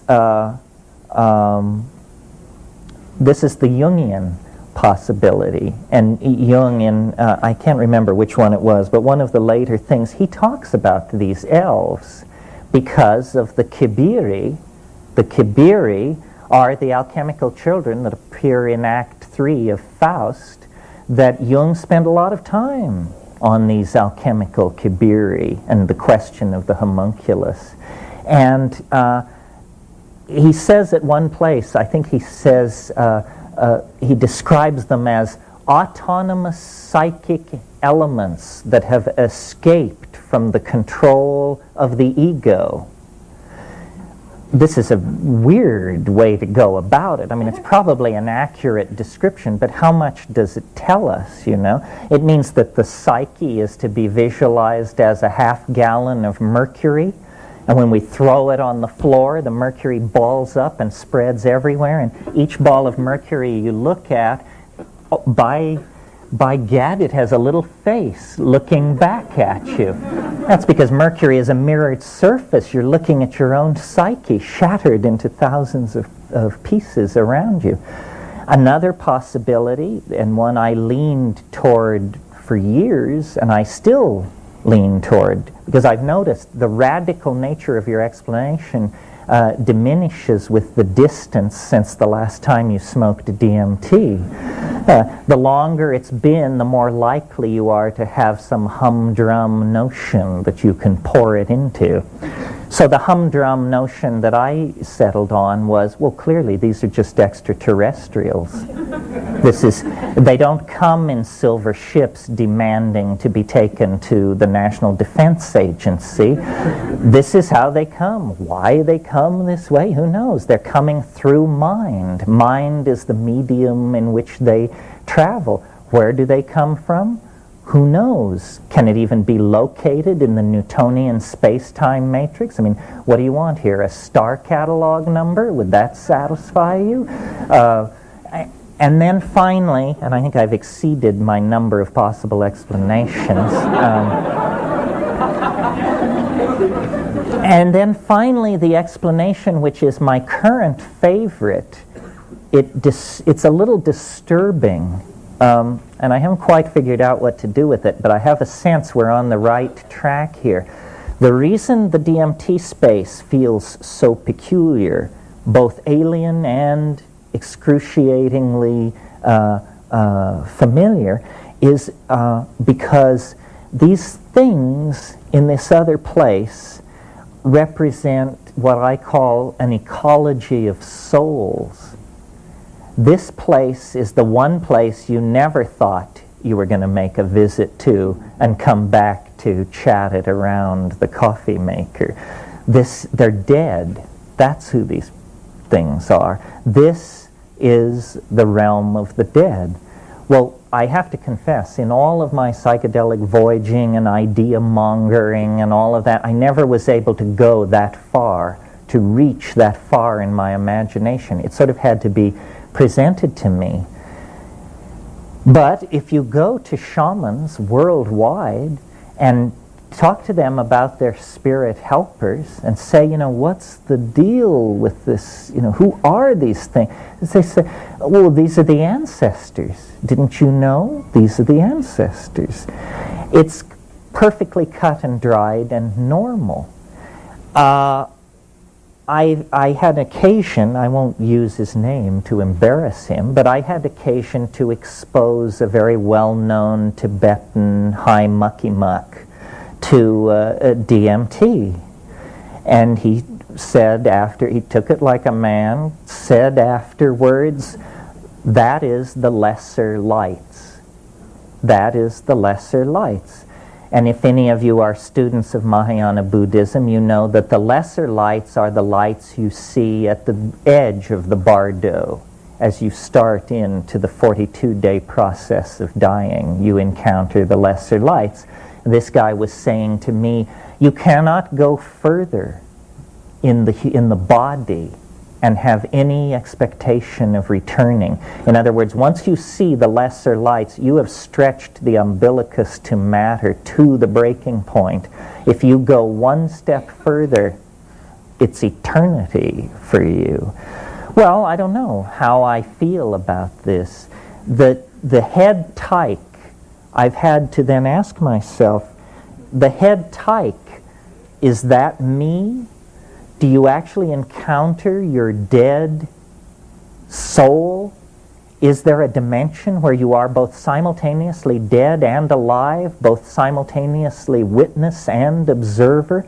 I don't know, but I certainly think that if we're going to use a conservative explanation for these things, the only theory more conservative than that they are dead people is the theory that says that they are nothing whatsoever. And that just simply will not serve. I think it would come as a tremendous surprise to 20th century civilization if, orthogonal to all our expectations of space flight and virtual reality and all this techno-schmechno stuff that we're lining up in front of us, there would be a broadside from 90 degrees out of the unexpected, and it would be a doorway swinging open into the realms beyond organic existence. I resisted this fiercely, but I just don't know what we're going to do with these DMT creatures if we don't, try to find a rational explanation. And any rational explanation will be exotic because the facts of the matter are exotic. Those of you who have not had this experience, who are sitting there thinking it would never happen to me, you're full of it. It will happen to you. This doesn't require the willful suspension of disbelief. This doesn't require a pure heart or dietary prescription. No, this is part of the human birthright. And the fact that we deny the existence of a non-human entity, intelligence on this planet, is just part of our heritage from rationalism. And, you don't have to take it very seriously, because rationalism, the philosophy that gives us permission to deny the invisible world, you know who founded the philosophy of rational materialism? Any takers? Aristotle was early. I think I'd give credit to René Descartes for modern materialism and rationalism. Well, you know who told René Descartes to found rationalism and materialism? An angel. Are you ready for this? This is a suppressed history episode in the history of human thought. Here are the facts, folks. 1619. René Descartes is 21 years old. He's a young Frenchman in search of adventure. He joins a Habsburg army that is going off to Prague to lay siege to Prague to put down an alchemical revolt there. They kick butt on these alchemists, win the war, and they're on their way back to France. And in September 1619, this French army camped at Ulm in southern Germany. Some of you may know Ulm as Einstein's hometown, and in fact that figures in our story obliquely, as you will see. This French army camps at Ulm, and René Descartes hits the hay, and in the middle of the night an angel appears to this young man in the radiance of his rooms and says, "The mastery of nature is to be achieved through number and measure." Modern science is founded, folks, right there, right then, by an angel. So how far away are the informing voices? How rational is rationalism? How material is materialism? All of you must know, I'm sure, the famous story of Kekule, the German chemist Kekule, who discovered the benzene ring.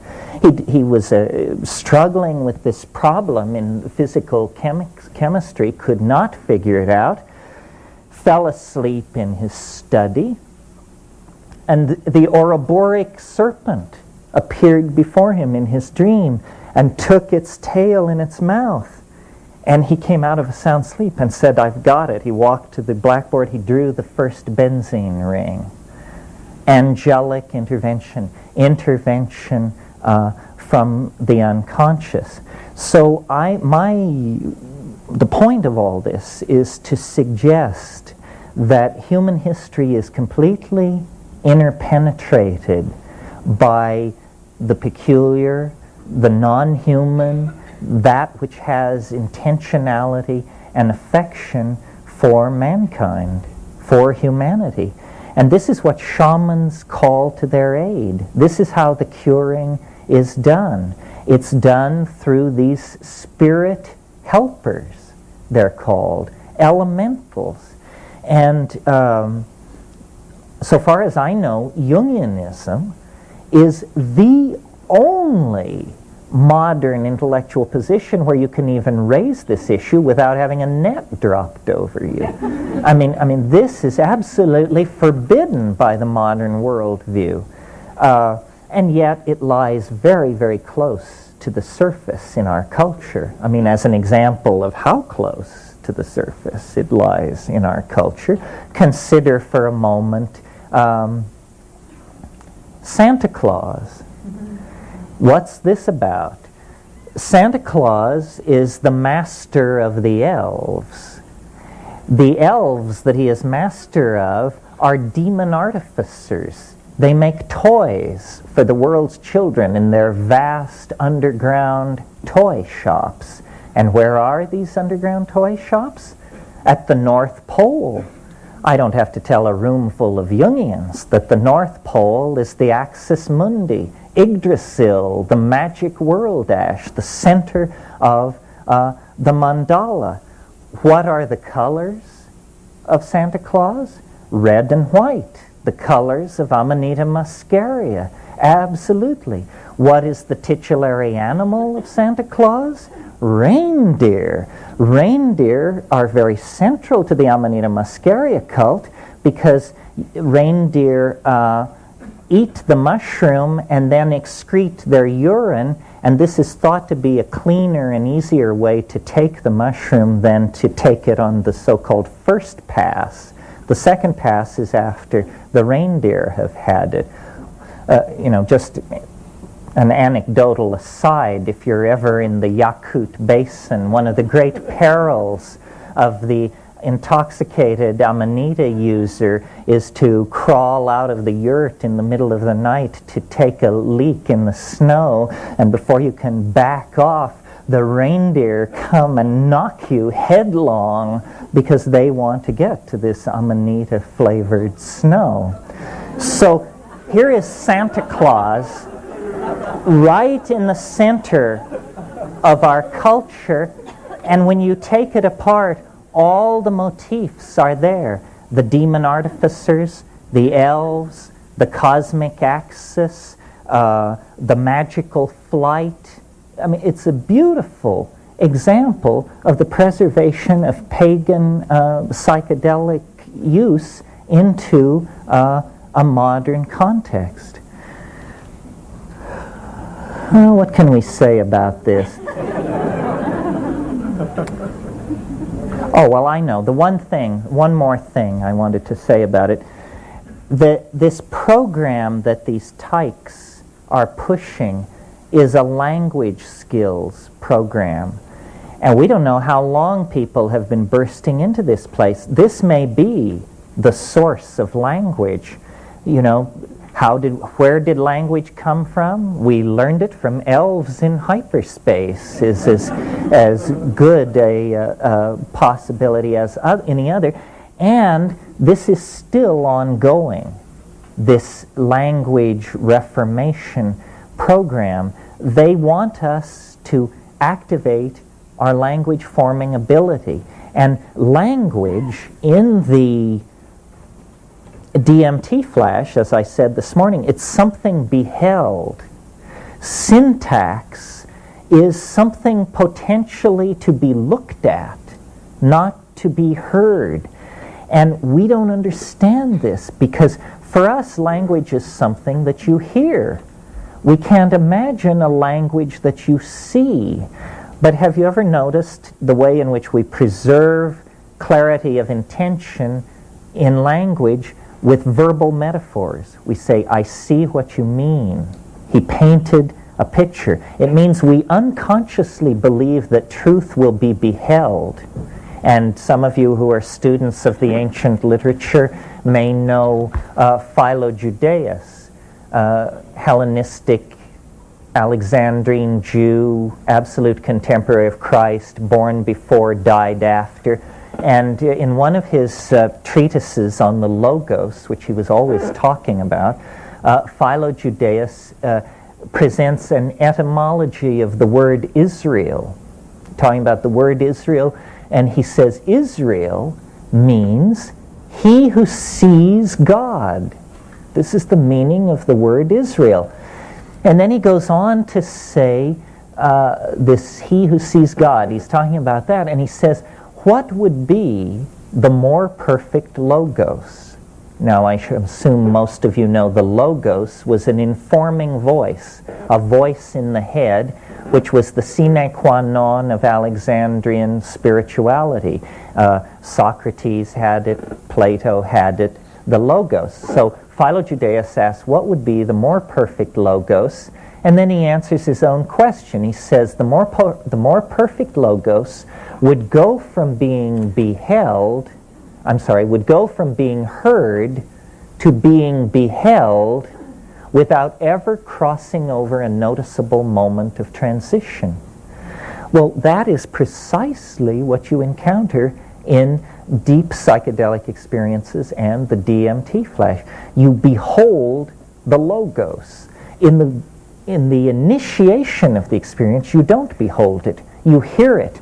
It sounds, in Michael Harner's wonderful phrase, like the sound of rushing water, or like the sound of tinkling bells. And it's very far away. And then it begins to come closer. You begin to form a picture of it in your mind the way you would form a picture of a Nepali marching band if you just heard it about a half mile away, and the pa, and it's getting bigger, coming closer. This is the elf parade, and when it finally comes into view, it actually goes, without ever passing over a noticeable moment of transition, from being heard to being seen, through the phenomenon of approach.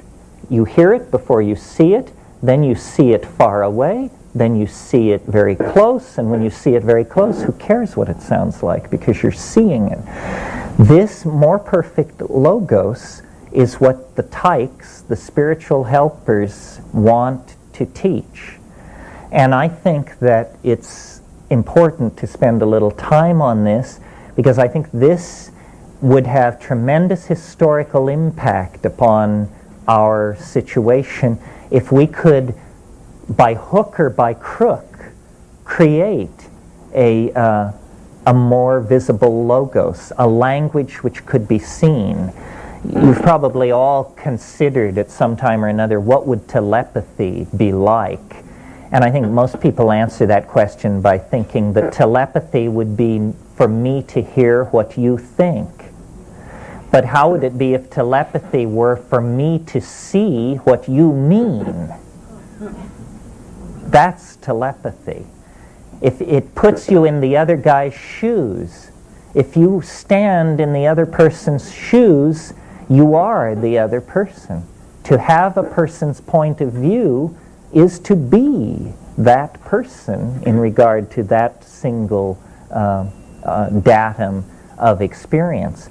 So I've spent time with virtual reality people and all these technical folks, because I think that visual language is something that wants to be born.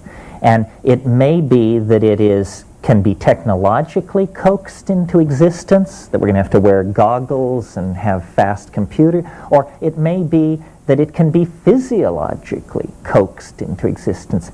There may be drugs which shift the processing of language from being an auditory phenomenon to being a visible phenomenon. Ayahuasca is an excellent candidate for this. If you spend time with the ayahuasca-taking populations in the Amazon, there's great stress in these populations on acquiring what's called an ícaro. Ícaro means magical song, and the ícaro is a spontaneous chant-like song which comes to you during the intoxication. The thing that's interesting about these ícaros is that they are critiqued as visual objects, not as sound. People never say of an ícaro, it sounded beautiful.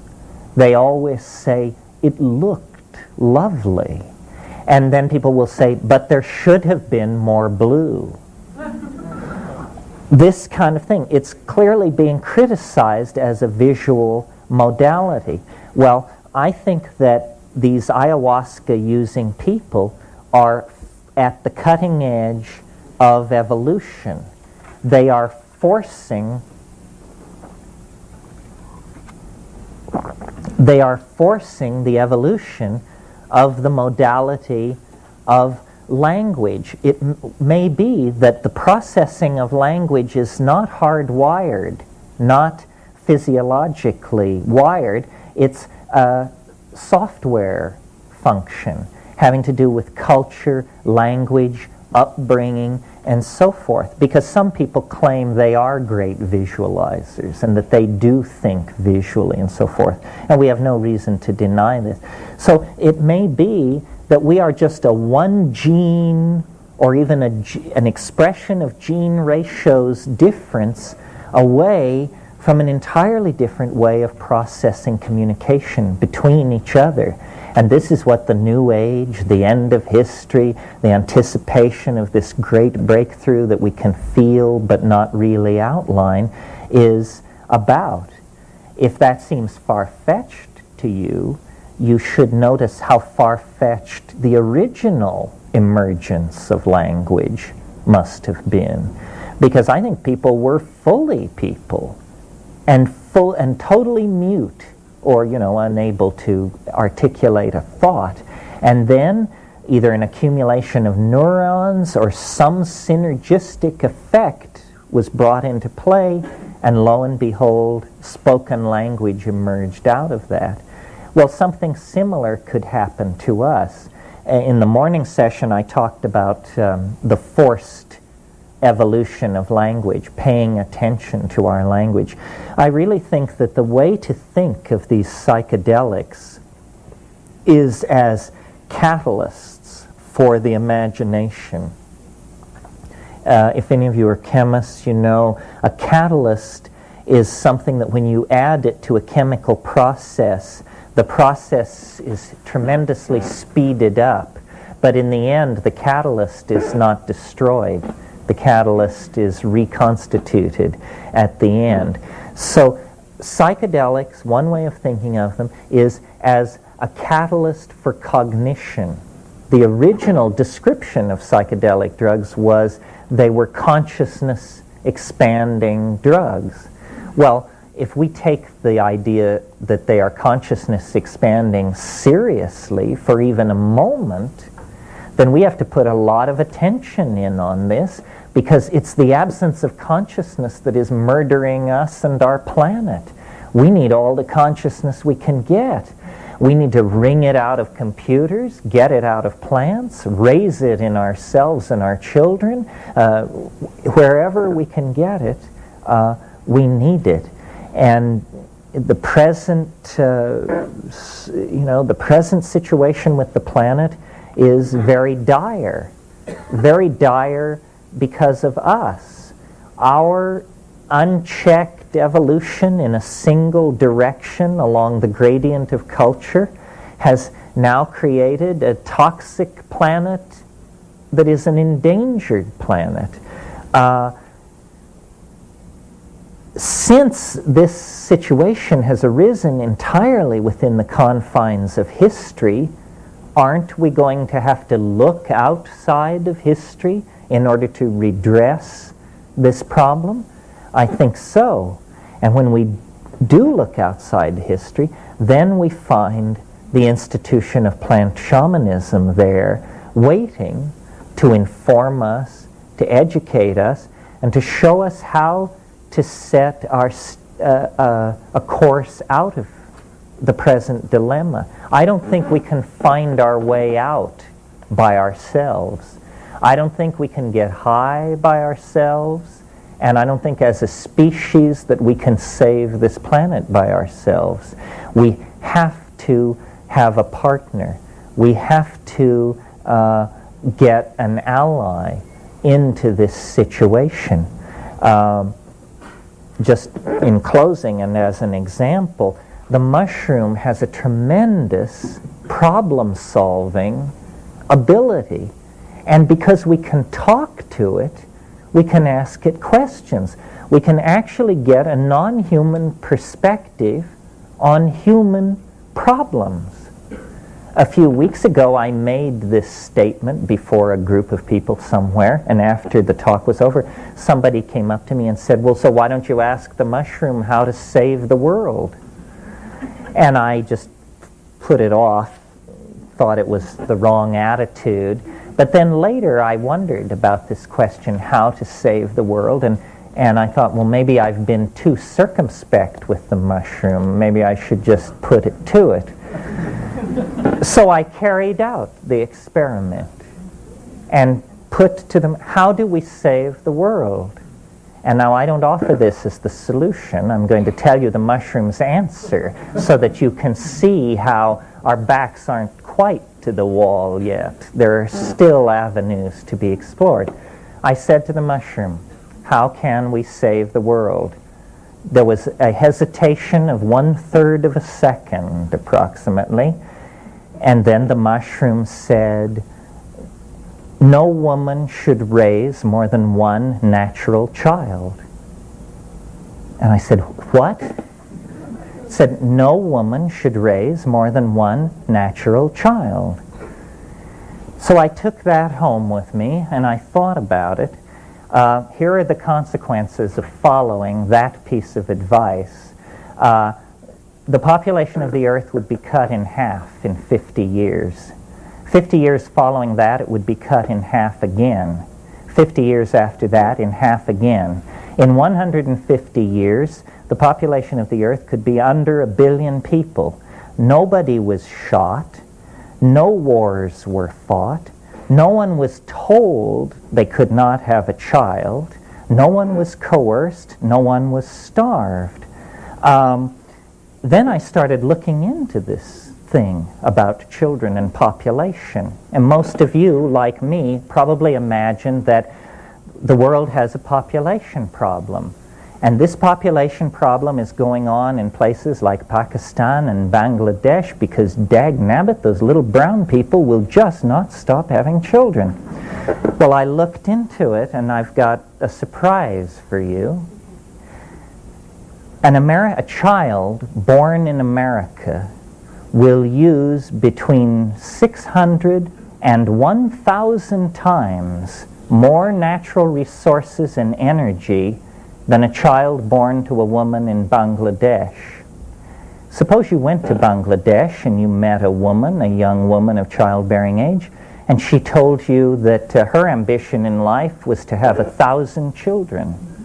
You'd be appalled. I mean, what kind of social responsibility is this? What kind of person are you that you want to do this? An American woman having one child is having the equivalent of those 1,000 infants.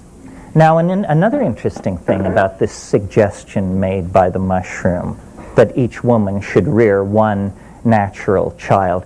When we think of population control schemes, the first objection is, my God, you can never sell this to people. They have these religions, they have these centuries of tradition and so forth. It just won't wash.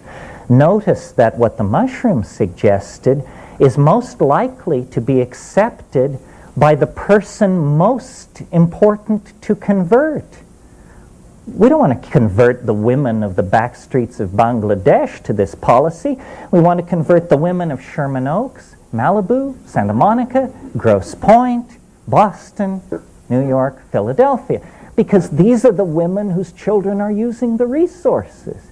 So here is, in one sentence, the mushroom was able to answer a question I put to it with a suggestion I had never dreamed of, that seems at first glance anyway to stand up pretty well, and I've spent a lifetime trying to figure out ways to solve human problems. See, we're a little stupid because we're all alike. And something years ago the mushroom said to me, which deals with this, was people are always this question of enlightenment. And the mushroom said, for one human being to expect to obtain enlightenment from another is like a grain of sand on the beach expecting to attain enlightenment from another grain of sand on the beach. Don't you get it? You're all grains of sand. I mean, Joe Schmo, who runs a body shop, and Mukta Ruby Baba are the same people. There's no difference between those two guys. No reason to assume so. So I think we need help, and that little exercise in what do you do about the population problem shows that there are suggestions out there we haven't thought of, avenues we haven't tried. when I thought about why haven't we tried this avenue of one woman, one natural child, it took me about 30 seconds to understand that it's real hard to make a buck in a situation when population is retracting at a rate of 50% per generation. And our whole world is based on making a buck. I told this idea to someone and they said, but if the women of Malibu stop having children, they will lose all their political power, because political power is numerical. This is not true. Political power is power.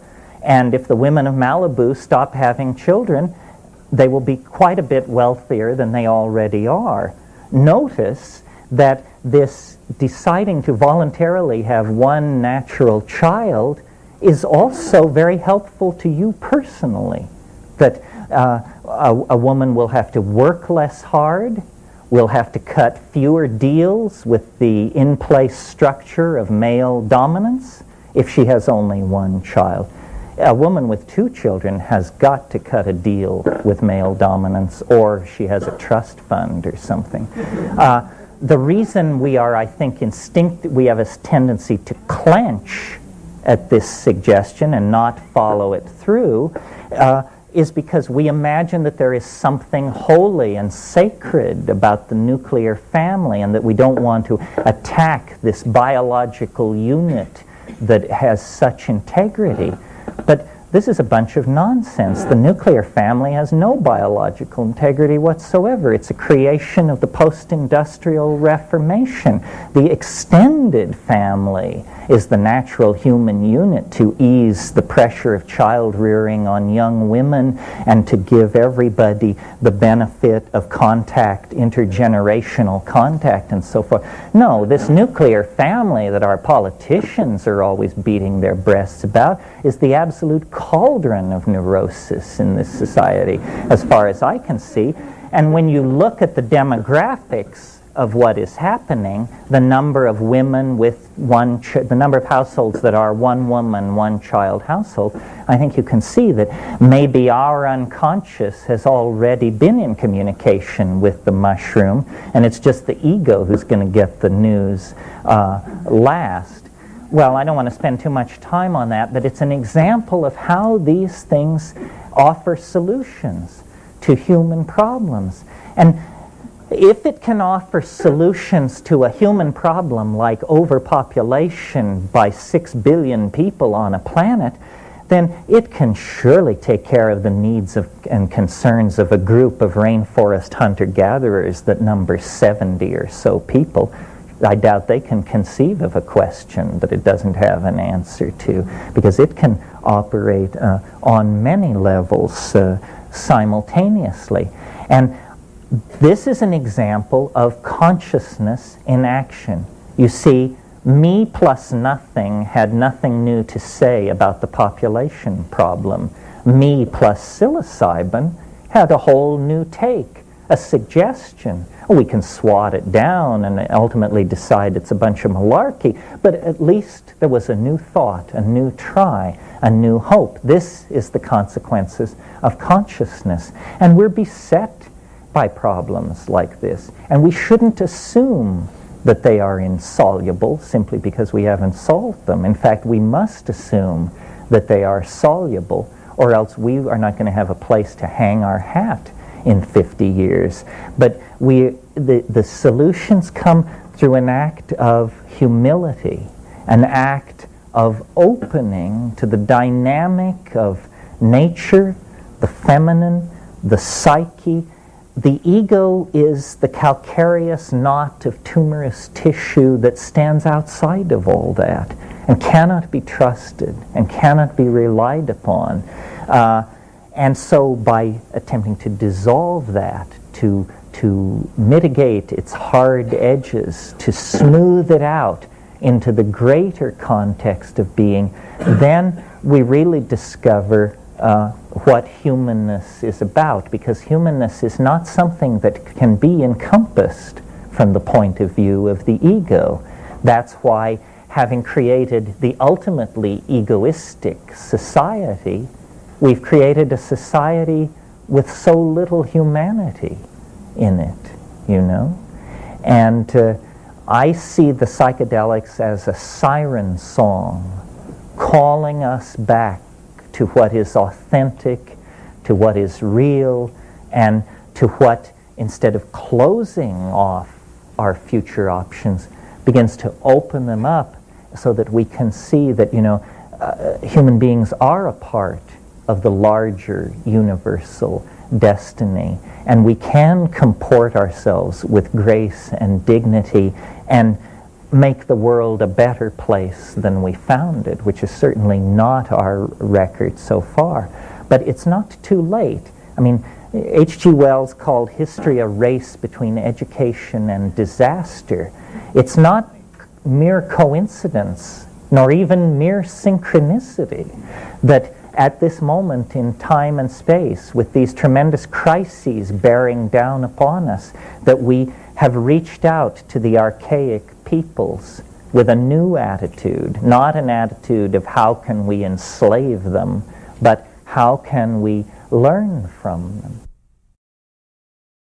My hope is that here in the final ticking of the clock of history, we are going to end our prodigal descent into the desert world of the ego and return with what we have learned, the fruits of the prodigal journeying of the errant son, which is what history has been, return with the fruits of that prodigal wandering to the larger human family that waits on us in the rainforests, in the deserts, in the marshes, in the thorn forests of this planet. The archaic people are waiting for us to get on the train, and then the train will be able to depart. But we have to awaken to our past, and then we can set a course toward a meaningful future.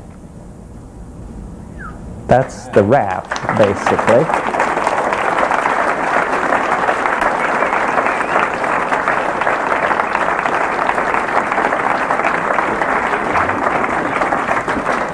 So let me explain something.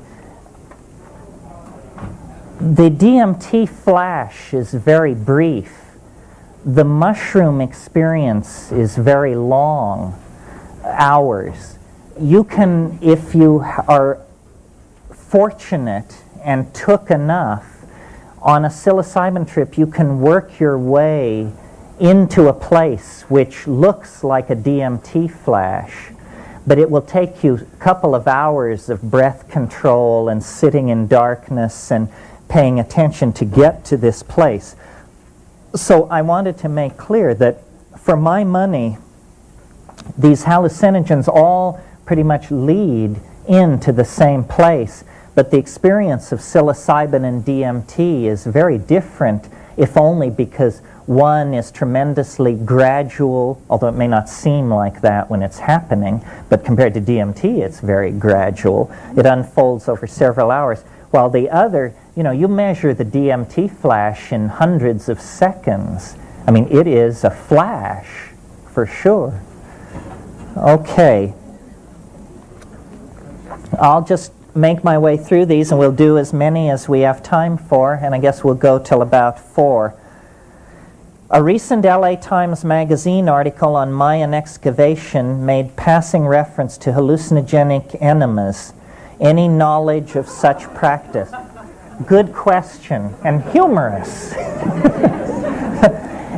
Enemas were invented by the New World Indians, strangely enough. It was a route of drug administration unknown to Roman or Greek medicine. The reason the people of the Amazon basin invented enemas, 2 reasons really. First of all, they had these very strong corrosive drugs that they wanted to find a route of administration for. And the second reason was they had rubber. The South American forests are the source of rubber. So they invented the first enema, the first hot water bottle, and God knows what else. Decency should probably not even inquire. I've never taken a hallucinogenic enema, but in principle it may not be a bad idea with some things that are very sickening or like that. If you do an enema, though, remember that you cut doses to 1/3. You don't do a full dose that way, or you'll leave a human-shaped hole in the roof.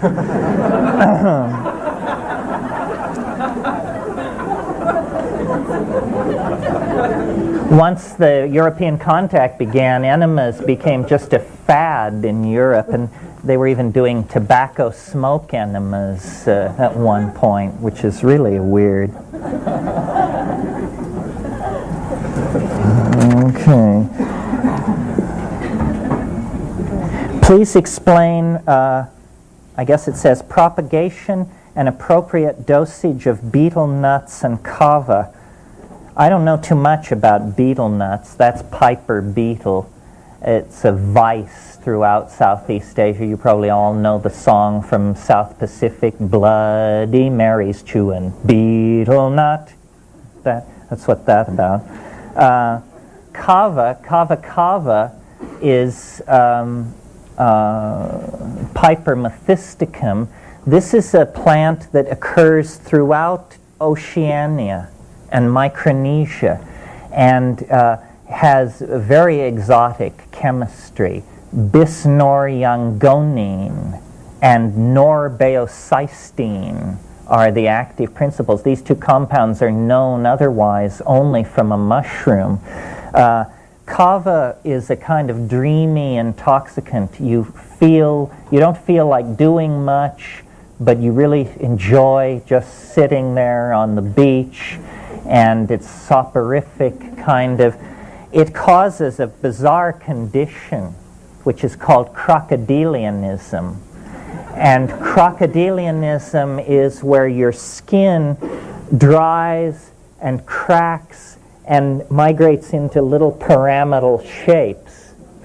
And when Captain Cook landed in the Hawaiian Islands, he was, of course, meeting the high mucky-mucks of the Hawaiian royalty.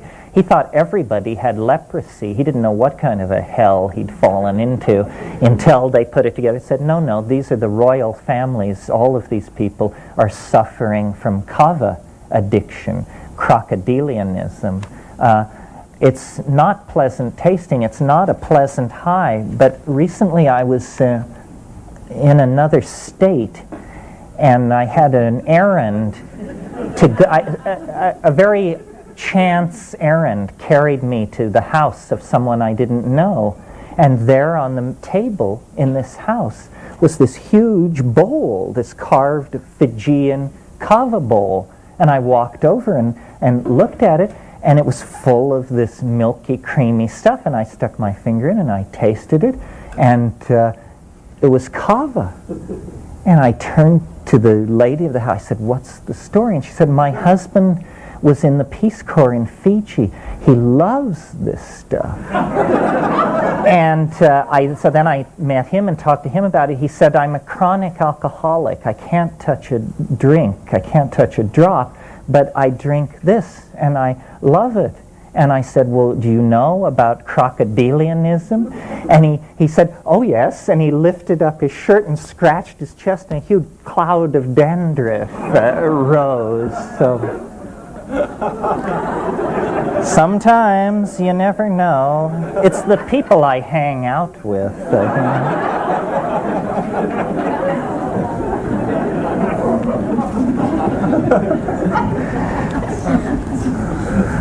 Could you ask the mushroom what we should do about George Bush? I have hope for the man. He has such a botanically promising name.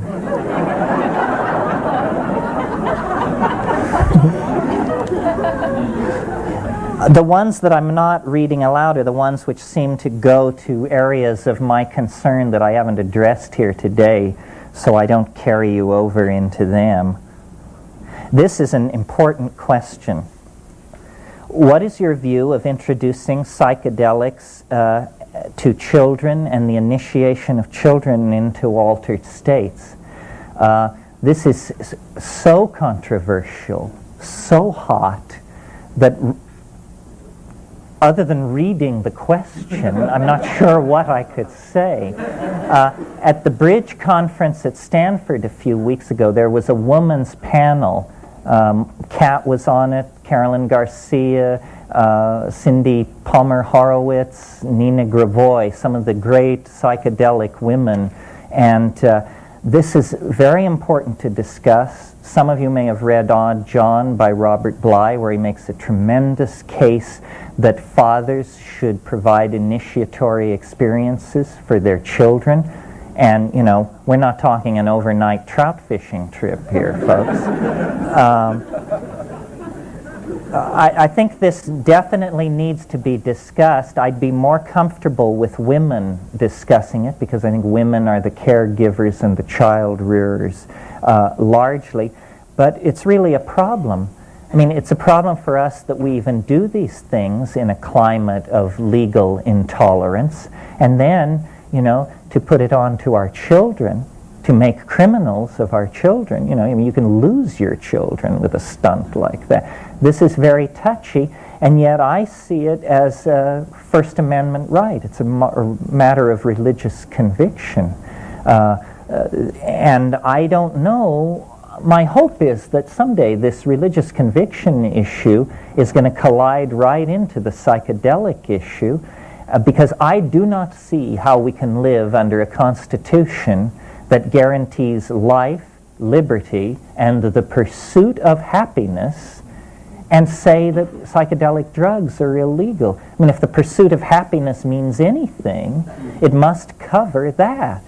Now, I've had constitutional scholars explain to me that, well, no, you don't understand. Hamilton wanted it to say life, liberty, and the right to own property, and Jefferson objected.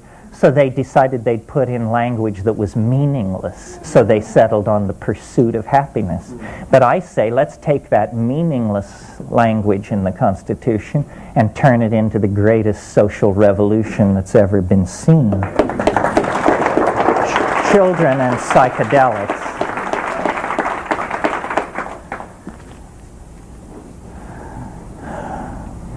And here's a technical question that is about mushroom media that we should spare the rest of you. All three explanations of the tykes are interesting, but are interpretations of experience. What if your tykes are contemplations which are becoming as diversely as they see themselves? The self-reflection of intelligence contains all forms. Correct. But then why these forms, and why so persistently? You know, to anybody who says something is everything devolves the obligation of explaining then why it appears to be specifically something. And I've taken lots of psychedelic compounds, and I don't get tykes anywhere else. I think this is somehow specific to the beast.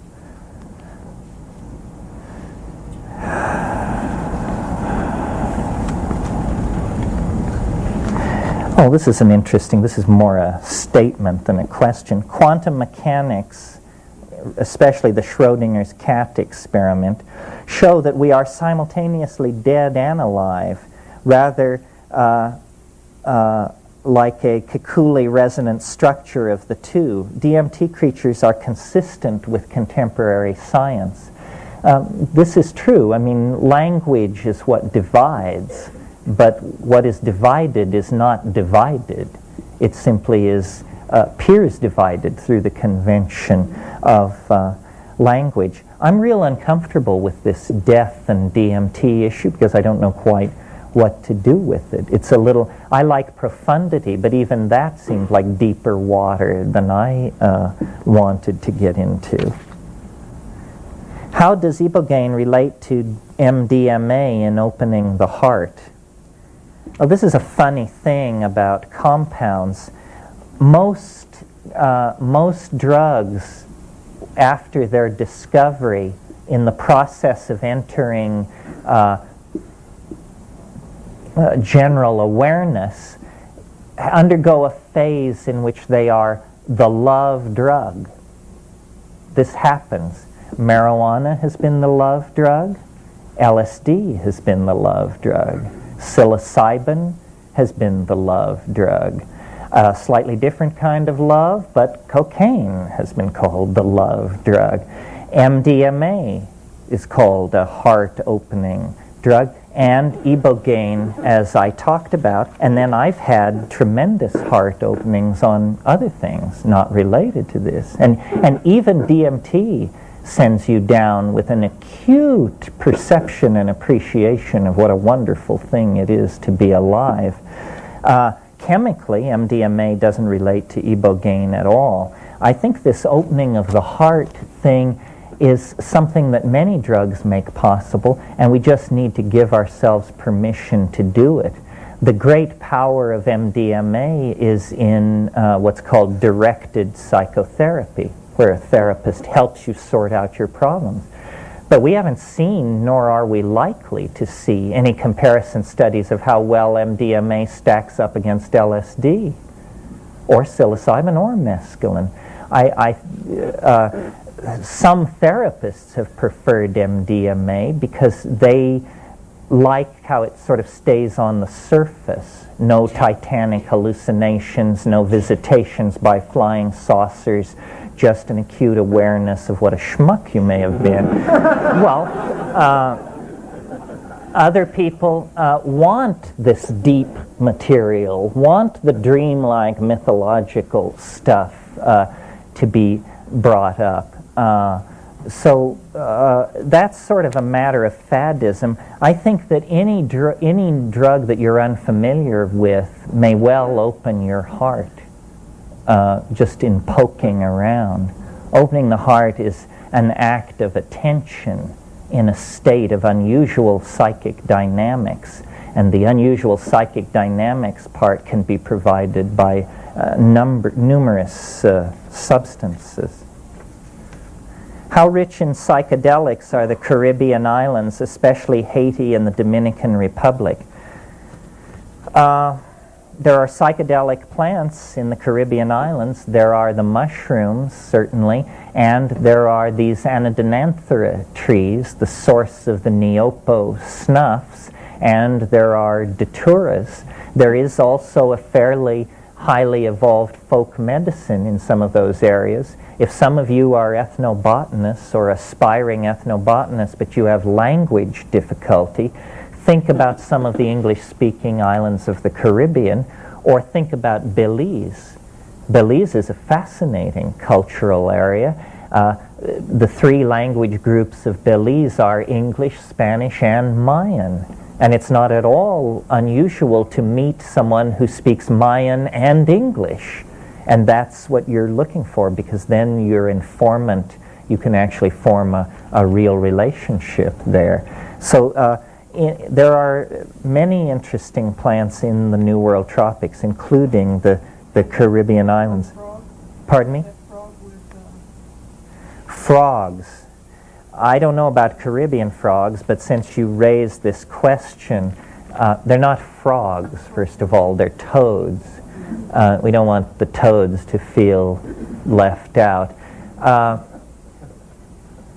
This is a phenomenon that's arisen in the past few years. Some of you may know of it, that these large toads, Bufo alvaris toads, you can capture them out in the American Southwest at a certain time of year and take them back to your four-wheel drive vehicle and put pressure on the glands on the back of their neck and get them to squirt out 5-MeO DMT, fairly pure. I mean, it looks like it must be 70% the real thing, squirted onto the windshield of your four-wheel drive vehicle, and then with your frost scraper, after a few hours, you can scrape this stuff up and bag it up and rush back to Berkeley and sell it on the street for $80 a gram. Toad foam. It's interesting. Toad foam is what it's called. It raises some interesting issues because, so far as I know, it's the only animal-based psychedelic to have any availability at all. There are known animal psychedelics. The most spectacular example is a fish off the coast of Norfolk Island in the South Atlantic, and this fish contains DMT, and there are other fish with DMT in them. But this toad foam is the first example of an animal-based hallucinogen actually showing up as a product on the underground. So that tree frog from Peru. This is, pardon me?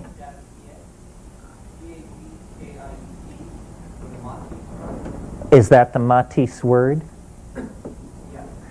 Well, this is all Peter Gorman's field work. And I respect Peter Gorman. He's not a personal friend of mine because I haven't spent that much time with him.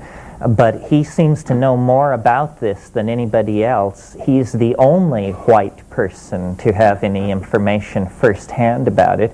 His account is that these extremely uncontacted people in the Amazon have a tree frog which exudes something on its belly, and they take a burning stick and burn a hole into the muscle of the upper arm, just like you would take a cigarette and burn a hole into your arm, and then they pack this hole with this material from the underbelly of this frog, and then a spectacular trip results. But this is entirely the reports of one field worker, which it's a dream come true for him. This is what we all want to do, is go off and find a powerful hallucinogen that nobody else knows anything about, and then bring it back. So that's a case of that.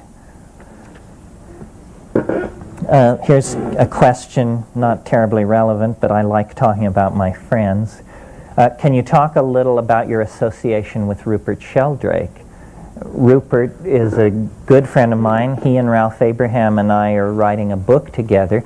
He's the morphogenetic field man, and this is an alternative hypothesis to the scientific hypothesis.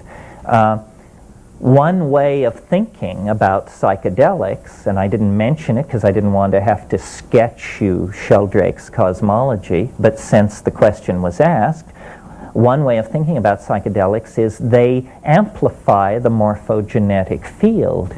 We see then what connects whatever you're looking at, then you see what is connected, because the morphogenetic field, which is there all the time, but which is sort of mitigated against by our language habits, becomes suddenly visible. And then my time wave, which I've strictly avoided talking about today, is an effort on my part to actually write an equation for the Sheldrakean morphogenetic field. And you see, Rupert's idea is not that powerful until somebody can walk to a blackboard and write the equations for the morphogenetic field.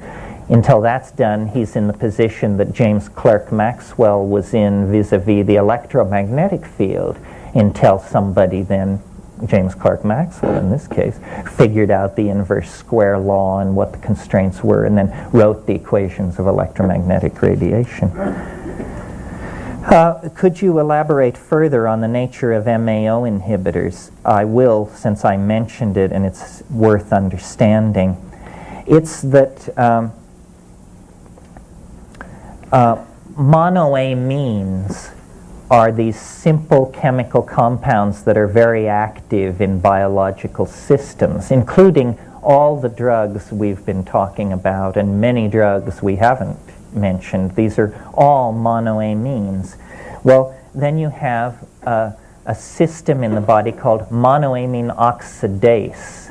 The ACE on the end of a word indicates you're dealing with an enzyme, transcriptase. But this is monoamine oxidase. It oxidizes monoamines. It makes them harmless byproducts. So if you take a drug, one of these monoamines, it is monoamine oxidase that will render it harmless and shunt it to your urine. But there are what are called monoamine oxidase inhibitors. And that means that if you take the MAO inhibitor, Now the monoamine oxidase can't destroy the monoamine, and the monoamines accumulate, and you get high. That's what happens. And sometimes monoamine accumulation can be a self-generated toxic state, where for some reason toxic byproducts aren't breaking down. Then they will give you monoamine oxidase to oxidize these products away. But it's a reasonable strategy to try and jam the monoamine oxidase machinery to allow an exogenously introduced monoamine to then accumulate to intoxicating levels. So it's just a pharmacological strategy. Where does one obtain high-quality cubensis spore prints or cultures? Well, I mentioned my brother and I wrote a book on growing psilocybin mushrooms. You can order it out of the catalogs that are at the front. There's an ad in the back of that book for high-quality spore prints, and a company called Syzygy will send you a little plate of glass with more spore prints on it than there are people in North America. Are North American cubensis mushrooms, do they have lower potency? And can this be overcome by selective breeding? Selective breeding of mushrooms is an excruciating task. First of all, you have to be able to work with a microscope powerful enough that you can push one spore against another, keeping a third spore out of the picture. What people call breeding is where you inoculate to a plate two separate strains, and where the two growing edges meet, you cut a square out of that and austerize it and then re-inoculate. But that's not really selective breeding. Are North American cubensis mushrooms lower in potency? Yes, they are. Apparently, equatorial heat has something to do with the production of psilocybin. Say something about San Pedro cactus as a psychedelic agent. This is one of the ones that sort of got left out of the survey this morning because I was ripping right along. This is a very large columnar cactus that grows on the northeast coast of Peru and contains mescaline, just like the peyote cactus. And it has been used for a long, long time. We have pottery out of Peru, 3,000, third millennium BC of this San Pedro cactus. It's a very powerful shamanic agent.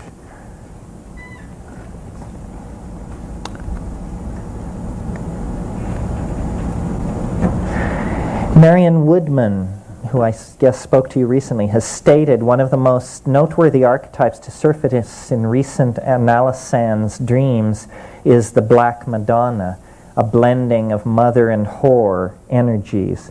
Would you comment on this in the light of your psychedelic experiences and the re-emergent of the feminine energy?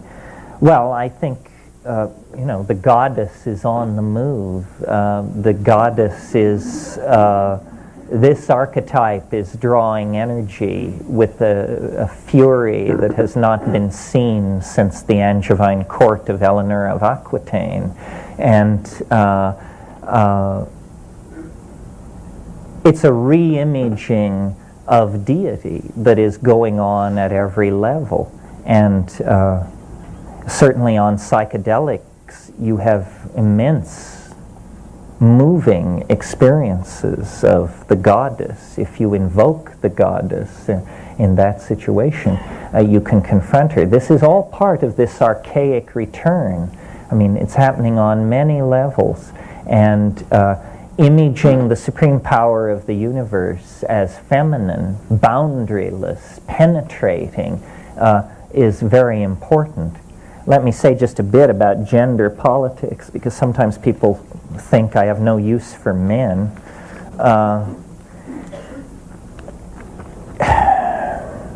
When you look at human beings against the background of the rest of nature, we are all so yang that the struggle between the masculine and the feminine is not something that should be fought out between the two varieties of human beings.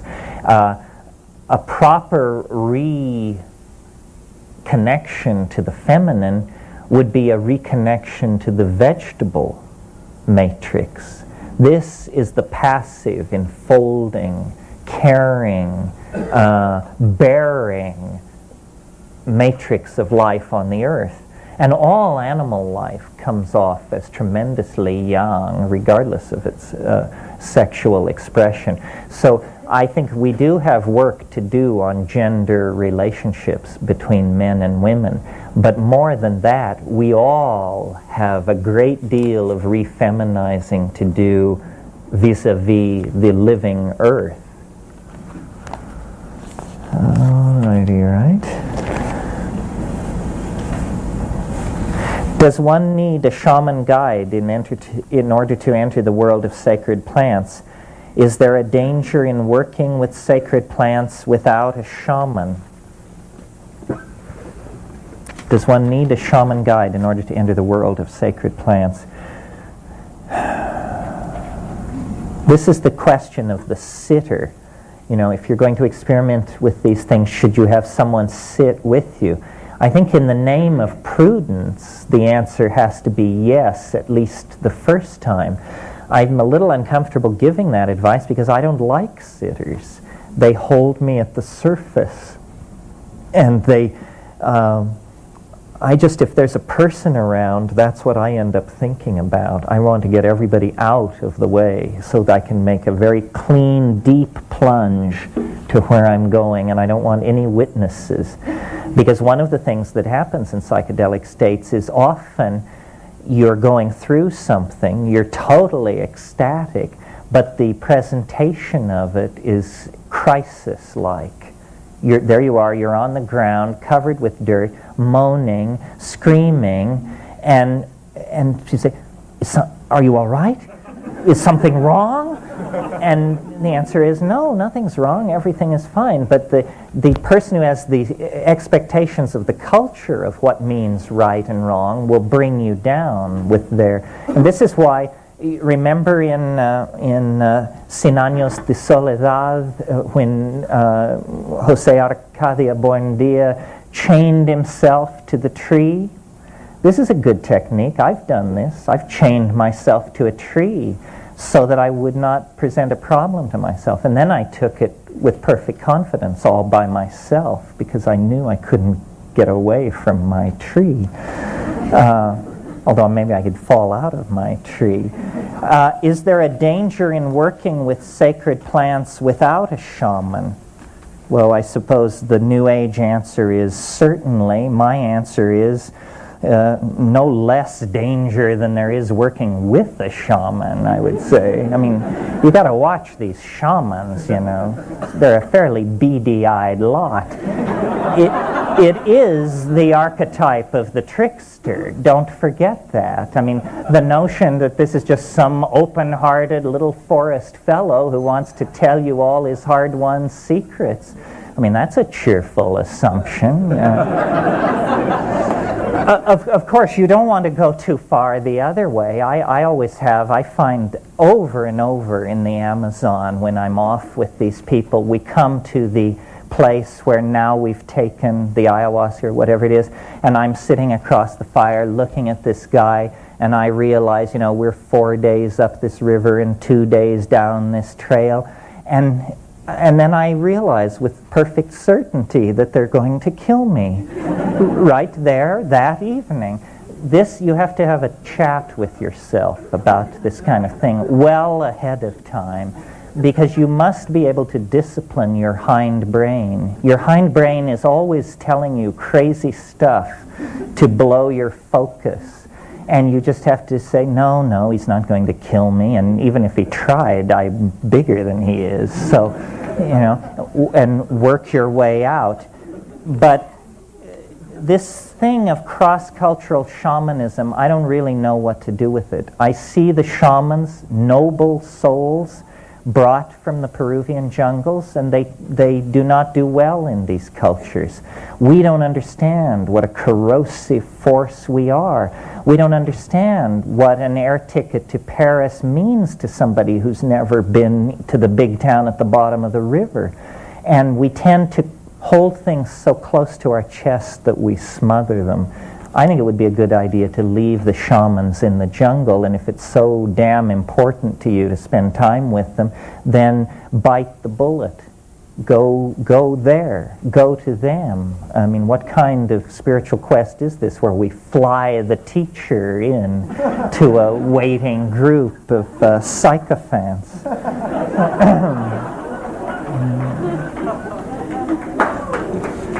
How are we doing? Oh, we're not doing so well. That was the last question, folks. Well, I'll smooth the gaffe by saying this is important, and it may sound like fluff, but it isn't. We look exactly like everybody else to most people.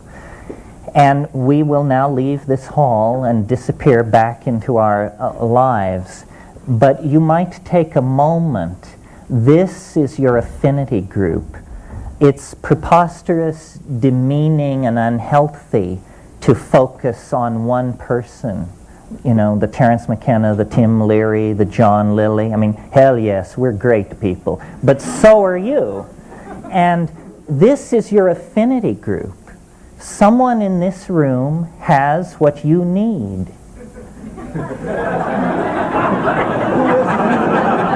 Someone in this room appreciates what you've got. So look at each other and pay attention. We are each like a virus, empowered now to go out in society and spread this new meme, this new permission, this new community of awareness of the archaic option. And so I think you are to be congratulated. You are what makes this all go. If it weren't for you, I would be behind bars. I don't know whether it would be a mental hospital or a state prison, but they'd figure that out later. Thanks to you, we have a movement. And this movement offers hope. And I think we need to speak clearly about this hope to people who are not aware of it. An idea has no power unless it is communicated. And we are to some degree in the closet. We are prudent. We don't say we're gutless. We say we're prudent. We're prudent. Say, this is no political climate in which to be X, Y, and Zing. But actually, there's no better political climate than the present in which to raise these issues, because the rainforests are being destroyed, the native cultures are being destroyed, our authenticity as free-thinking people is being destroyed, all around the issue of the suppression of altered states and freedom to conduct the spiritual quest any way we want. And if we don't raise our voices in protest against this, then without doubt it will be slowly drained away, and we will be left in even more of a psychic desert than we already inhabit. So this is the last opportunity. I think that in 100 years the earth will be empty. And whether that will be because we are extinct or because we found home is entirely up to us. But our story, the story of the errant monkey, is coming to an end. The final seconds of that story are ticking out. Is it to be followed by no more story or a new chapter, a new story? Well, this has to do with how much integrity, how much self-generated love, and how much intelligence we can bring to bear to the human dilemma. And these plants, these sacraments, are central to a full exploration and understanding of what it means to be a human being. It's just that simple. Thank you very much.